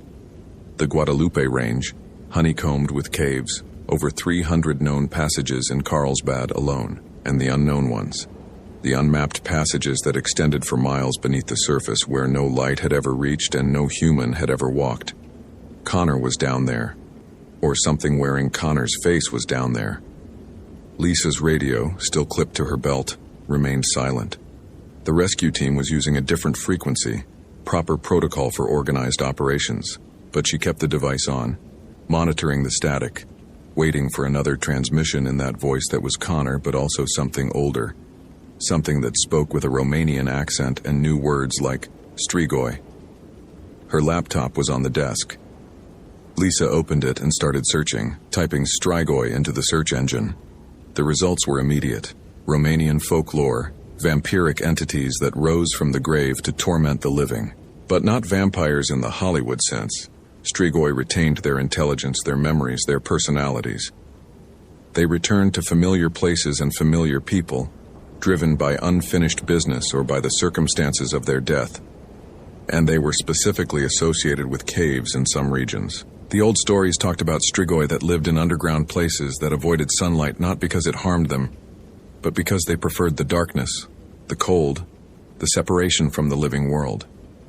Lisa clicked through academic papers, anthropology journals, anything that treated the folklore seriously rather than as entertainment. One article, written by a Romanian ethnographer, caught her attention. The Strigoi of the Deep, cave-dwelling revenants in Carpathian tradition. She skimmed the text, her hands shaking as certain phrases jumped out. Transformation occurs rapidly, within hours of death, maintains victims' memories and speech patterns, capable of drawing others into the cave system through supernatural means, marks territory by leaving physical evidence on limestone surfaces. Lisa closed the laptop and grabbed her flashlight, heading for the service tunnels that connected the visitor center to the various cave entrances. Martinez tried to stop her, but she pushed past him, running down the maintenance corridor until she reached the natural entrance. The original way into Carlsbad, a massive opening in the mountainside that had been used by bats for millennia before humans ever explored the caves. The opening was gated during this time of year to protect hibernating bats, but Lisa had keys. She unlocked the gate and stepped through, her flashlight beam cutting across the massive entrance chamber. The walls here were covered with historical graffiti, names and dates going back to the 1800s when cowboys and miners had first explored the caves. But there were older marks too, ones that weren't on the historical tour. Lisa had noticed them during her training but hadn't understood their significance. Now she did. Carved into the limestone, partially obscured by newer graffiti, were symbols. Crosses with additional lines extending from the cardinal points, circles with stars inside, and words in a language she now recognized as Romanian. Aici locuiesc morții care umblă. Here dwell the walking dead. Închide piatra când soarele apune. Seal the stone when the sun sets. Ei vorbesc cu vocea celor pe care i-au luat. They speak with the voices of those they've taken. Lisa photographed the symbols with her phone, her breath misting in the cave's cool air. Someone had known. Miners, probably. Romanian immigrants who'd come to work the nearby potash mines in the early 1900s. They'd found something in these caves, something that matched their old folklore, and they'd left warnings. Warnings that had been ignored, painted over, dismissed as superstition. Her phone buzzed. A text message, somehow getting signal despite being inside the cave entrance. Unknown number. They're coming up now. The rescue team. But they're bringing something with them. Lisa's blood went cold. She ran back toward the visitor center, emerging just as the elevator dinged its arrival. The doors opened and the rescue team stumbled out. 4 men supporting a 5th who was unconscious. Their team leader, a man named Rodriguez, was pale beneath his helmet. We found him, Rodriguez said. Connor Burke. He's alive, but unresponsive. There's something wrong with him, something... They had Connor on a stretcher now, and Lisa could see his face. His eyes were closed, his skin the same pale limestone color she'd seen on the creature in the cave. His chest rose and fell with breath, but the breathing was wrong, too slow, too shallow, as if his lungs barely needed oxygen anymore. Where's the 5th team member? Martinez asked, counting the rescuers. Rodriguez looked confused. 5th? There were 4 of us. Jenkins, Alvarez, Morrison, and me. The roster showed 5 names. Must be a clerical error. We only sent 4 down. But Lisa had watched 5 people descend. She was certain of it. 5 people had gone into the cave, and only 4 had come back. The missing rescuer's name was Patterson. Lisa found it on the deployment roster, written clearly in Martinez's handwriting. But when she asked Rodriguez about Patterson, the team leader looked at her like she was speaking nonsense. There's no Patterson on the cave rescue team. Never has been. Lisa pulled up the duty roster on the computer system. Patterson's name was there, had been there when she'd looked 20 minutes ago.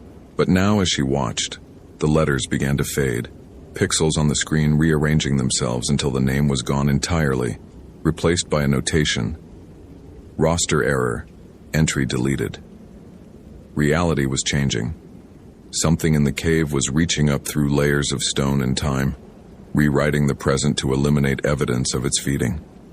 Connor was taken to the medical clinic on site, a small facility designed to handle tourist injuries and minor emergencies. The doctors were baffled by his condition. He was cold, far colder than a living body should be, but his heart still beat with a slow, steady rhythm. His pupils didn't respond to light. His skin had taken on a texture that resembled limestone, rough and porous. Lisa stood outside the clinic watching through the window as they worked on him, and she saw the moment Connor's eyes opened. They glowed with that same pale phosphorescence she'd seen in the creature's eyes. Connor sat up, moving with sudden strength that sent the doctor stumbling backward. He turned his head, scanning the room, and his gaze locked on Lisa through the window. He smiled, revealing teeth that had sharpened, that looked designed for tearing flesh. Then he spoke, his voice carrying despite the closed window, despite the distance. The transformation is incomplete. I need to return below. I need the darkness, the stone, the eternal cold. But first, Lisa, I need you to understand. The Strigoi doesn't just take, it offers. Eternal existence, freedom from fear, from pain, from the weakness of living flesh. Join me below. Let the cave claim you as it claimed me. Sedate him, the doctor was shouting, but Connor moved too fast. He was off the examination table and heading for the door before anyone could react. Lisa ran, not toward the clinic, but away from it, back toward the cave entrance. She didn't have a plan. She had training that was 3 weeks old and experience that was basically non-existent. But she had one advantage. She'd seen the warnings, she'd read the folklore, and she understood something the others didn't. The Strigoi could be stopped. The Romanian texts had been clear on that. Fire was one method, complete immolation of the body. But there was another way, one more suited to a cave setting.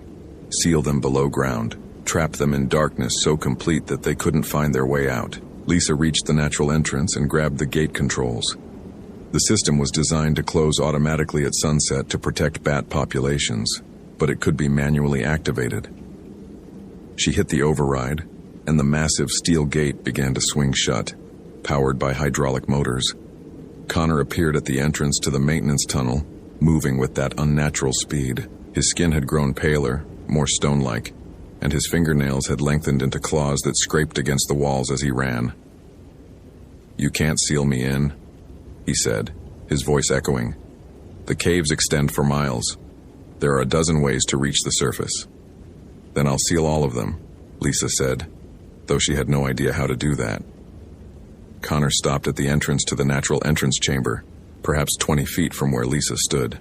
The steel gate was 3/4 closed now, narrowing the opening. "I was your mentor," Connor said, and for a moment his voice was his own again, without the Romanian accent or the inhuman timbre. "I was supposed to teach you, to keep you safe. This isn't what I wanted." "What happened to you?" Lisa asked, keeping one hand on the gate control. "I woke something. When I examined that fissure, when I looked into the gap, I saw eyes looking back. Ancient eyes, and then the hands came through and they pulled me down and I died, Lisa. I felt my body compress, felt my bones break and my lungs collapse. I died in the darkness." "Then what are you?" "What the Romanians call Strigoi, what other cultures call by other names. The thing that happens when someone dies in a cave, when their last thoughts are of the surface they'll never see again. The stone absorbs us, transforms us, makes us part of the cave itself. We become the darkness. We become the hunger that all caves have, the emptiness that wants to be filled." The gate was almost closed now, just a 2-foot gap remaining. Connor moved suddenly, covering the distance with impossible speed. His hand shot through the narrowing gap, claws extending toward Lisa's throat. She hit the emergency close button. The gate slammed shut with a grinding clang, severing Connor's arm at the elbow. The limb fell to the ground, twitching, and began to crumble into limestone dust. On the other side of the gate, Connor screamed. A sound that was rage and pain and something older, a fury at being denied. Then his voice changed, speaking in Romanian, words that Lisa didn't understand, but that made her ears ring and her vision blur. She backed away from the gate, watching as the bars began to frost over despite the September heat. Ice crystals formed, spreading across the steel, and Lisa heard a grinding sound, the metal beginning to warp from supernatural cold. This wasn't over. Sealing the natural entrance wasn't enough. Connor had been right about that. There were dozens of ways to reach the surface from the cave system. The elevator, the service tunnels, the undeveloped passages that connected to other caves in the Guadalupe range. Lisa ran back to the visitor center, finding Martinez on the radio coordinating the response to Connor's escape.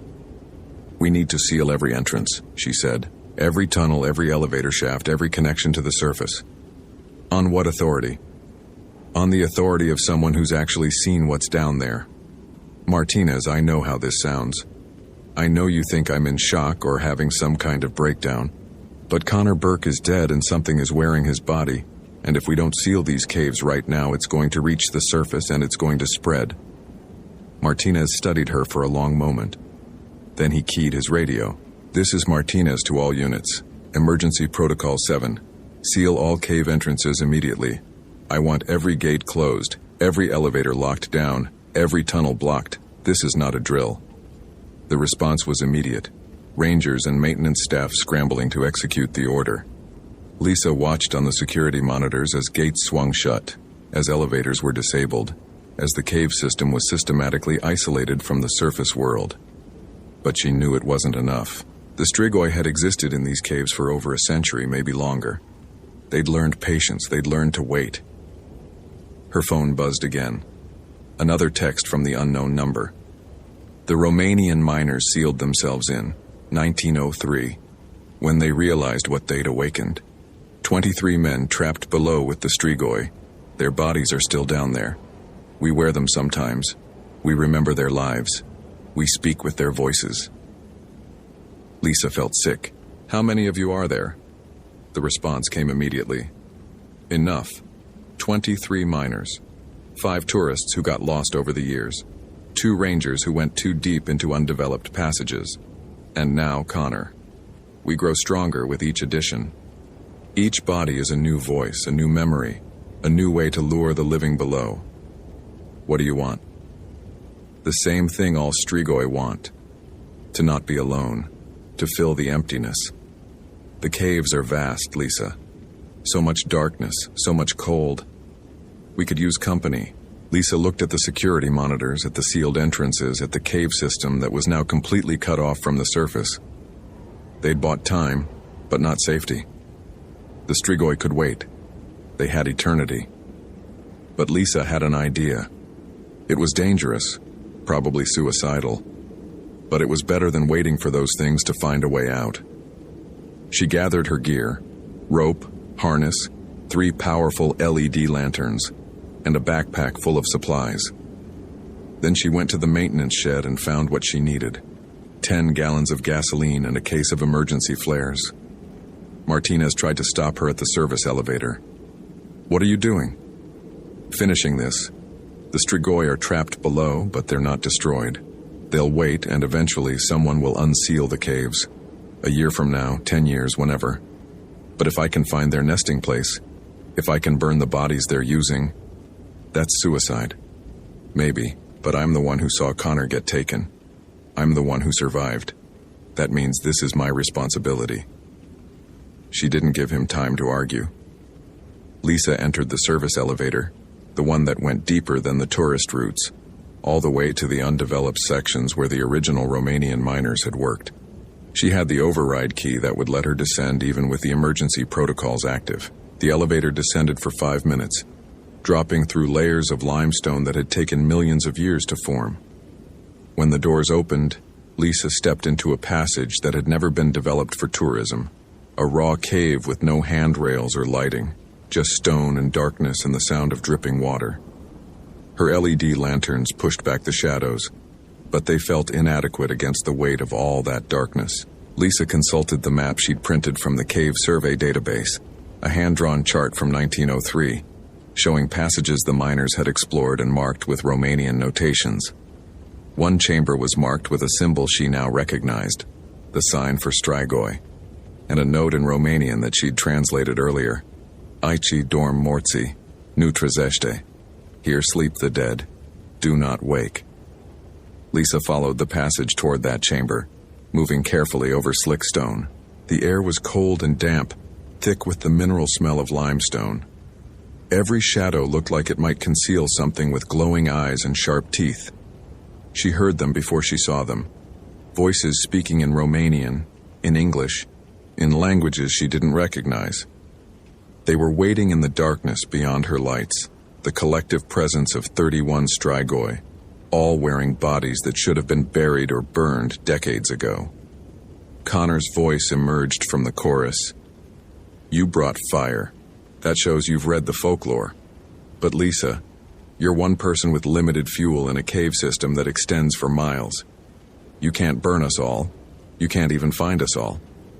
I don't need to find all of you, Lisa said, entering the chamber marked on the map. I just need to destroy your nesting place. The chamber was vast, the ceiling lost in darkness above her lights, and against the walls, arranged in crude alcoves carved into the limestone, were bodies. 30 of them, mummified by the cave's constant cool temperature and low humidity. Some wore mining clothes from the early 1900s. Others wore modern hiking gear. 2 were dressed in ranger uniforms, their badges still pinned to their chests. These were the physical anchors, Lisa realized. The Strigoi could move through the cave system, could manifest wherever the darkness was deep enough, but they needed these bodies as anchors to physical reality. Destroy the bodies, and the Strigoi would be cut off from the physical world, trapped in whatever liminal space they occupied between life and death. She poured gasoline over the nearest body, her hands shaking.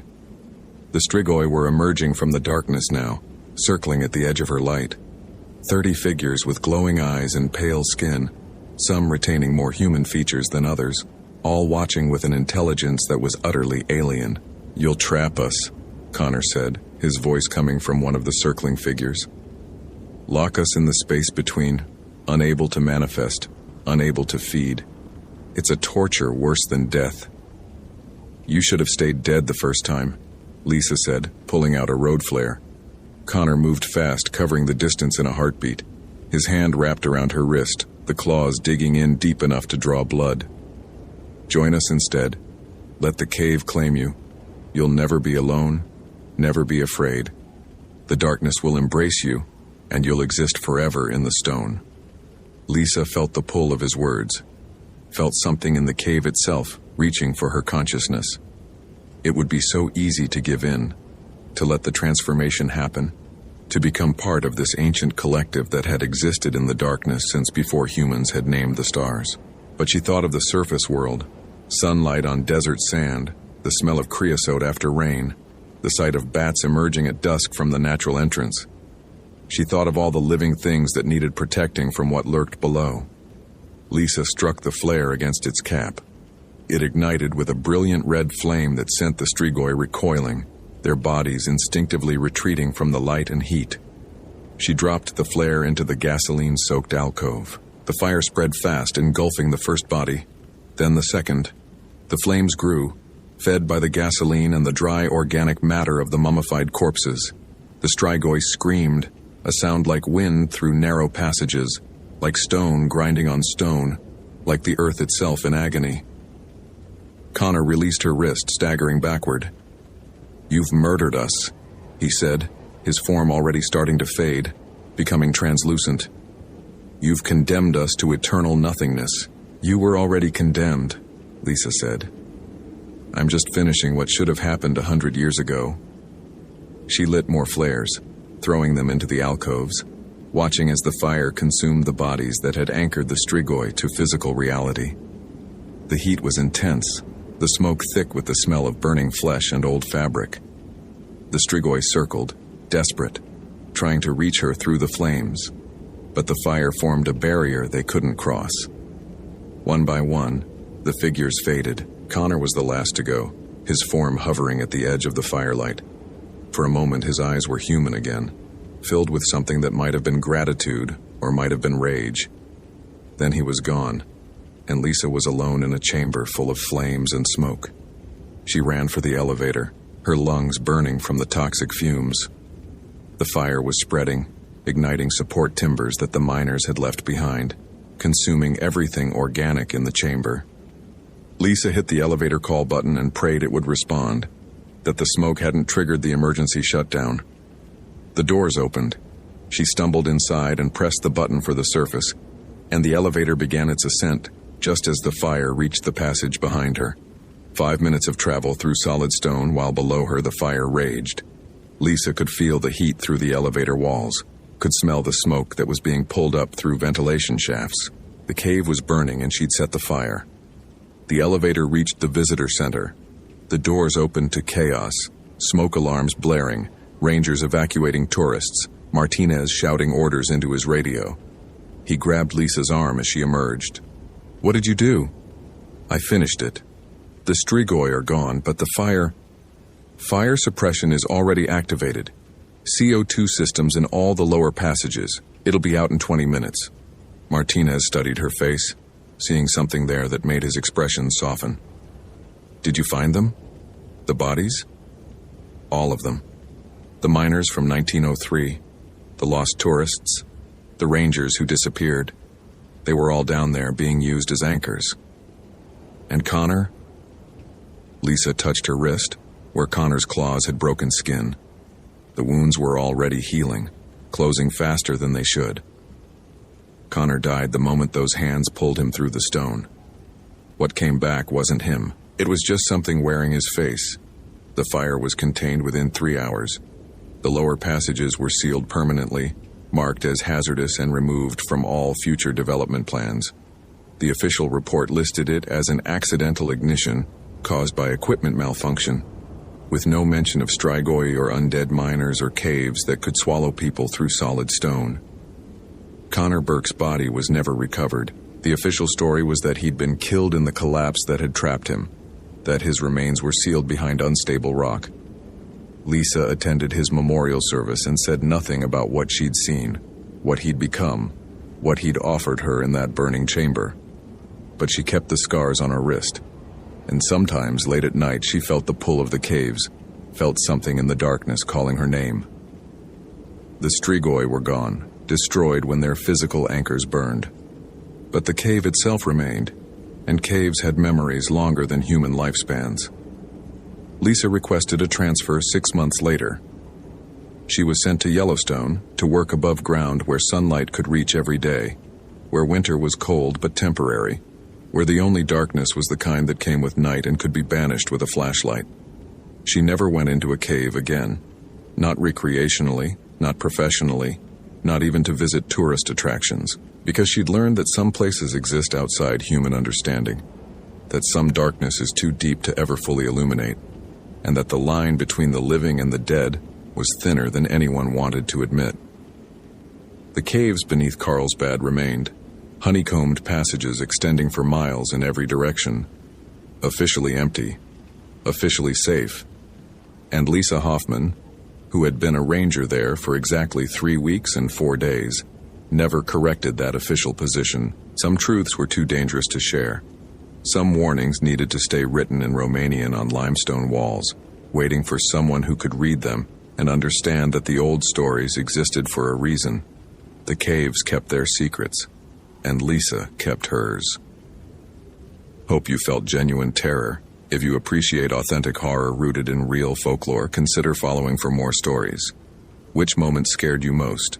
Share your theory about what really happened to Patterson. Amanda Castellano was explaining to the Blackfeet elder why his ghost stories were psychologically harmful when she saw Nathan Drake's corpse climb out of the lake behind him. It happened in absolute silence. No splashing, no gasping. Just the water parting as a figure rose from the depths of St. Mary Lake, backlit by the late September sun. The figure was human-shaped but wrong, skin the color of week-old bruises, bloated and swollen, moving with jerking puppet motions that no living body should make. Amanda's lecture died mid-sentence. The elder, Thomas Running Bear, age 73, traditional storyteller who'd been polluting tourists with superstition according to Amanda's complaint to park management, followed her gaze and went perfectly still. "You see him," Running Bear said quietly. Not a question. The figure on the lakeshore wore a ranger uniform. Waterlogged, torn, covered in something dark that might have been algae or might have been worse. As it turned toward them, Amanda recognized the face despite the bloating, despite the empty white eyes, despite the jaw hanging at an angle that suggested broken bones. Nathan Drake, missing for 3 weeks, presumed drowned after his kayak was found capsized near Wild Goose Island. SAR teams had searched for 9 days before calling it off. The lake was too deep, too cold. Bodies in glaciers' lakes didn't always surface. Everyone knew that. Except Nathan's body was standing 30 yards away, water streaming from its uniform, and it was looking directly at Amanda. "That's not possible," Amanda heard herself say. Her voice sounded distant, clinical, the same tone she used when debunking paranormal claims. Post-mortem gas formation can cause apparent movement, currents, decomposition stages creating. The corpse took a step toward them, then another. Its movements were stiff, mechanical, but purposeful, not drifting with current, not random post-mortem spasms, walking, deliberately, with intention. The smell hit them next. Decomposition, yes, but something else underneath, something older, like earth that hadn't seen sun in centuries, like iron and ice and rot mixed together into a stench that made Amanda's eyes water. "We need to go," Running Bear said. His hand closed on Amanda's arm with surprising strength. "Now. We need to go now." "That's Nathan Drake. He needs medical—" Amanda stopped. Medical attention for what? For being dead? For walking 3 weeks after drowning? She was a park ranger, not a horror movie protagonist. There had to be a rational explanation. The corpse's mouth opened. Water poured out. Then sounds, wet, grinding, like stones being crushed in a throat full of lake water. It might have been words, might have been Nathan Drake trying to speak. But whatever came out wasn't human language. Running Bear pulled Amanda backward. She stumbled, training warring with disbelief. You don't run from fellow rangers. You don't abandon someone who needs help. But the thing wearing Nathan's body took another step, and some primal instinct overrode all Amanda's rationality. They ran. Amanda had been a ranger at Glacier for 2 years. Before that, she'd spent 3 years at Denali and 2 at Acadia, 7 years in the National Park Service, and she'd built a reputation as the ranger who didn't tolerate nonsense.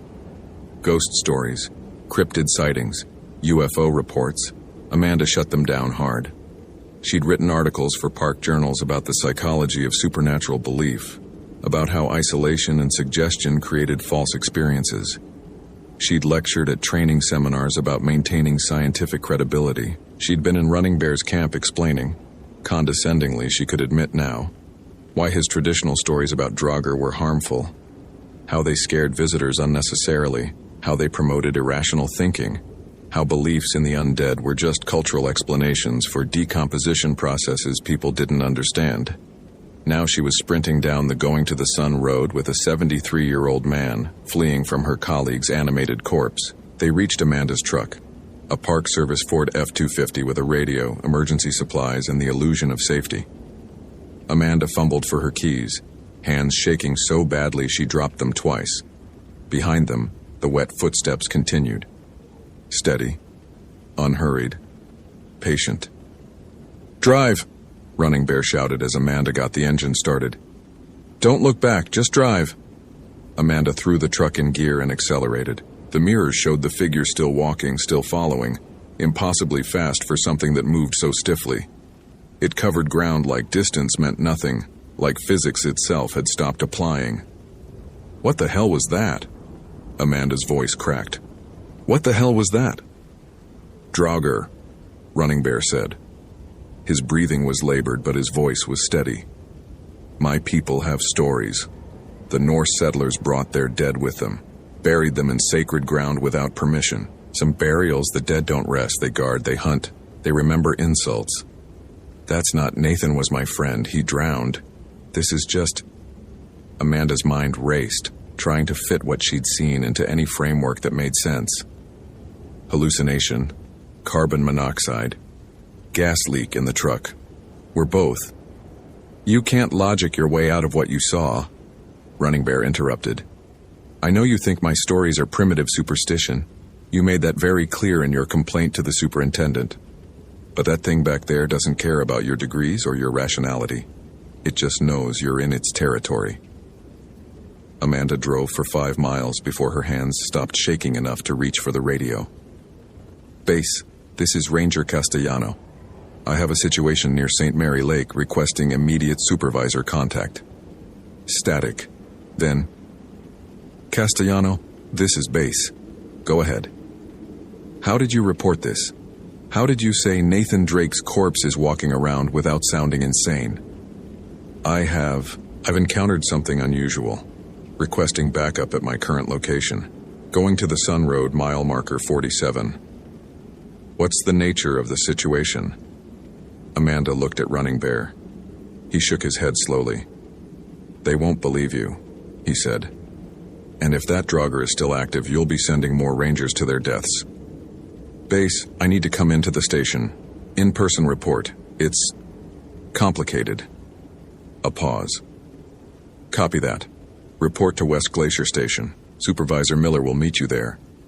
Amanda drove the remaining 30 miles in silence. Running Bear sat rigid in the passenger seat, occasionally glancing at the mirrors. The September afternoon had turned gray, clouds moving in from the west. Storm season in Glacier. Soon the Going to the Sun Road would close for winter, buried under snow until next June. At the West Glacier Station, Supervisor Miller, 56, 30 years with the Park Service, no patience for drama, met them in the parking lot. His expression suggested he'd already decided Amanda was wasting his time. Castellano, you pulled yourself off patrol for what exactly? Amanda took a breath. Rational, professional, just report the facts. I witnessed what appeared to be Nathan Drake emerging from St. Mary Lake. The figure matched his description but showed signs of advanced decomposition. It moved toward me in a threatening manner. I evacuated with Mr. Running Bear and returned here to report. Miller's expression didn't change. You saw a body in the lake. I saw a body walking out of the lake. Walking. Moving deliberately. And you immediately assumed it was Nathan Drake, who's been missing for 3 weeks. I recognized his face, his uniform. It was him. Miller sighed. Castellano, I'm going to say this kindly. You've been working double shifts since Nathan disappeared. You've been vocal about stress in the workplace. You filed multiple complaints about, he glanced at Running Bear, cultural practices you disagree with. I think you need some time off. I know what I saw. I'm sure you do. But what you saw and what actually happened might be two different things. Could have been a hiker in similar clothing. Could have been someone pulling a sick prank. Could have been, he paused delicately, stress manifesting as visual experiences. It happens, no shame in it. I saw him too, Running Bear said. We both did. Same thing, same time. Miller's expression suggested this made things worse, not better. Mr. Running Bear, with all respect, you have a documented history of sharing stories about undead spirits in the park. I appreciate your cultural traditions, but they're not evidence. So we're both hallucinating, Amanda said flatly, simultaneously, the same detailed hallucination. I'm saying you should take a week off, see the park counselor, get some perspective. Miller's tone said the discussion was over. I'll have another ranger check the St. Mary area. If there's anything unusual, we'll investigate properly. Amanda wanted to argue, wanted to demand they take her seriously, but she could see it in Miller's eyes. He'd already decided. The scientific ranger who didn't believe in ghosts was now reporting ghost sightings. The irony was too perfect. Her own reputation had trapped her. Fine, she said. I'll take the week. Running Bear gave her his phone number as they left the station. You'll need this. When it comes back, and it will come back, they won't help you, won't believe you. You'll need someone who understands. Understands what? That Norse zombies are real? That everything I've built my career on is wrong? Understands that the world is larger than what you permit yourself to see. Running Bear's eyes were kind, but firm. You spent 2 years telling everyone that our stories were superstition, that the spirits weren't real, that the land had no memory and the dead stayed dead. Now you know better. Question is, what will you do with that knowledge? Amanda drove home to her cabin near Lake McDonald, small, isolated, provided by the Park Service. 1 bedroom, a kitchen barely large enough to turn around in, and a view of the mountains that had made her fall in love with Glacier 2 years ago. She tried to sleep. Couldn't. Every time she closed her eyes, she saw Nathan's corpse rising from the lake, saw the water streaming from his mouth, saw those white, empty eyes tracking her. At 2 a.m., her phone rang. Unknown number. Hello? Wet breathing. Then that same grinding sound she'd heard at the lake. Stones in a throat. Water in lungs. Something trying to speak through a body that no longer worked properly. Amanda hung up. The phone rang again immediately. She turned it off. 3 minutes later, someone knocked on her cabin door. Amanda grabbed the Glock 22 she kept in her nightstand. Park rangers weren't typically armed, but Amanda had gotten special permission after a bear incident last year. She approached the door slowly, weapon ready. The knocking continued. Steady, patient, insistent. Who is it? No answer, just more knocking. Amanda looked through the peephole. Saw nothing. The porch light illuminated an empty stoop. But the knocking continued, and she could hear wet footsteps on the wooden boards. She backed away from the door. Called 911 on her landline. The dispatcher was professional, calm. She'd send a deputy. 15-minute ETA. Stay inside. Stay calm. The knocking stopped. Amanda listened, gun held in both hands, every nerve screaming. Outside, something heavy dragged across the porch. The sound moved around the cabin, circling, testing windows, finding weaknesses. Amanda's cabin had 4 windows, 2 in the bedroom, 1 in the kitchen, 1 in the bathroom. All locked, all covered with curtains. But she could track the thing's movement by sound. Wet, heavy, methodical. It reached the kitchen window. Stopped. Amanda heard fingernails, or something like fingernails, scraping against glass. Then silence. Amanda stood in her living room for 10 minutes, gun pointed at nothing, listening to her own heartbeat. The deputy arrived exactly on schedule. Sheriff's Deputy Morrison, late 40s, competent and thorough. He checked the perimeter, found nothing. No footprints despite the muddy ground. No signs of forced entry. No evidence anyone had been there at all. You sure you're okay? Morrison asked. Miller mentioned you'd had a stressful day. Of course, Miller had called ahead, prepared everyone to dismiss her. I'm fine. I heard something. I was wrong. Thank you for checking. Morrison left. Amanda sat on her couch, gun in her lap, and watched the windows until dawn. She called Running Bear at 7 a.m. You said it would come back. You were right. What do I do? You learn, Running Bear said. You listen to the stories you've been dismissing. You understand what you're dealing with. They met at his house, a modest home near the eastern border of the park, walls covered with photographs and traditional artwork. Running Bear's wife made coffee while he pulled out books, old books, some in English, some in Norwegian, some in languages Amanda didn't recognize. The Norse brought their honored dead with them when they settled, Running Bear explained. Buried them in high places, sacred ground, places of power. Your colleague, where did he die? St. Mary Lake, near Wild Goose Island. Running Bear pulled out a map, old and hand-drawn. This is from my grandfather's grandfather. Shows the sacred sites, the places where the veil is thin, where spirits walk. He pointed to St. Mary Lake, a circle drawn in faded ink. Burial ground. Vikings, maybe, or others before them. The land remembers. Nathan wasn't Viking. He was from Oregon. He drowned accidentally. The Draugr doesn't choose who it claims. It guards what's buried. Your friend died in its territory, and now his body serves its purpose. Running Bear looked at Amanda seriously. It will hunt you because you trespassed. Because you disturbed what should not be disturbed. Because you came to its sacred ground with disbelief and disrespect. I was just doing my job. Your job was to mock my stories, to tell visitors that the spirits weren't real, to laugh at the idea that some places are dangerous not because of bears or avalanches, but because the dead walk there. Running Bear's voice wasn't angry, just sad. You made yourself an enemy of the old ways. The Draugr knows this. It will not rest until you acknowledge what you denied. How do I stop it? You don't. You can't kill what's already dead. Running Bear pulled out another book, this one in Norwegian. But you can appease it. You can show respect. You can acknowledge the sacred ground and promise to protect it, not desecrate it with skepticism.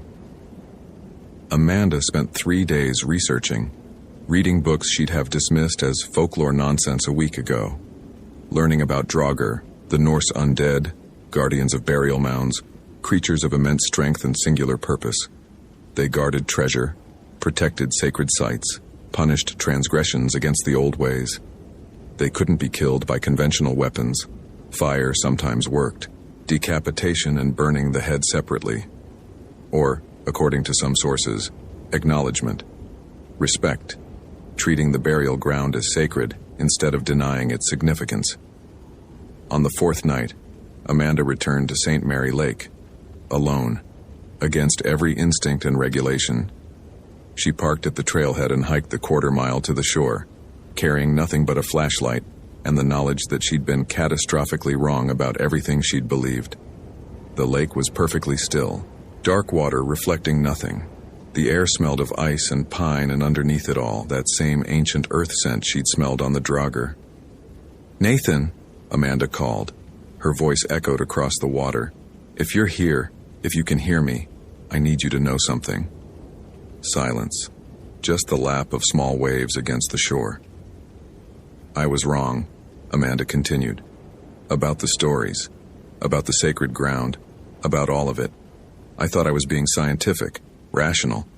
But I was just being arrogant. I dismissed things I didn't understand and called it critical thinking." The water began to move. Not wind-driven. Something below the surface, moving toward shore. Amanda's hands shook, but she didn't run. "This place is sacred. Whatever's buried here deserves respect. I was wrong to deny that. I'm sorry." Nathan's body rose from the lake. Slower this time, less aggressive. The bloated flesh was worse than before, decomposition accelerating even in the cold water, but the eyes, still white and empty, seemed almost curious. "I'll make sure this place is protected," Amanda said. "No more tourists, no more campgrounds nearby. I'll work with the tribe, with Running Bear, to make sure people understand this isn't just a lake. It's a burial ground. It's sacred. I'll spend the rest of my career making sure no one disrespects it again."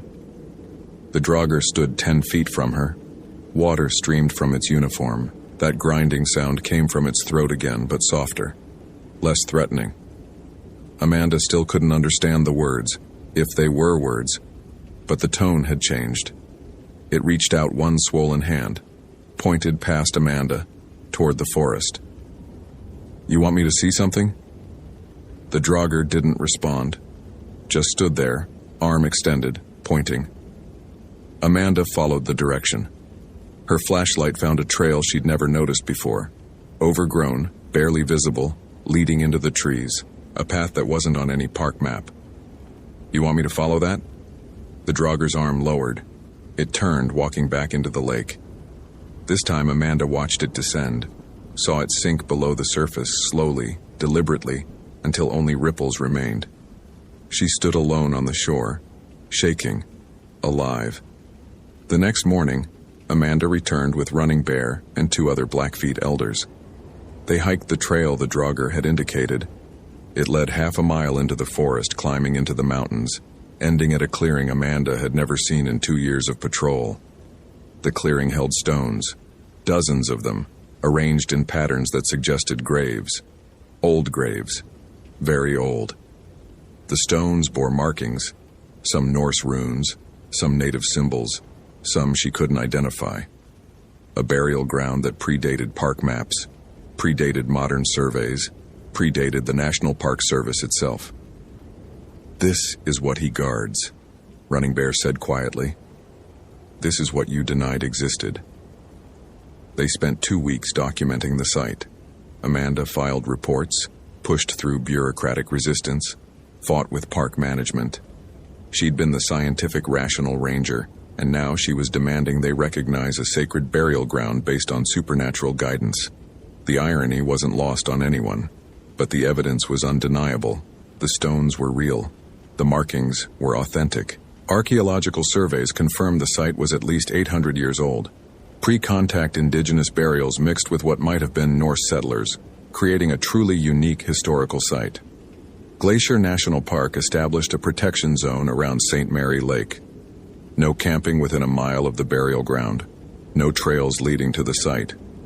Traditional Blackfeet ceremonies would be held to honor the dead. And Amanda Castellano, former skeptic, would oversee the protection personally. Nathan Drake's body was never recovered. The search was officially called off after 30 days. Amanda attended the memorial service and said nothing about what she'd seen. What would she say? That Nathan was still there, still walking, still guarding the burial ground in death as he hadn't known to do in life? She visited St. Mary Lake once a month, always at night, always alone. Sometimes she saw the drogger, Nathan's shape rising from the water, watching, ensuring the sacred ground remained protected.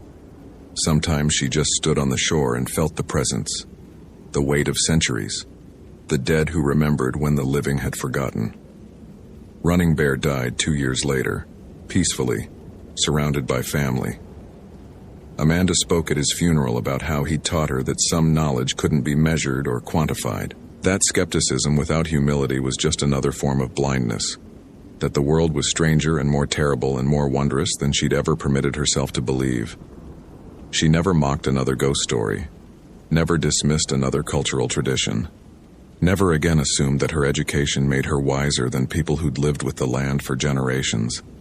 Because she'd seen the drogger. She'd looked into the empty eyes of a walking corpse and understood that reality was not limited by her ability to accept it. The dead could walk. The sacred ground demanded respect. And some rangers, after drowning, continued their patrol in forms that defied every natural law. Amanda Castellano kept the burial ground protected for 17 more years.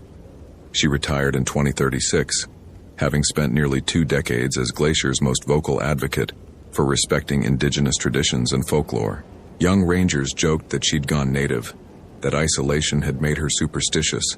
She never corrected them, just told them to be careful near St. Mary Lake, to respect the water, to remember that some places weren't safe not because of natural dangers, but because the dead walked there, guarding treasures that predated maps and science and rational thought. Most of them dismissed her warnings, just like she once had. Amanda hoped they'd never learn the truth the way she had. Hoped they'd never see what climbed from the lake on cold September nights when the veil was thin, and the drogger remembered its purpose. But if they did, if some arrogant young ranger with degrees and confidence someday found themselves face to face with impossible horror, Amanda had left instructions, numbers to call, elders to contact, ways to survive an encounter with something that shouldn't exist, because the world was stranger than most people would ever know, and some lessons could only be learned through terror. The drogger still walked. Nathan Drake's body still guarded the burial ground. And Amanda Castellano, who'd once been so certain she knew everything, had learned the most important lesson of all: humility in the face of mystery, respect for what you don't understand, and never, never assume that death means the end of duty. Some rangers patrolled forever, some guardians never rested, and some sacred grounds demanded protection long after the living had stopped believing they existed. Amanda believed, and belief, she'd learned, was its own form of sight. Hope you felt genuine terror. If you appreciate authentic horror rooted in real folklore, consider following for more stories. Which moment scared you most? Share your theory about what happened. Emily Sorensen found the first symbol carved into her truck's hood at dawn. 3 interlocking circles filled with something that looked like dried blood but smelled like burnt hair. She stood in the parking lot of the Jenny Lake Ranger Station, coffee cooling in her hand, staring at the vandalism. The circles were precise, carved deep into the paint with something sharp. In the center of each circle, a different symbol. One looked like an inverted cross. One resembled a crude eye. The third was unfamiliar, jagged lines radiating from a central point like a malformed star. Emily's first thought was kids. Her second thought was cult nonsense. Grand Teton attracted its share of New Age types, crystal healers, self-proclaimed shamans. Her third thought, the one that made her hands shake, was that someone had done this while she slept inside the ranger station, 20 feet from where she'd been sleeping, close enough to touch her truck, close enough to do worse. She pulled out her cell phone. No signal. Standard for this part of the park in 2003, coverage was spotty at best, non-existent in the backcountry. She'd have to use the landline inside to report the vandalism. But first, she took photographs. Digital camera, Park Service issue. Documented the damage from multiple angles, the way the blood had pooled in the carved grooves, the precision of the symbols, the fact that her truck was the only one vandalized. 3 other vehicles in the lot remained untouched. Inside, she called her supervisor, got voicemail, left a message. Peterson, it's Sorensen. Someone vandalized my truck overnight, carved symbols into the hood. Looks like, I don't know, some kind of ritual markings. Need to file a report. She hung up and immediately dialed another number. Her landline at home in Jackson, 20 miles south. Her daughter Mia answered on the 3rd ring, voice thick with sleep. Mom? Hey, sweetie, just checking in. You okay? It's 6 in the morning. Mia was 13, old enough to stay alone when Emily pulled overnight shifts, but young enough that Emily worried constantly. Single-parent math. Work enough to pay rent, but not so much you become an absent mother. The balance never worked. I know, sorry. Just wanted to hear your voice. Emily didn't mention the vandalism, didn't mention that someone had been close enough to her truck to carve threats into it. Mrs. Chen is still picking you up for school, right? Yeah, at 7:30. A pause. Mom, are you okay? You sound weird. I'm fine, just tired. Long night. I love you. Love you too. Emily hung up and stared at her truck through the window. The symbols caught the early morning light, throwing strange shadows. She'd worked for the National Park Service for 6 years. 3 at Rocky Mountain, 3 here at Grand Teton. She'd dealt with drunk tourists, aggressive wildlife, search and rescue operations in blizzards. She'd never felt unsafe at work. Until now. The feeling of being watched crawled up her spine. Emily turned slowly, scanning the parking lot, the tree line beyond. Nothing moved. Just lodgepole pines swaying in the September breeze. But the feeling persisted, eyes on her back, invisible but intense. Her radio crackled. Sorensen, this is Peterson. Got your message. What the hell happened? Emily grabbed the radio. Someone vandalized my truck, carved symbols into the hood. Happened overnight while I was inside the station. Symbols? What kind of symbols? Religious looking. Occult, maybe. 3 circles with markings inside. Emily hesitated. And something that looks like blood. Silence. Then, I'll send Deputy Morrison to take a report. Don't touch anything. And Sorensen, maybe consider staying somewhere else tonight. If someone got that close to your vehicle. I can't afford a hotel, Peterson. You know that. Single mother on a ranger's salary. Every dollar counted. The Park Service housing was supposed to be available, but the wait list was 2 years long. So Emily commuted from Jackson, stayed overnight at the station when she pulled doubles, and tried not to think about how tight the budget was. Just be careful. Morrison will be there in an hour. Deputy Morrison arrived 90 minutes later. Mid-50s, competent, but his expression when he saw the symbols made Emily's unease deepen. You recognize these? She asked. Morrison photographed the damage, measured the carvings, took samples of the substance in the grooves. I've seen similar markings before. Not here. Over in Teton Village couple years back. Someone was leaving them on doors, mailboxes. We never caught who. What do they mean? Morrison glanced at her, then away. You ever hear stories about the Romanian family that settled near Jackson in the 1890s? Emily shook her head. They came over during the immigration wave, brought their traditions with them, their beliefs. Morrison's voice dropped. Their superstitions. There's folks around here, descendants mostly, who still practice the old ways. Animal sacrifice, protection rituals, marking territory. This is marking territory. This is marking you. Morrison met her eyes. These symbols, they're from Strigoi folklore. Romanian vampire legends. The marks ward off Strigoi, or summon them depending on who's doing the marking and why. Emily laughed, but it came out hollow. You're saying someone thinks I'm a vampire? I'm saying someone's sending you a message.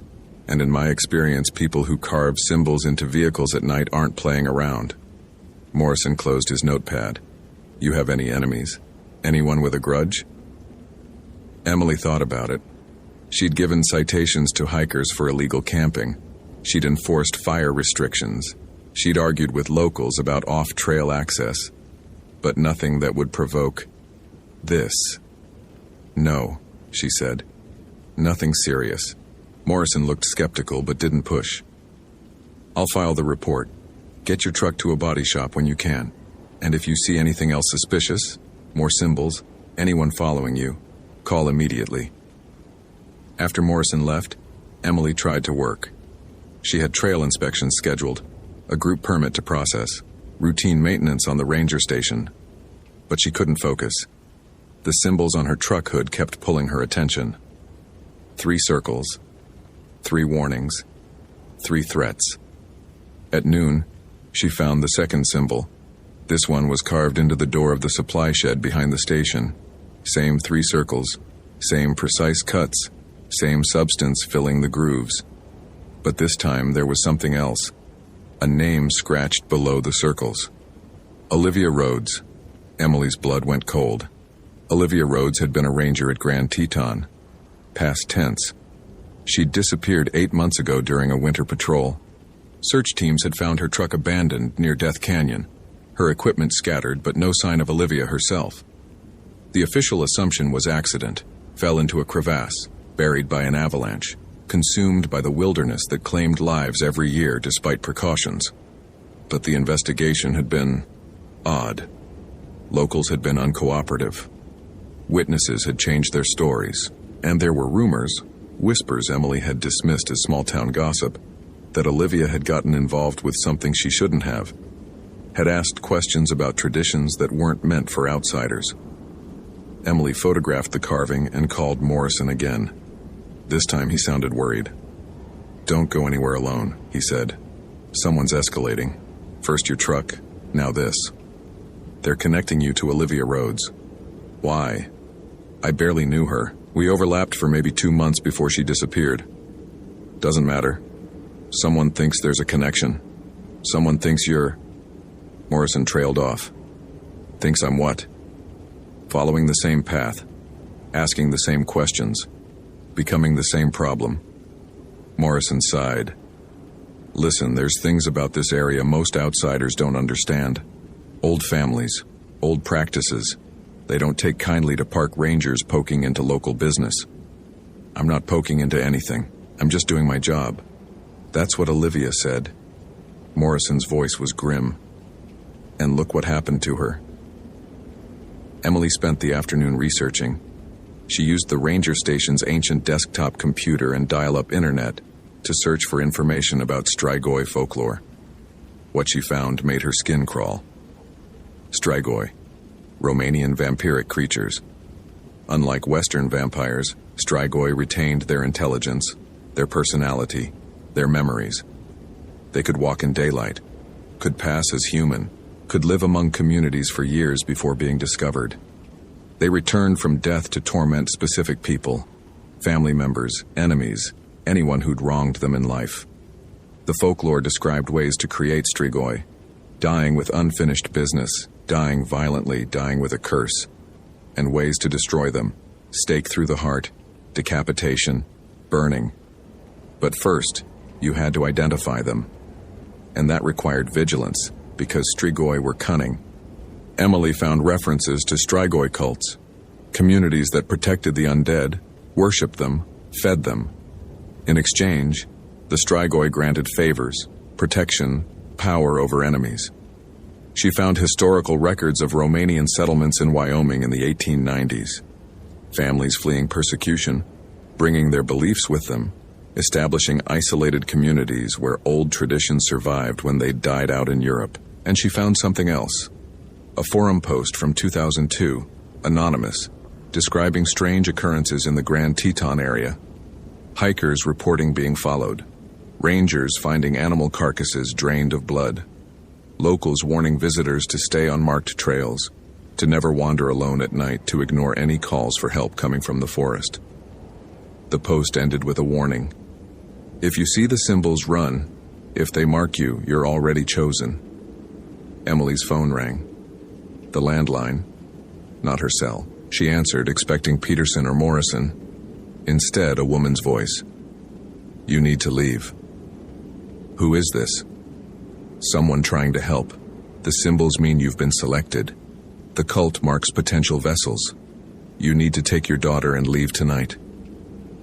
Emily's heart stopped. How do you know about my daughter? Because I helped mark Olivia Rhodes, and I've regretted it every day since. The voice was young, frightened. Please, just leave. Don't ask questions. Don't investigate, just go. Who are you? Where's Olivia? What happened to her? She became what they needed her to become. What they'll make you become if you stay. A sound in the background. Voices. Movement. I have to go. They can't know I called. Please. Your daughter's name is Mia. She's 13. She takes the bus from Jackson Elementary. You pick her up at 3:30 every day you're not working. I know because we've been watching. We know everything. And if you don't leave, they'll use her to make you compliant. The line went dead. Emily stood frozen, phone pressed to her ear, hearing only dial tone. Someone had been watching Mia, knew her schedule, knew her school. The symbols weren't just threats against Emily. They were threats against her daughter. She grabbed her keys and ran to her truck. The vandalized hood stared at her like a warning she'd failed to heed. She got in anyway, started the engine and drove toward Jackson faster than was safe on the mountain roads. Mia was at Mrs. Chen's house, safe, doing homework. Emily picked her up early, ignoring the questions, the confusion. She drove home, packed bags, threw clothes and essentials into duffel bags with shaking hands. Mom, what's happening? Mia's voice was small, scared. We're taking a trip. Just for a few days. Visit Aunt Sarah in Bozeman. But I have school, and you have work. It's an emergency. Emily couldn't explain. Couldn't say, a cult is watching us. They marked me with vampire symbols. They threatened you to control me. We just need to go, now. They were loading the truck when Emily saw the figure at the end of the driveway. Tall, female, pale in the twilight. She wore clothes that looked decades old, long dress, dark shawl. And she was perfectly still, watching them with eyes that reflected the porch light wrong. Too bright, too reflective, like an animal's eyes. Mom? Mia grabbed Emily's arm. Get in the truck, now. They scrambled inside. Emily started the engine, but more figures appeared, stepping out from behind trees, emerging from shadows. 6 of them, 8, 10, all dressed in those anachronistic clothes, all moving with that same eerie stillness. They surrounded the truck, didn't approach, didn't threaten, just stood in a circle, blocking every exit. Emily locked the doors, pulled out her cell phone, still no signal. She reached for the radio, Park Service frequency. Base, this is Sorensen. I have a situation at my residence. Multiple individuals blocking my vehicle, requesting immediate law enforcement. Static. Then a voice, but not the dispatcher. A man's voice, old and accented. You cannot call for help, Emily Sorensen. Your radio works only when we permit it. Your phone connects only when we allow it. You are in our territory now, subject to our rules. Who are you? We are the descendants of the old families, the keepers of traditions, the servants of the Strigoi. A pause. And you have been chosen to serve. One of the figures approached the truck. The pale woman Emily had seen first. Up close, she looked younger, maybe 30, but her eyes were ancient. She placed both palms on Emily's window. The glass fogged where she touched it despite the warm evening. My name was Olivia Rhodes, the woman said. Her voice was hollow, layered, like multiple people speaking in unison. 8 months ago, I was like you. Ranger, mother, someone who didn't believe. Then they marked me. Then they took me. Then they made me into this. Emily stared. This couldn't be Olivia. Olivia was missing, presumed dead. But the face was right. The voice, underneath the hollow quality, was right. What did they do to you? What they'll do to you if you don't cooperate. The Strigoi needs a new vessel. His current body is failing. Too old, too damaged from centuries of use. He requires fresh blood, young blood, ranger blood, because rangers can move freely in the park, can access restricted areas, can hide bodies. Olivia's expression didn't change, but her eyes leaked tears. I resisted. For 3 days I resisted. Then they brought my son to the ritual site, and I stopped resisting. I don't have a son. You have a daughter.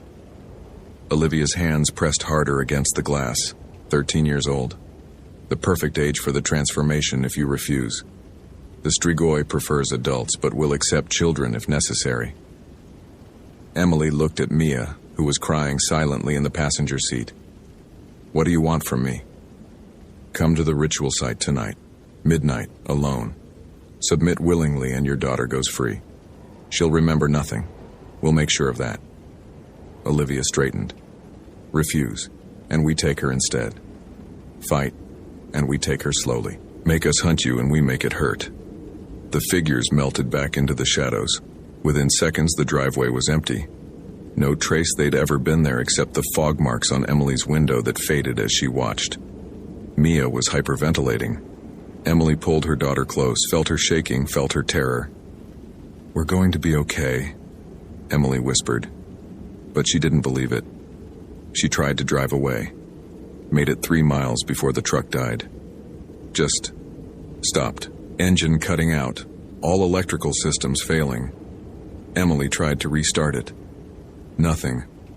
They were stranded on a dark Wyoming road with no cell signal and no help coming. Emily made a decision. She pulled Mia out of the truck, and they started walking. Not toward Jackson. That's where the cult would expect them. But into the forest. Toward the backcountry, where Emily knew every trail and emergency shelter. They hiked through the night. Emily used her ranger knowledge, game trails, water sources, navigation by stars. Mia followed without complaint, too scared to argue. They heard sounds in the forest around them, footsteps keeping pace, whispers in languages Emily didn't recognize. But nothing attacked. Not yet. By dawn, they'd reached one of the emergency shelters, small cabins maintained by the Park Service for rangers caught in storms. Emily broke the lock, got them inside, barricaded the door. The cabin had supplies. Food, water, a radio. Emily tried the radio. It worked. She could hear dispatcher chatter, but every time she tried to transmit, her voice wouldn't go through. Just static, like something was blocking her specifically. They're toying with us, Emily realized. They could take us any time. They're just making us run first. Mia looked at her with huge, terrified eyes. What are they, Mom? Emily couldn't lie anymore. Something old, something evil, something that shouldn't exist but does. They stayed in the cabin through the day. Emily checked the supplies, enough food for 3 days, enough water for 5. After that, they'd have to move or risk dehydration, but she couldn't lead her daughter deeper into the wilderness. Mia wasn't trained for this, and winter was coming. September and the Tetons could bring early snow. They'd freeze if they tried to hide out long term. At sunset, someone knocked on the cabin door. Emily grabbed the fire axe from the emergency supplies. Go away. Mrs. Sorensen, it's Deputy Morrison. Your supervisor reported you missing. I'm here to help. Emily didn't move. Could be Morrison. Could be a trick. How do I know it's really you? Because I'm the one who told you about the Romanian families. About the Strigoi. I was trying to warn you without saying too much. A pause. And because I know where your truck is, 3 miles south, dead on the road. No mechanical failure. No damage. Just stopped. Emily cracked the door, axe ready. Morrison stood outside, alone, looking exhausted. He held up his hands. I'm not with them. I'm not part of the cult, but I've lived here 30 years, and I know what they're capable of. He glanced at the darkening forest. We need to move. Now. They'll come for you at midnight. That's when the ritual requires you. We have 3 hours to get you and your daughter out of Teton County. Why should I trust you? Because I helped Olivia Rhodes try to escape, and I've regretted failing her every day since. Morrison's expression was haunted. I can't save her. She's gone. Transformed. Part of them now. But I can save you. If you let me. Emily looked at Mia. Her daughter nodded slightly. What choice did they have? They followed Morrison through the forest. He moved fast, knew the terrain. Ex-military, Emily remembered. He'd been deployed somewhere, Bosnia maybe, before becoming a deputy. He knew how to move silently, how to avoid detection. They were 2 miles from the county line when the cult found them. They didn't appear gradually, they just were there, surrounding Morrison, Emily, and Mia in a loose circle. 30 people. 40. Some Emily recognized as Jackson locals. Some were strangers. And at the center, Olivia Rhodes, pale and hollow-eyed. You brought law enforcement, Olivia said to Emily. That complicates things. Morrison pulled his service weapon. Let them go. They haven't done anything wrong. They exist. That's enough. Olivia tilted her head. You tried to help me escape, deputy. You failed. You'll fail again. Maybe, but I'll make you work for it. Morrison aimed at Olivia. I know the old ways. I know what hurts Strigoi. Silver bullets, blessed by a priest who understands the old rituals. Olivia smiled, and her teeth were wrong. Too many, too sharp. Then shoot. Morrison fired. The bullet hit Olivia's center mass. She stumbled backward, genuine pain crossing her features. The cult members hissed in unison, a sound that made Emily's skin crawl. Run! Morrison fired again, providing cover. Emily grabbed Mia and ran. Behind them, sounds of struggle, Morrison shouting, the cult members screaming in rage, and underneath it all, a deeper sound, something ancient waking up, something angry at being defied. They broke through the county line 10 minutes later, crossed into Lincoln County. Emily felt it immediately, the oppressive weight lifting, the feeling of being watched fading. They collapsed on the side of the road. A truck stopped, some rancher heading home late. He saw their condition and didn't ask questions, just drove them to the sheriff's station in Afton. Morrison never made it out. They found his body 2 days later, in the forest where they'd been attacked. Official cause of death, animal attack. Bear, probably. Though the wounds were wrong, the blood loss extreme, and the expression on Morrison's face suggested he'd seen something no bear could create. Olivia Rhodes was never found. The cult was never prosecuted. No evidence, no witnesses willing to testify. Emily tried to push for an investigation but was stonewalled at every level. Teton County had its secrets, and outsiders weren't welcome to examine them. Emily transferred out of Wyoming. Took Mia to Colorado, got a job with Rocky Mountain National Park where she'd worked before. She never told anyone what happened. Who would believe it? Vampires, cults, the dead returning with hunger. But she kept Morrison's warning in her mind. Some places have old traditions. Some families keep old ways. And some things that die don't stay dead. 15 years later, Emily heard that Olivia Rhodes had died in a house fire in Jackson. The whole cult compound burned. No survivors. Local authorities called it an accident. But Emily wondered if someone had finally finished what Morrison started. If someone had burned the Strigoi and its servants, ending the cycle. She hoped so. Because the alternative, that the cult still existed, still marked victims, still served something ancient and hungry, was too terrible to contemplate.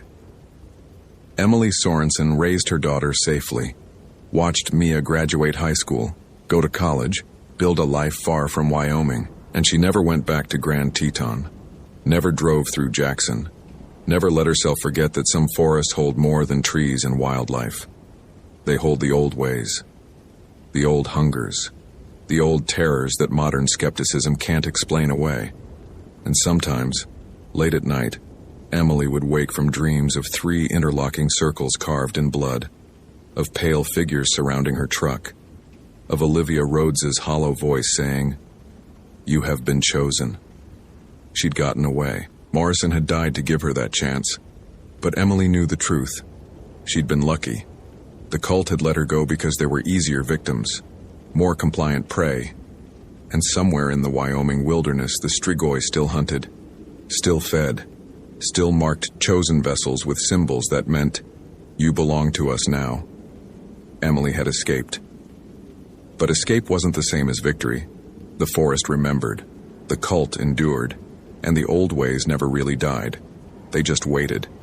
Patient, hungry, eternal. Hope you felt genuine terror.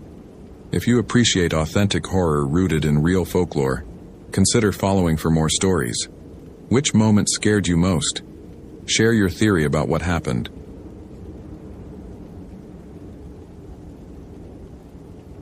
The circle was still burning when Benjamin Reeves found it at 6:47 a.m., flames rising waist-high from scorched earth arranged in perfect geometric patterns between 3 giant sequoias. The fire produced no smoke, just heat shimmer and that distinctive wavering that made the ancient trees beyond appear fluid, unstable, as if reality itself was melting in the thermal distortion. Benjamin approached cautiously, his hand not moving to his Glock but to the bench-made folder clipped to his belt. Old habit from 8 years with the Marines, reaching for the knife before the gun, because knives never jammed or ran out of ammunition. Not that either weapon would be useful against fire, but 12 years as a Sequoia National Park ranger had taught Benjamin that most situations required tools rather than weapons. The flames formed concentric circles, 3 rings of fire burning without visible fuel, without spreading to the surrounding forest floor, despite October's accumulated pine needles and drought-dried vegetation. At the center lay a backpack, standard REI model, forest green, partially consumed by flames that had burned through nylon and melted the aluminum frame, but left the contents oddly untouched. Benjamin keyed his radio. "Dispatch, this is Reeves at the Giant Forest sector. I've got an active fire situation approximately 10 feet in diameter. Origin unknown. Requesting fire suppression team." Static, then Maria's voice from the ranger station. "Copy that, Reeves. Is there threat to the forest? Do you need immediate response?" Benjamin studied the flames, noting how they remained contained within their geometric pattern, how they produced heat he could feel from 15 feet away but generated no smoke, left no char on the surrounding ground beyond the defined circles. Negative on immediate threat. Fire is contained within a specific perimeter. But this isn't natural. Someone set this deliberately. Arson investigation? Maybe. It's weird, Maria. Really weird. The flames don't have a fuel source I can identify. Stay clear until fire team arrives, ETA 20 minutes. Benjamin maintained distance, documenting the scene with his phone's camera. The backpack at the center bore a permit tag. Lucas Webb, 29, from Berkeley. Permitted for 3 days of backcountry research in the Giant Forest area. Benjamin pulled up the permit database on his phone. Lucas Webb was listed as a mycologist, studying fungal networks in old-growth sequoia groves. The permit had been issued 5 days ago.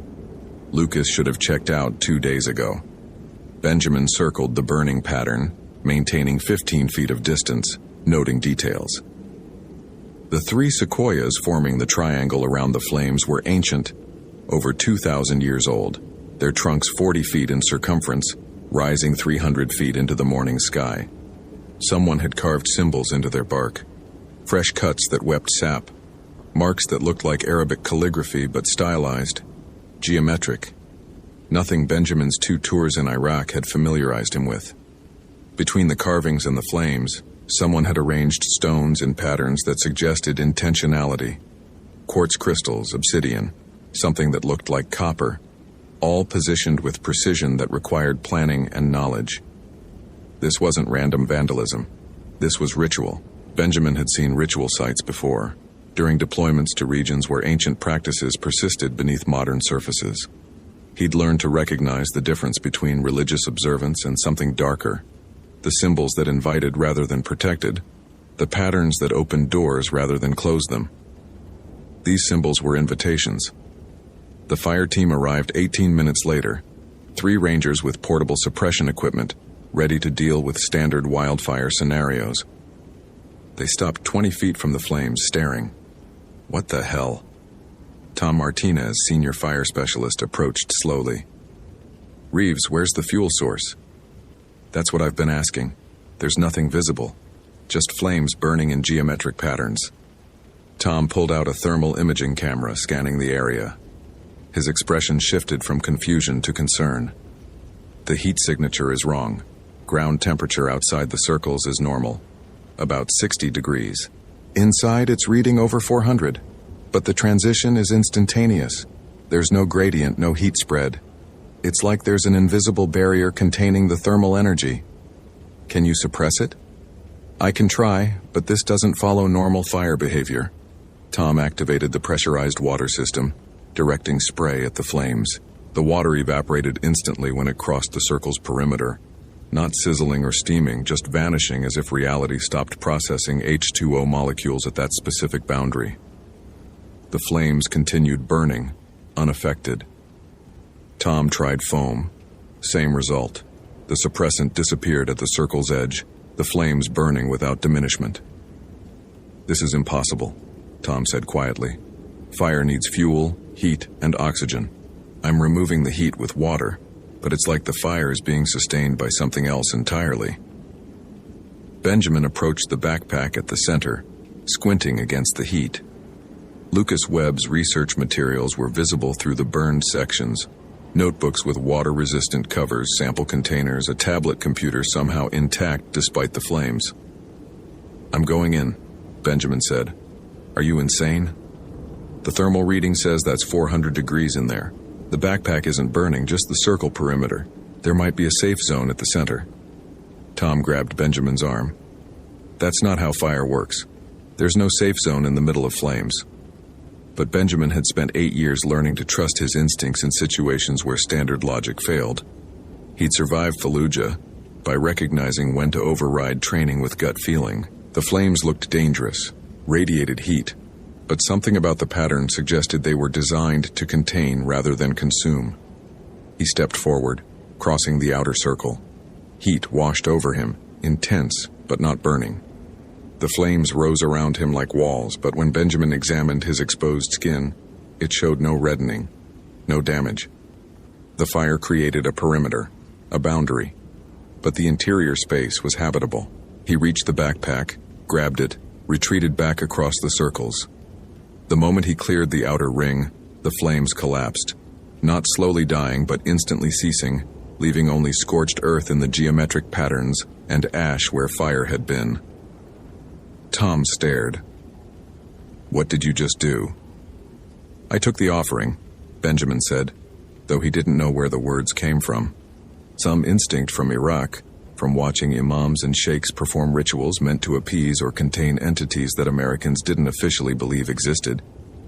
He opened Lucas Webb's backpack, finding the mycologist's research notes, sample containers with mushroom specimens and something that didn't fit, a leather-bound book, pages covered in Arabic script, bookmarked at a section titled Tukus al-Istihdar, with an English notation in the margin.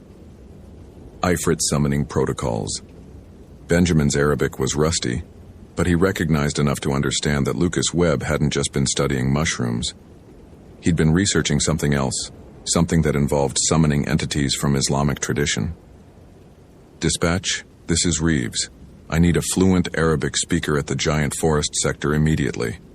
And I need to know if we've had any other unusual fire reports in this area over the past week. Maria responded within minutes. We've had 3 reports of unexplained fires, all in the Giant Forest sector, all burning without visible fuel source, all self-extinguishing within hours. First report came 5 days ago. Most recent was yesterday evening. 5 days, when Lucas Webb had entered the backcountry. Get me someone who reads Arabic. This just became a priority investigation. Benjamin spent the next hour documenting the site, photographing the symbols carved into sequoia bark, the stone arrangements, the scorched circles that showed no fuel residue. His phone's compass acted strangely near the carved symbols, the needle spinning without settling, as if magnetic north had become negotiable. Dr. Aisha Rahman arrived at 9:30 a.m., a visiting scholar from UC Davis who'd been conducting research on indigenous uses of sequoia resources. She was Egyptian American, fluent in Arabic, and looked skeptical when Benjamin explained why he'd requested her presence. "You want me to translate a summoning ritual?" "Mr. Reeves, I'm a botanist, not a folklorist. But you read Arabic, and this case involves someone who disappeared while apparently attempting to summon something from Islamic tradition. I need to know what he was trying to do." Dr. Rahman examined the leather-bound book, her expression shifting from skepticism to concern. "This is a grimoire. Specifically, it appears to be a 19th century copy of sections from the Picatrix, an Arabic text on astral magic. The notation system suggests North African origin, probably Moroccan. Can you read it?" "I can read the Arabic. Understanding the intent is different." She flipped through pages, stopping at Lucas Webb's bookmarks. This section deals with jinn summoning. Specifically, it describes protocols for binding Ifrit, the most dangerous classification of jinn. Beings of fire without smoke, mentioned in the Quran, described in Islamic tradition as having free will and the capacity for both good and evil. Benjamin thought about the smokeless flames, the way they'd burned without fuel. Is there any truth to these rituals? Can someone actually summon a jinn? Dr. Rahman looked uncomfortable. "You're asking me if magic is real. I'm asking if there are documented cases of these rituals having effects. I don't care about the mechanism, prayer, psychology, coincidence, actual supernatural entities. I care about outcomes." She was quiet for a moment, then spoke carefully. "My grandmother in Cairo was a healer. She used Quranic verses and traditional practices that modern medicine would classify as superstition. But I watched her treat conditions that doctors couldn't cure. Whether that was faith, placebo effect, or something else, I saw results that defied simple explanation. So it's possible Lucas Webb summoned something? It's possible Lucas Webb attempted a ritual, believed he was summoning something, and acted according to that belief. Whether an actual jinn was involved..." She gestured at the scorched circles, the carved symbols. "This fire burned without fuel. Your equipment couldn't extinguish it. And you say it stopped the moment you removed the offering. That's not normal fire behavior." Benjamin pulled out Lucas's research notes, reading entries that documented the mycologist's progression from scientific research to obsession with something else entirely. The early entries were standard: fungal network mapping, sample collection, ecological observations. Then, dated 4 months before his Sequoia trip, the entries changed. Found reference in Moroccan folklore to jinn inhabiting fungal networks. Makes symbolic sense. Both operate as underground networks. Both can be beneficial or harmful. Need to research further. 2 months ago. The Ifrit aren't evil. They're misunderstood. They exist as beings of pure fire, pure transformation. They can grant wishes, but the price is always proportionate. I need to understand the protocols. 3 weeks ago. Located a Picatrix manuscript copy. The summoning ritual requires 3 ancient trees forming a triangle, specific stone arrangements, and invocation at dawn, when fire and air elements are balanced. Sequoia's giant trees are perfect, old enough to have witnessed multiple civilizations, powerful enough to anchor an Ifrit manifestation. 1 week ago. Permit approved. I'm ready. If this works, if I can successfully summon and bind an Ifrit, the applications are unlimited. Imagine having access to an entity that can manipulate fire, grant transformation, answer questions about reality's fundamental nature. The final entry dated 5 days ago. The ritual is prepared. Dawn tomorrow. I've followed every protocol. 3 circles, 7 stones per circle, invocations in classical Arabic. If the texts are accurate, the Ifrit will manifest at sunrise. I'll document everything. No entries after that date. He actually tried to summon a fire spirit, Benjamin said, feeling the absurdity of the statement even as evidence suggested it might be accurate. And something happened. Either the ritual worked, or Lucas believed it worked strongly enough to disappear into the forest. Dr. Rahman pointed to a passage in the grimoire. This section warns about binding failures. If an Ifrit is summoned but not properly contained, it becomes free-willed, capable of granting twisted wishes or claiming the summoner as payment for the invocation. The text emphasizes that Ifrit are not servants. They're entities with their own desires, their own agendas. Attempting to command them without proper authority is described as... She searched for the right translation. Hubris that invites destruction. Benjamin thought about the 3 fires reported over 5 days. Lucas had performed the ritual 5 days ago. The fires had been appearing since then, burning without fuel, in patterns that suggested deliberate placement. If an Ifrit was summoned and not contained, what would it do? Islamic tradition describes Ifrit as territorial and proud. They're associated with ruins, deserted places, areas where human civilization has failed. They're neither inherently malevolent nor benevolent. They're powerful entities that respond to how they're treated.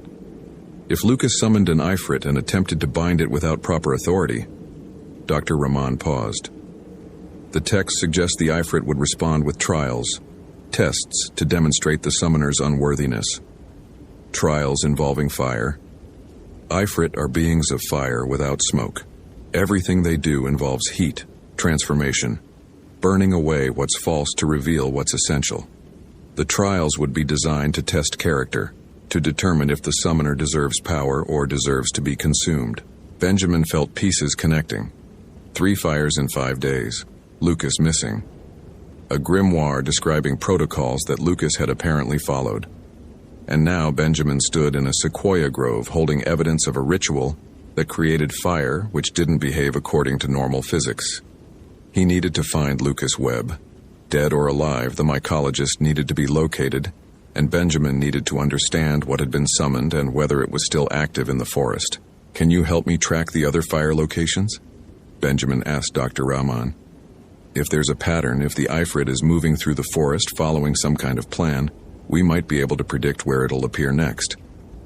Over the next 2 hours, they mapped the fire sites on Benjamin's tablet, overlaying them with topographical data, trail systems, and the sequoia distribution patterns. 3 sites formed a triangle covering approximately 5 square miles of the giant forest sector. At the center of that triangle stood the General Sherman tree, the largest living organism on Earth, a sequoia over 275 feet tall, 36 feet in diameter at its base, estimated to be 200 years old.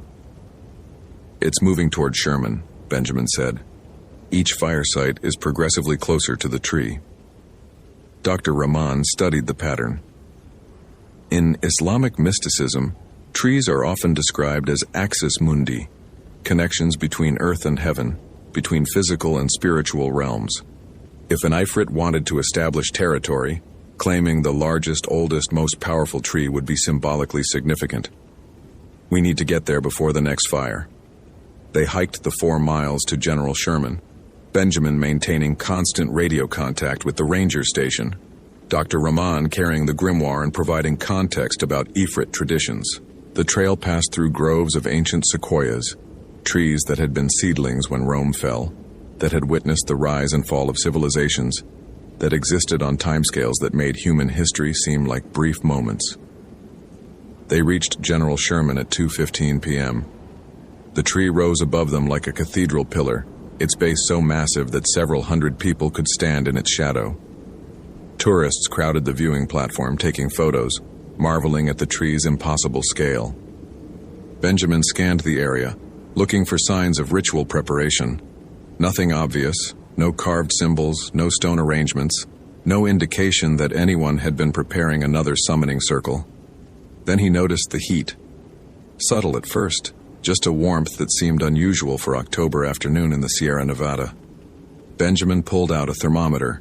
Ambient air temperature was showing 78 degrees, but near the base of General Sherman, the reading jumped to 95 degrees. "It's already here," Benjamin said quietly. "The Ifrit has claimed this tree." Dr. Rahman opened the grimoire, reading rapidly. There's a banishment ritual. Verses from the Quran specifically used to command jinn to depart, but it requires... She paused, reading more carefully. It requires authority. The person performing the banishment must have spiritual legitimacy, must speak with conviction that the jinn recognizes as genuine. I'm not a religious scholar. I don't have that kind of authority. Then we need to find someone who does, or... Dr. Rahman looked troubled. Or we need to negotiate. Ifrit respond to respect.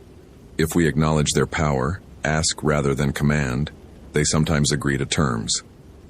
Benjamin considered the options. Evacuate the area and hope the Ifrit remained contained to General Sherman? Call for backup, though what backup could address a fire spirit? Or attempt negotiation with an entity that Islamic tradition described as powerful, proud, and capricious? His radio crackled. Reeves, this is dispatch. We're getting reports of another fire near General Sherman. Tourists called in flames without smoke. Do you have visual? Benjamin looked toward the tree's base. Heat shimmer was intensifying, making the air waver like liquid, and forming at the tree's roots, a circle of smokeless fire, geometric and deliberate, growing as he watched. Affirmative. Fire is active at General Sherman. Beginning evacuation protocol. He moved to the viewing platform, addressing the tourists with practiced authority. Ladies and gentlemen, we need to evacuate this area immediately. Please move toward the parking lot in an orderly manner. This is not a drill. The crowd responded to Benjamin's tone, ex-military bearing, voice that expected compliance. They moved toward the trail exit while Benjamin and Dr. Rahman remained, watching the fire circle expand around General Sherman's base. Then it appeared. The Ifrit manifested within the flames, rising from heat distortion into solidity. It stood perhaps 12 feet tall, humanoid in basic structure but wrong in every detail. Its body seemed composed of flame that had somehow achieved density. Red, orange, yellow fire compressed into a form that suggested musculature and skeleton without actually possessing either. Its face was roughly human, 2 eyes like molten copper, a mouth that opened to show interior burning, features that shifted and reformed as flame flowed across what might be called skin. When it spoke, the voice was layered, multiple tones occurring simultaneously, like several speakers talking in perfect unison, the words in Arabic but somehow comprehensible to Benjamin despite his limited language skills. You took the offering. You broke the summoning circle. You released me from the failed binding. Benjamin felt Dr. Rahman tense beside him. He forced himself to respond calmly, to treat this like negotiations with tribal leaders in Iraq, to show respect without showing fear. I'm Ranger Benjamin Reeves. This is Dr. Aisha Rahman. We're trying to understand what happened to Lucas Webb. The Ifrit's eyes focused on Benjamin, attention like physical pressure. The human who summoned without authority, who attempted to bind what cannot be bound, who offered power without understanding price. What happened to him? He burns, not in flesh. His body remains, but in spirit, in will, in the certainty that made him human. He burns with the knowledge of what he invited, what he could not control. Where is he? The Ifrit gestured, flame forming shapes in the air between them. Benjamin saw images. Lucas Webb stumbling through the forest, eyes wide with terror or awe, speaking to something invisible, arguing with entities that Benjamin couldn't see. The images showed Lucas over several days, his appearance deteriorating, his behavior becoming more erratic, until the final image showed him kneeling before General Sherman, arms raised in supplication or surrender. He asked for transformation, for power, for knowledge beyond human comprehension. The Ifrit's voice carried something like disappointment. He received truth. Truth without filter, without mercy, without the protective ignorance that allows your species to function. The truth burned him hollow. Is he alive? He exists. Whether you would call that life is definitional question. Dr. Rahman spoke, her voice steady despite visible fear. Great Ifrit, we ask with respect. What is your purpose here? Why claim this tree, this territory? The entity's attention shifted to her. recognition in its molten eyes. You speak with proper forms. You understand protocol. It seemed to consider. I was summoned without consent, bound without authority, commanded without respect. The human Lucas Webb violated ancient agreements, treated me as tool rather than peer. I claimed freedom through his failure. And now I establish territory. This tree is old, powerful, connects earth to sky. It makes suitable anchor for my presence in your realm. I will remain until someone with legitimate authority challenges my claim, or until I choose to depart. Benjamin processed this. The Ifrit wasn't inherently destructive. It was territorial, claiming space through a logic that made sense within its framework, even if it violated human expectations. If you remain, this area will be closed to humans. The park can't allow an uncontrolled fire hazard. I control fire absolutely. Nothing burns unless I will it. I am no hazard. I am precise application of elemental force. Dr. Rahman pulled Benjamin aside, speaking quietly. Islamic tradition allows for coexistence with jinn. They're described as parallel creation. Humans from clay, jinn from smokeless fire. If we can establish protocols, rules of engagement, the Ifrit might agree to terms that allow park operations to continue. You want me to negotiate a treaty with a fire spirit? I want us to avoid conflict we can't win. Look at it, Benjamin. That entity exists as animate flame. Our weapons, our tools, our entire approach to law enforcement assumes physical opponents. The Ifrit is beyond that. Benjamin knew she was right. 12 years as a ranger had taught him when to enforce and when to negotiate. This situation required negotiation. He addressed the Ifrit again. What terms would you accept? How can we coexist in this territory? The entity seemed pleased by the question. You acknowledge my claim. You recognize my authority over this tree and the surrounding grove. In exchange, I agree to limits. No harming humans who show proper respect, no fires that threaten the forest, no manifestations that cause panic. And Lucas Webb? He burns until he accepts truth or until truth consumes him completely. His fate was determined by his own choices. I merely hold mirror to his ambitions. Can we help him? You can witness his transformation. Whether that helps or hastens his end, unknown. The Ifrit gestured toward General Sherman's base. Heat shimmer intensified, and through the distortion, Benjamin saw Lucas Webb. The mycologist sat at the tree's roots, surrounded by flames that didn't consume, speaking in rapid whispers, arguing with invisible entities. His physical body showed signs of exposure and exhaustion, but his eyes held something worse. The 1,000-yard stare of someone who'd seen beyond comfortable reality into regions where human categories broke down. Benjamin approached, moving through heat that should burn but somehow didn't, kneeling beside Lucas. Mr. Webb, I'm Ranger Reeves. I'm here to help. Lucas focused on him slowly, recognition emerging through layers of confusion. Help? There's no help. I summoned truth. Truth doesn't negotiate, doesn't compromise. It just is, burning away every lie we tell ourselves. What truth did you learn? That we're temporary, that these trees existed before us and will exist after us.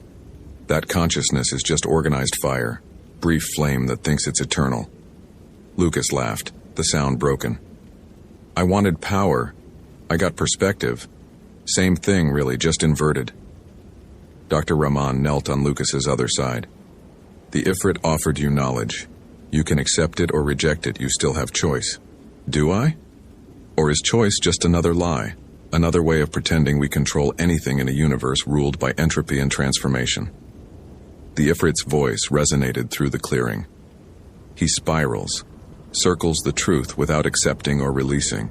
Typical human response to genuine knowledge, paralysis disguised as philosophy. Benjamin looked at the Ifrit. Can you release him from whatever trial he's undergoing? I can. But release means either full acceptance or full rejection. He must choose. Embrace transformation and become something other than human. Or reject knowledge and return to ignorant comfort. The middle path, the philosophical paralysis, cannot continue. That's not a choice. That's coercion. No. That's consequence. He summoned me. He asked for power. Power transforms or destroys. There is no third option. Benjamin felt anger rising, old military instincts screaming to protect the vulnerable, to use force against threats. But force wouldn't work here. The Ifrit existed as living flame, beyond physical intimidation, responding only to arguments that acknowledged its nature. "What if we offer exchange?" Benjamin said, the idea forming as he spoke. Lucas goes free, unharmed, his mind restored. In exchange, I take his place in the trial. Dr. Rahman grabbed Benjamin's arm. "That's insane. You don't know what you're offering." But Benjamin did know. He'd spent 8 years in combat zones, had faced death, had seen friends transformed by trauma into something other than they'd been. He understood that some burdens could be transferred, that strength wasn't just about individual survival, but about shielding those less equipped to endure. The Ifrit studied Benjamin with those molten eyes. "Interesting. You offer yourself as substitute. Do you understand what that means?" "I understand you'll test me, try to burn me hollow with whatever truth destroyed Lucas. I'm willing to face that if it means he goes free." "Your confidence is admirable. Also foolish, but..." The Ifrit seemed almost intrigued. "Very well. Exchange accepted. The scholar goes free. The warrior faces trial." Before Benjamin could reconsider, heat exploded around him, not burning his flesh, but burning into his consciousness, stripping away comfortable certainties, forcing him to confront realities he'd spent decades avoiding. He saw his own insignificance, one human among billions, his entire life a microsecond in geological time, his concerns utterly meaningless against cosmic scales. He saw death waiting, inevitable and absolute, making mockery of every plan and hope. He saw the illusion of control, the way humans narrated lives to pretend agency in a universe indifferent to their existence. It was truth without mercy, perspective without the protective filters that allow humans to function. Benjamin felt his identity dissolving under the onslaught, felt certainty bleeding away, felt the foundations of his self-concept cracking. But he'd faced worse. In Fallujah, Benjamin had spent 3 days in a destroyed building, surrounded by enemies, watching brothers die, waiting for rescue that might never come. He'd learned then that certainty was luxury, that humans survived by accepting harsh realities and persisting anyway. So he accepted the Ifrit's truth. Yes, he was insignificant. Yes, death waited. Yes, control was illusion. But significance was constructed, meaning was chosen, and humans endured not because reality was kind, but because stubbornness was its own form of power. Benjamin spoke into the flames. "I see your truth. I accept cosmic indifference, temporal insignificance, the inevitable end. And I choose to matter anyway, not because I must, not because reality demands it, because I choose meaning over nihilism, action over paralysis, stubborn survival over comfortable dissolution." The heat paused. The Ifrit's voice carried surprise. "You don't deny. You don't rationalize. You accept and proceed anyway. I'm a Marine. We don't quit just because the situation's hopeless." The flames around Benjamin softened, becoming warm rather than searing. The Ifrit manifested directly before him, close enough that Benjamin could see complexity in its burning form, patterns within patterns, mathematical precision underlying apparent chaos. "You passed, not by resisting truth, but by integrating it." Rare response. Most humans who face genuine perspective either break like your scholar or reject entirely. The Ifrit almost seemed to smile. "You interest me, Ranger Reeves. You have warrior spirit combined with acceptance of cosmic reality. Such combinations are uncommon." The flames died completely.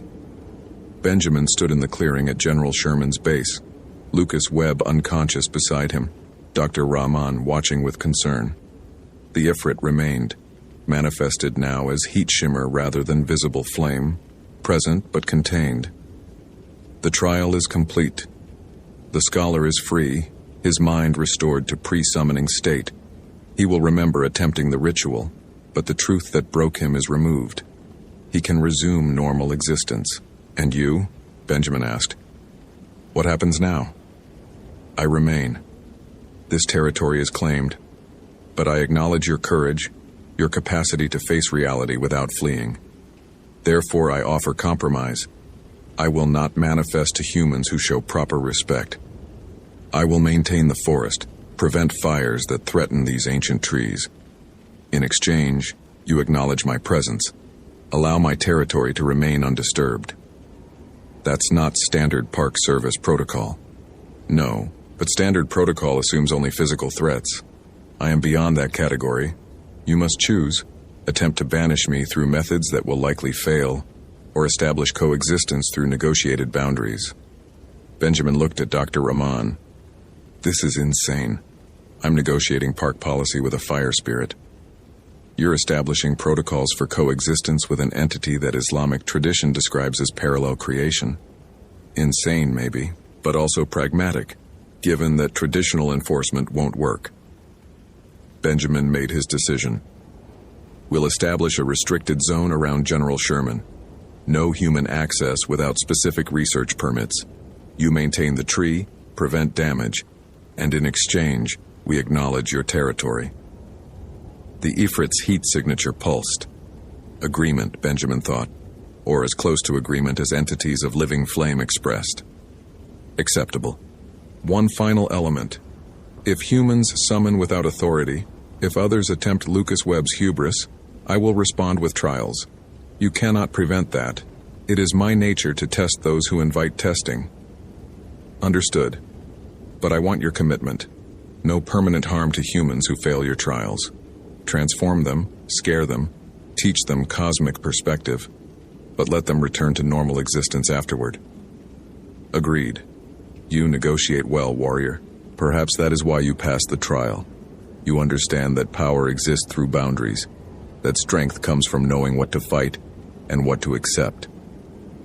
With that, the Ifrit dissolved into heat shimmer, becoming invisible to normal perception, but maintaining presence as warm air, as the smell of burning without smoke, as the sense that something vast and old watched the clearing with patient attention. Lucas Webb woke slowly, confusion replacing the manic awareness that had consumed him. What happened? I remember starting the ritual then. Nothing clear. Just impressions of heat and flame and voices. You had an adverse reaction to the ritual, Benjamin said carefully. We're taking you back to the ranger station for medical evaluation. They evacuated Lucas, Dr. Rahman supporting him on one side, Benjamin on the other. The hike back took 3 hours, Lucas gradually recovering orientation and coherence. By the time they reached the parking lot, the mycologist seemed nearly normal, exhausted and confused, but no longer spiraling into philosophical paralysis. At the medical clinic, doctors checked Lucas for exposure, dehydration, and psychological trauma. They found a man who'd spent 5 days in the backcountry without adequate supplies, who showed signs of stress and exhaustion, but who was fundamentally stable. The official report classified it as a case of hiker disorientation, possibly complicated by mild hypothermia and food deprivation. Lucas's ritual materials were logged as evidence of unusual religious practices, but not investigated further. The grimoire was returned to him with warning about attempting rituals that involved fire in protected wilderness areas. Benjamin filed his own report, documenting the fire circles, the carved symbols, the negotiated agreement with the Ifrit. His supervisor read it with increasing skepticism. Reeves, this report talks about negotiating with a fire spirit. Are you seriously asking me to file this with the regional office? I'm documenting what happened. An entity was summoned through ritual. It claimed territory.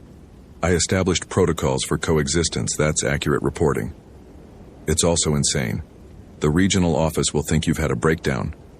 Then file it as unusual incident, investigation ongoing. But the restricted zone around General Sherman needs to remain in place. That area is dangerous in ways standard safety protocols don't address. The supervisor compromised. General Sherman received additional restrictions, officially due to geological instability and potential thermal hazards. The area remained open for viewing, but with enhanced barriers preventing close approach to the tree's base. Benjamin returned to normal ranger duties, but he visited General Sherman regularly, maintaining what he'd come to think of as diplomatic relations with the Ifrit. The entity manifested rarely, usually as heat shimmer or brief flames that appeared and dissolved. But Benjamin felt its presence constantly, watching, waiting, maintaining its claimed territory. Dr. Rahman stayed in contact, fascinated by the successful negotiation between Park Service and Jinn. She published a paper on Islamic mysticism and environmental management, carefully avoiding specific details but arguing that traditional ecological knowledge, including acknowledgement of spiritual entities, had value in modern conservation work. Lucas Webb returned to Berkeley, resuming his mycology research. He had no memory of the trial, no recollection of facing cosmic truth that had nearly destroyed his mind. But he stopped researching Jinn summoning, stopped pursuing power beyond his understanding, focused instead on the fungal networks that had been his original passion. Benjamin received commendation for rescuing a missing hiker, though the commendation carefully avoided mentioning how or why Lucas had been found. His colleagues noticed changes. Benjamin seemed more philosophical, less prone to enforce rules without considering context, more willing to negotiate than command. On quiet nights, patrolling the giant forest sector, Benjamin would sometimes stop at the restricted zone and speak to the empty air, knowing the Ifrit listened. Still here? Heat shimmer would appear, responding without words. Good.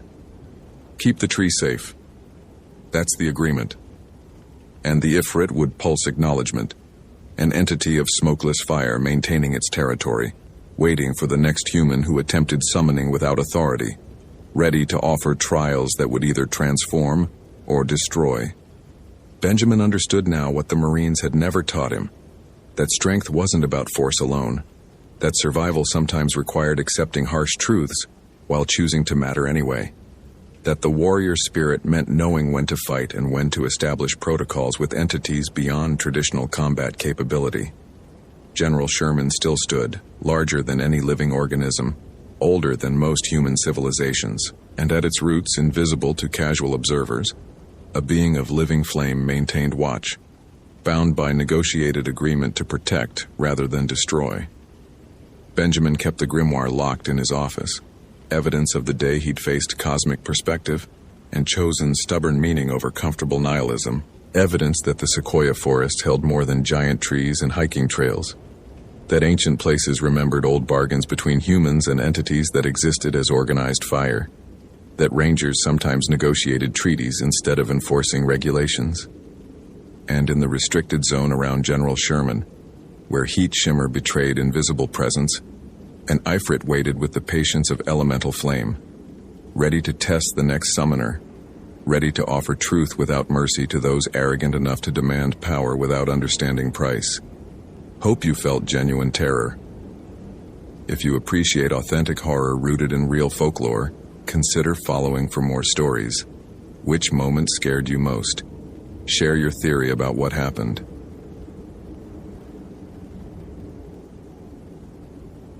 The GPS data made no sense.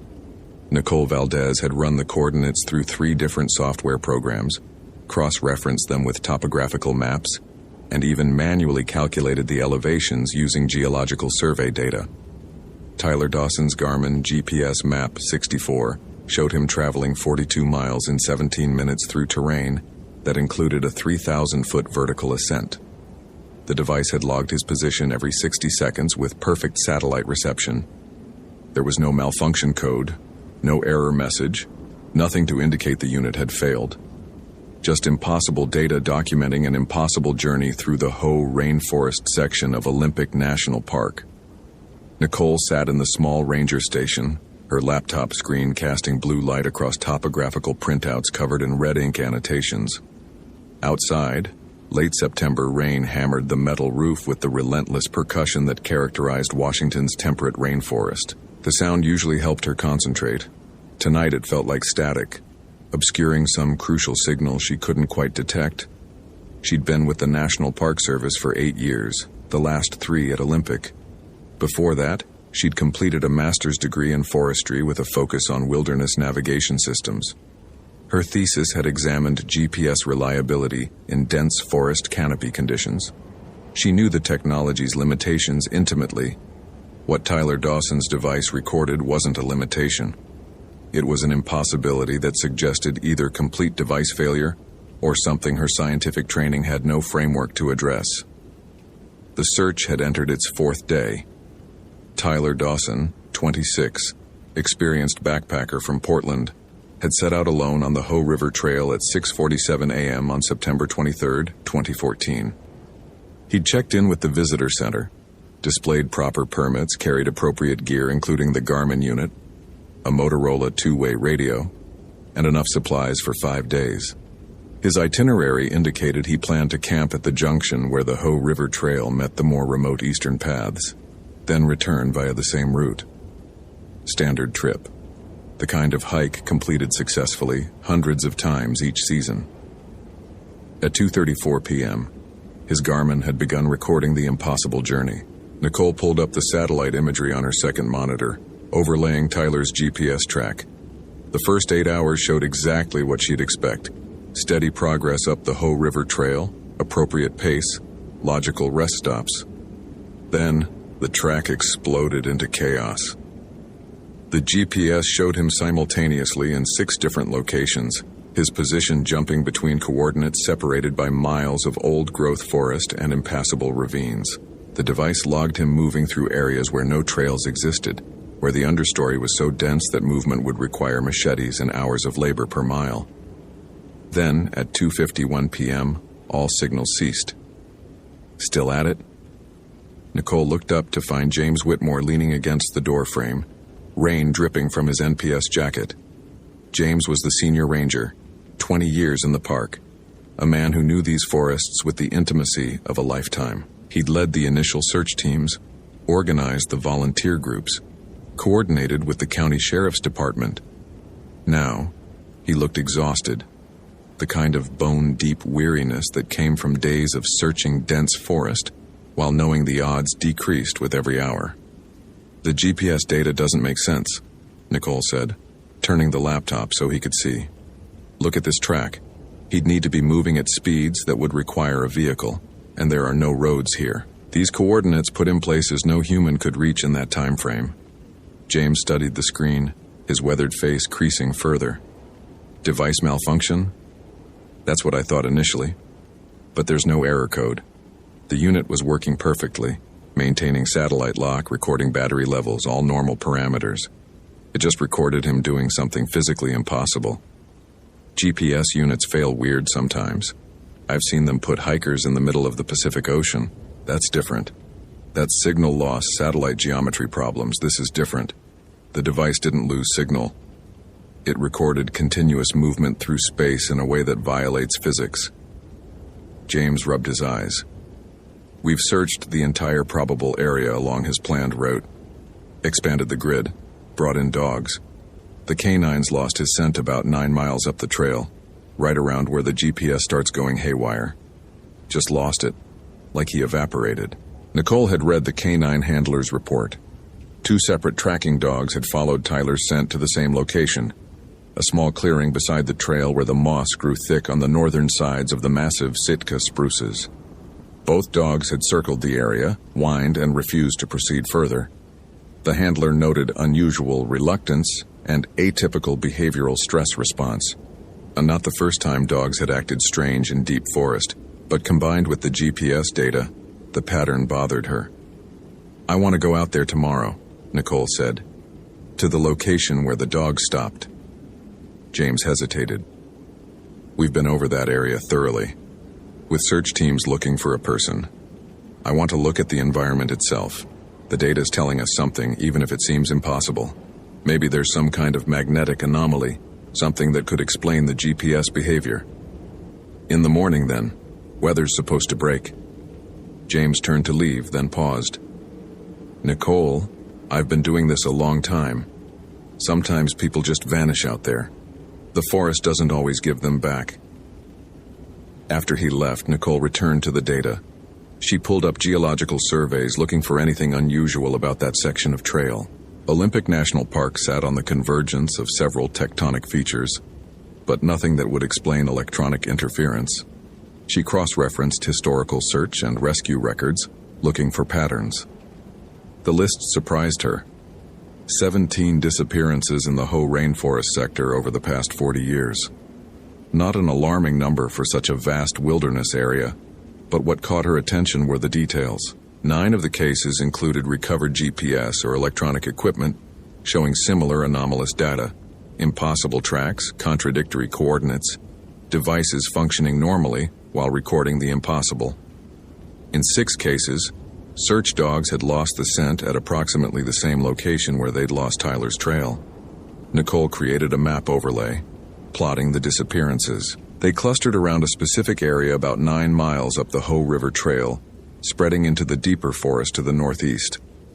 The center point was the clearing where the dogs had stopped. She found herself reading incident reports from 1998, 2003, 2007. Similar patterns. Experienced hikers on routine trips. Sudden cessation of contact. Anomalous final data. One report from 2003 included a note from the lead ranger at the time. Local Maka sources indicate traditional avoidance of this area.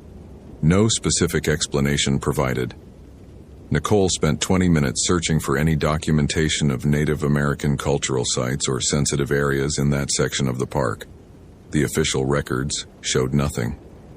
But Olympics forests had been home to indigenous peoples for thousands of years before becoming a national park. Not all sacred sites were documented. Many had been deliberately kept secret during the early 20th century when the park was established. Knowledge preserved within tribal communities, but not shared with the federal government that had displaced them. At midnight, Nicole finally shut down her laptop. The rain had softened to a steady whisper. Through the window, she could see nothing but darkness, the absolute lightless black of old-growth forest at night, miles from any town. The kind of darkness that made the ranger station feel like a small island of human presence in something vast and indifferent. She thought about Tyler Dawson's mother, who she'd spoken with that morning. The woman's voice had been steady, controlled, but Nicole heard the terror underneath, the not knowing, the way a missing person existed in a quantum state of hope and dread, neither alive nor dead, until evidence resolved the ambiguity. Nicole gathered her rain gear. Her truck was parked 50 yards away, but in the darkness it felt like a significant journey. As she stepped outside, something made her pause. The night sounds were wrong. Olympics rainforest was never silent. The constant drip of moisture, the rustle of small animals, the occasional call of owls, the whisper of wind through the canopy. But right now, she heard nothing. Complete silence, as if every living thing had suddenly stopped moving. The moment passed. A branch creaked. Something small scurried through underbrush. The normal soundscape resumed as if it had never stopped. Nicole walked to her truck, unlocked it, climbed inside. As she started the engine, her headlights swept across the tree line. For just an instant, she thought she saw something standing among the massive trunks. A tall figure, impossible to gauge distance or size against the cathedral-like pillars of ancient trees. Then her lights moved, and there was nothing but forest. She drove back to her cabin in Forks, but sleep came slowly. The GPS data had lodged in her mind like a splinter. Impossible coordinates. Impossible speeds. A journey through space that couldn't have happened, recorded by a device that showed no malfunction. By morning, the rain had stopped. Nicole met James at the trailhead at 7 a.m. They carried standard SAR gear, radios, first aid, GPS units, water, emergency supplies. Nicole also brought her laptop and a portable electromagnetic field detector, the kind used to check for power line interference in survey work. The Hoh River Trail wound through forest that felt prehistoric. Sitka spruce and western hemlock towered 300 feet overhead, their trunks wider than most rooms. Moss covered everything: trees, fallen logs, rocks, creating a landscape of emerald and jade in 1,000 textures. Ferns erupted from every surface. The air was thick with moisture, and the scent of decomposition and growth occurring simultaneously. That distinctive smell of temperate rainforest, where death fed life, in an endless cycle. They hiked in silence for the first hour.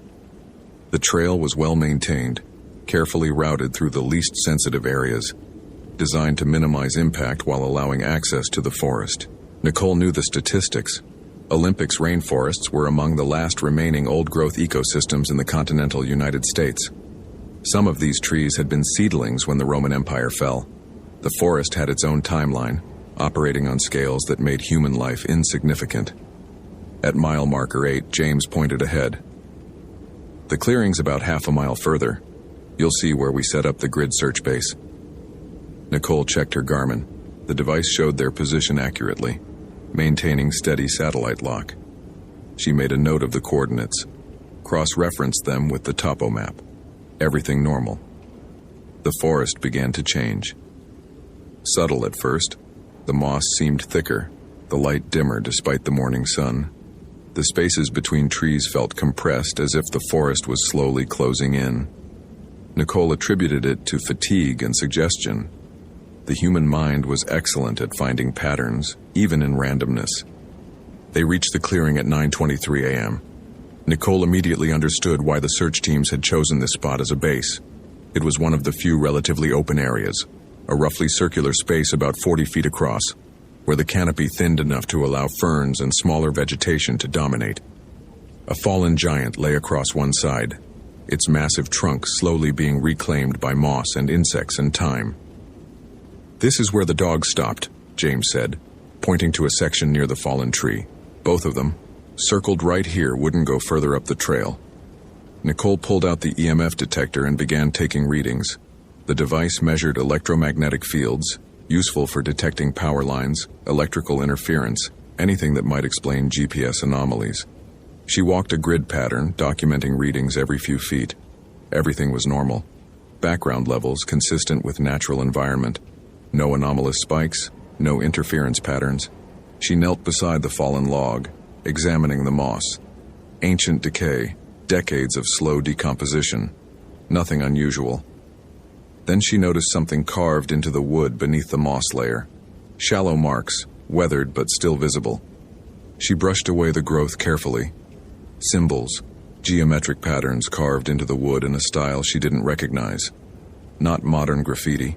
The weathering suggested these marks were old, decades at minimum. She photographed them with her phone, making sure to capture scale and detail. "James, look at this." The senior ranger crouched beside her, studying the carvings. His expression shifted to something Nicole couldn't quite read. "Those look old. Might be Native American, but I don't recognize the specific symbols." The report from 2003 mentioned local Maka sources avoiding this area. Maka territory is further north, up on the coast, but the tribes moved around, especially before the reservations. This whole peninsula was home to various peoples. Not everything got documented. Nicole stood, looking around the clearing with fresh attention. The trees at the perimeter were old, centuries old, their trunks massive and scarred by time. Something about their arrangement bothered her. She walked the circumference of the clearing, noting positions. "James, do these trees look like they're positioned in a pattern to you?" He studied the tree line. "Hard to say. Natural clearings form for lots of reasons. Fire, disease, windfall." But Nicole was pulling up the satellite imagery on her phone, comparing the clearing's shape to the overhead view. The trees formed a rough circle, almost perfect, with the fallen log positioned across what would be the diameter. The statistical probability of natural formation creating such symmetry was extremely low. She checked her GPS again. The device showed their position accurately, but something in the display caught her attention. The satellite signal strength was unusually high, showing connection to more satellites than normal for this level of forest canopy. The battery indicator was also behaving strangely, showing 73% charge when she'd started the day at 100% with minimal use. "My GPS is acting weird," Nicole said, showing James the display. He checked his own unit. "Mine too. Shows more satellites than it should. And my batteries dropped faster than normal." Nicole pulled out her laptop, booted it up, and connected her GPS unit via cable. She began downloading the track data from the device. wanting to see if the same anomalies that had appeared in Tyler's GPS would show up in hers. That's when the forest went silent again. Complete cessation of sound. No birds, no insects, no rustle of small animals in the underbrush. Even the constant drip of moisture from the canopy seemed to pause. James noticed it too. His hand moved to the radio on his belt instinctively, years of training responding to wrongness. The silence lasted perhaps 30 seconds. Then the sounds resumed, but different. The bird calls seemed off-pitch. The rustle of wind through the canopy had a rhythm that felt almost deliberate, almost patterned. "We should head back," James said quietly.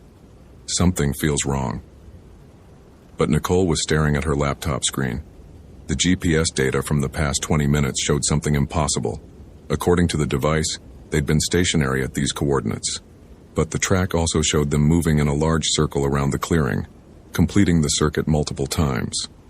2 simultaneous tracks from the same device, both recorded with perfect signal quality, showing contradictory realities.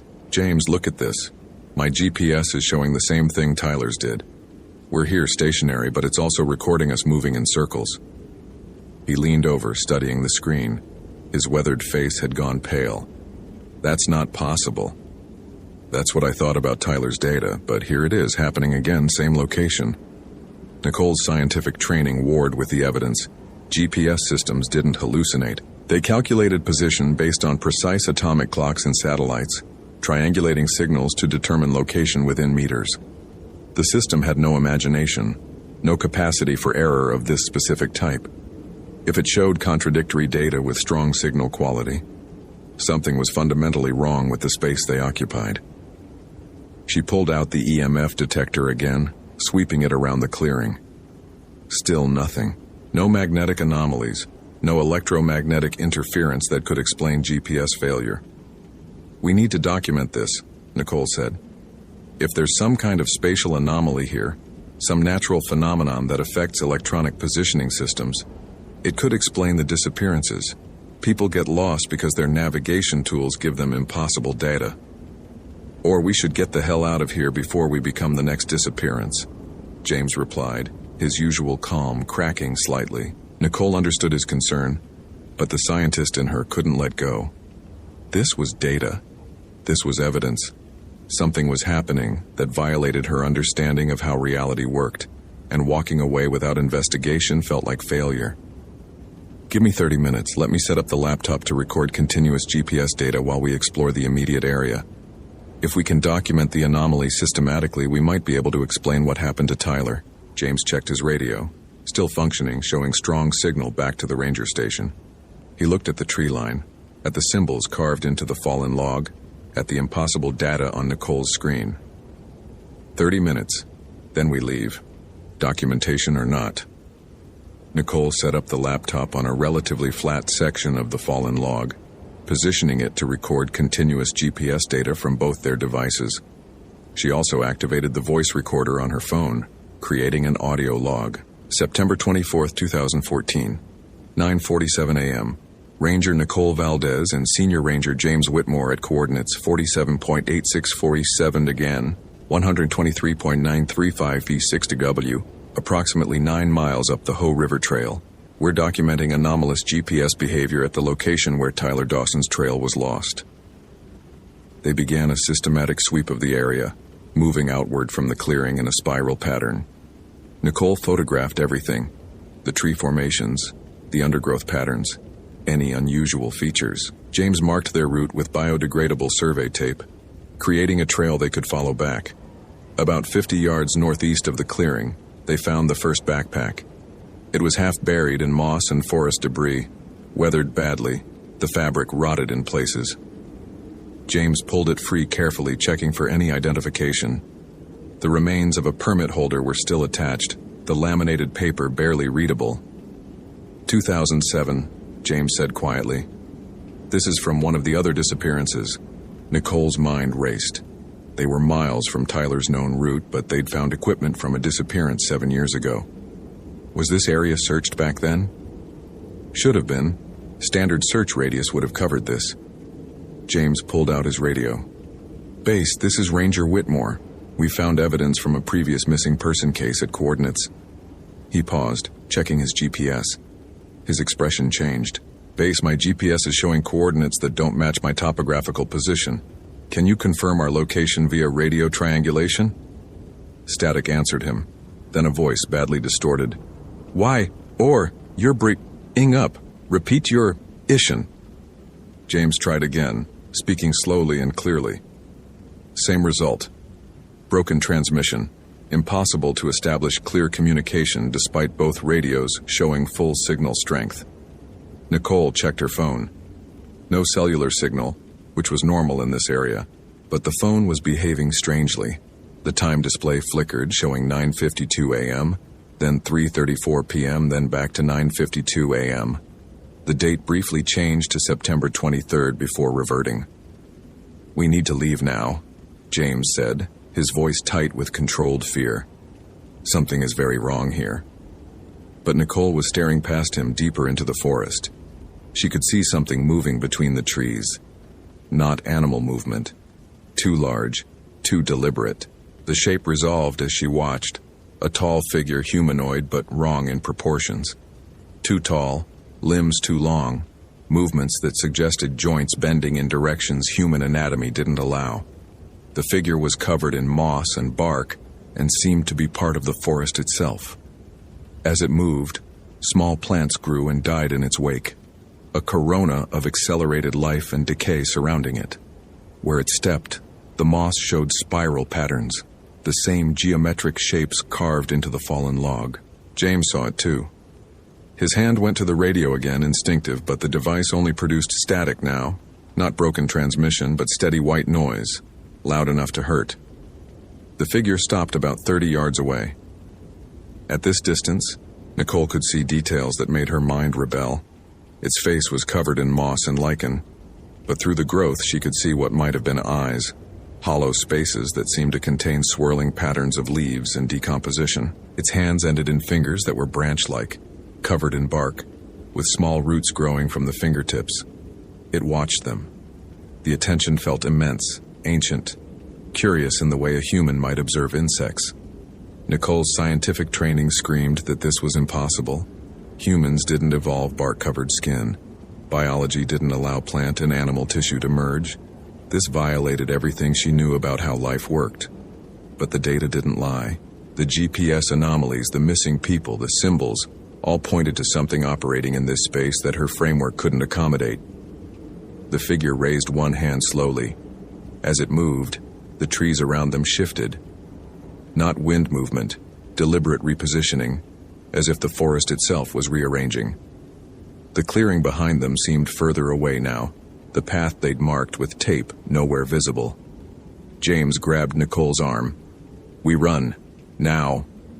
They ran. The forest transformed as they moved. Paths closed behind them. Trees that had been 20 feet apart suddenly stood inches from each other. The ground rose and fell in impossible configurations. They were running uphill, then suddenly downhill without having crested a ridge. Nicole's sense of direction, usually impeccable, shattered completely. North could have been any direction. She checked her GPS without stopping. The device showed them moving in multiple directions simultaneously, their position fragmenting across the screen like a broken mirror reflecting shattered coordinates. James was in front of her, following what he thought was the trail back, but the landscape wouldn't cooperate. They burst through underbrush that shouldn't have existed in this section of forest, stumbled over logs that their search had never encountered. The figure appeared again. Ahead of them this time, impossible given the distance they'd covered. It stood motionless as they skidded to a stop, blocking the direction James had been leading them. Nicole's mind tried to process what was happening. The entity, she couldn't think of another word, seemed to exist in a relationship with space that didn't follow normal rules. It moved through the forest by convincing the forest to reshape itself. Distance was fluid.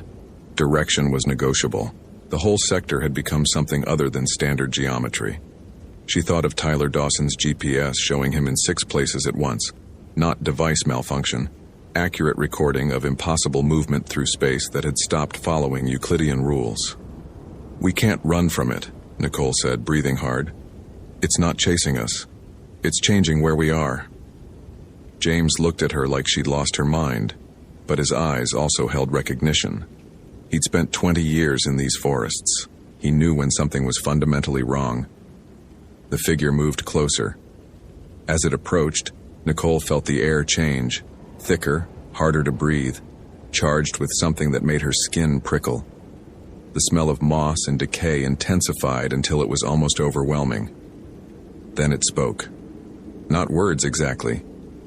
A sound like wind through branches, like roots grinding through soil, like the slow creak of trees swaying.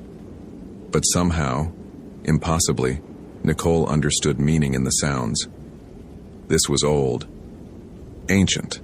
It had been here before the trees, before the mountains shaped themselves into their current form. It remembered when the ice covered everything, and when the ice retreated. It remembered the first humans walking these forests, and it remembered when they learned to fear certain places. The clearing was threshold, boundary. The geometric patterns marked where human space ended, and something else began. Tyler Dawson had crossed it. So had others before him. The forest didn't kill them. It accepted them, transformed them, made them part of the pattern that existed in the spaces between normal geography. Nicole felt the entity's attention focus on her. It recognized her effort to understand, her attempts to measure and document and explain. It was almost amused by her devices, the GPS trying to map space that refused to be mapped, the laptop recording data that would look like corrupted files to anyone who tried to analyze it later. She could feel an offer in that attention. She could keep trying to understand, keep pushing deeper into the mystery. The forest would welcome her investigation. It would show her things, teach her how space could fold, how direction could become suggestion rather than absolute. She would learn everything. She would become part of the forest's pattern, like Tyler, like the others. Her GPS would record impossible journeys. Search dogs would lose her scent at the threshold. Nicole felt the pull of it. The scientist in her desperate to understand, willing to sacrifice anything for knowledge. But another part of her, deeper and more primal, recognized this as the moment where curiosity became extinction. No, she said aloud. The word felt small against the presence before her, but she said it anyway. No. The figure tilted its head, that ancient attention sharpening. I don't accept, Nicole said, voice steadier. I don't want to understand this. I choose ignorance. I choose to leave. James was staring at her, clearly not hearing what she heard but responding to her tone. He stepped beside her, shoulder to shoulder, adding his weight to her refusal. The forest held its breath. Then, slowly, the figure lowered its hand. The pressure in the air eased. The trees began to thin, distances returning to normal configurations. Nicole checked her GPS. The multiple tracks collapsed into a single position, coordinates resolving to somewhere coherent. The trail appeared ahead of them, marked tape still visible, the clearing just beyond it. The figure was gone. The forest was just a forest again, ancient, massive, indifferent, but operating according to the normal rules that governed reality. They walked back to the clearing in silence. Nicole's laptop was still there, still recording. She checked the data file. Hours of recording compressed into the 30 minutes they'd been gone. The GPS track showed madness, impossible routes, contradictory positions, and then a gap, missing data for the period when she'd refused the offer. They packed up quickly and headed back down the trail. Neither spoke. Words felt inadequate. The hike out took 4 hours of steady walking. By the time they reached the trailhead, afternoon sun was angling through the western trees. They drove back to the ranger station in James's truck, the cab filled with silence thick as the forest they'd left behind. At the station, they filed reports. Nicole wrote what she could: GPS anomalies, electromagnetic readings, normal, discovery of equipment from 2007 case. She didn't mention the figure. How could she? What language existed to document what they'd experienced? James wrote something similar, his report clinical and factual, but his hands shook slightly as he typed. Tyler Dawson was never found. The search officially concluded after 10 days. His GPS device was analyzed by specialists who concluded the data was corrupted, probably from water damage or impact, despite the unit showing no physical signs of damage. The case remained open but inactive. Nicole stayed at Olympic for another 2 months. She fulfilled her duties, led hikes, conducted wilderness navigation workshops. But she never went back to that section of the Hoh River Trail. At night, she would pull up the GPS data on her laptop and stare at the impossible tracks. Scientific training said the data must be wrong, but she remembered the entity, the way space had folded, the offer extended and refused. She'd heard stories during her forestry training. Old stories, usually dismissed, about forests that existed in relationship with something beyond human understanding. Places where distance was negotiable, where direction depended on the forest's permission. The Slavic peoples had called them leshi, forest guardians, entities that protected wild places by making them unmappable to those who wished them harm.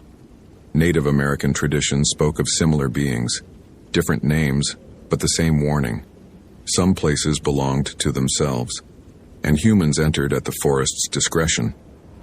Nicole had always categorized such stories as folklore, metaphors for the danger of wilderness. Now she understood they were warnings, preserved across cultures and centuries because the pattern repeated. People entered certain thresholds and vanished, their GPS devices recording impossible final journeys. In December, she requested a transfer. The paperwork cited personal reasons.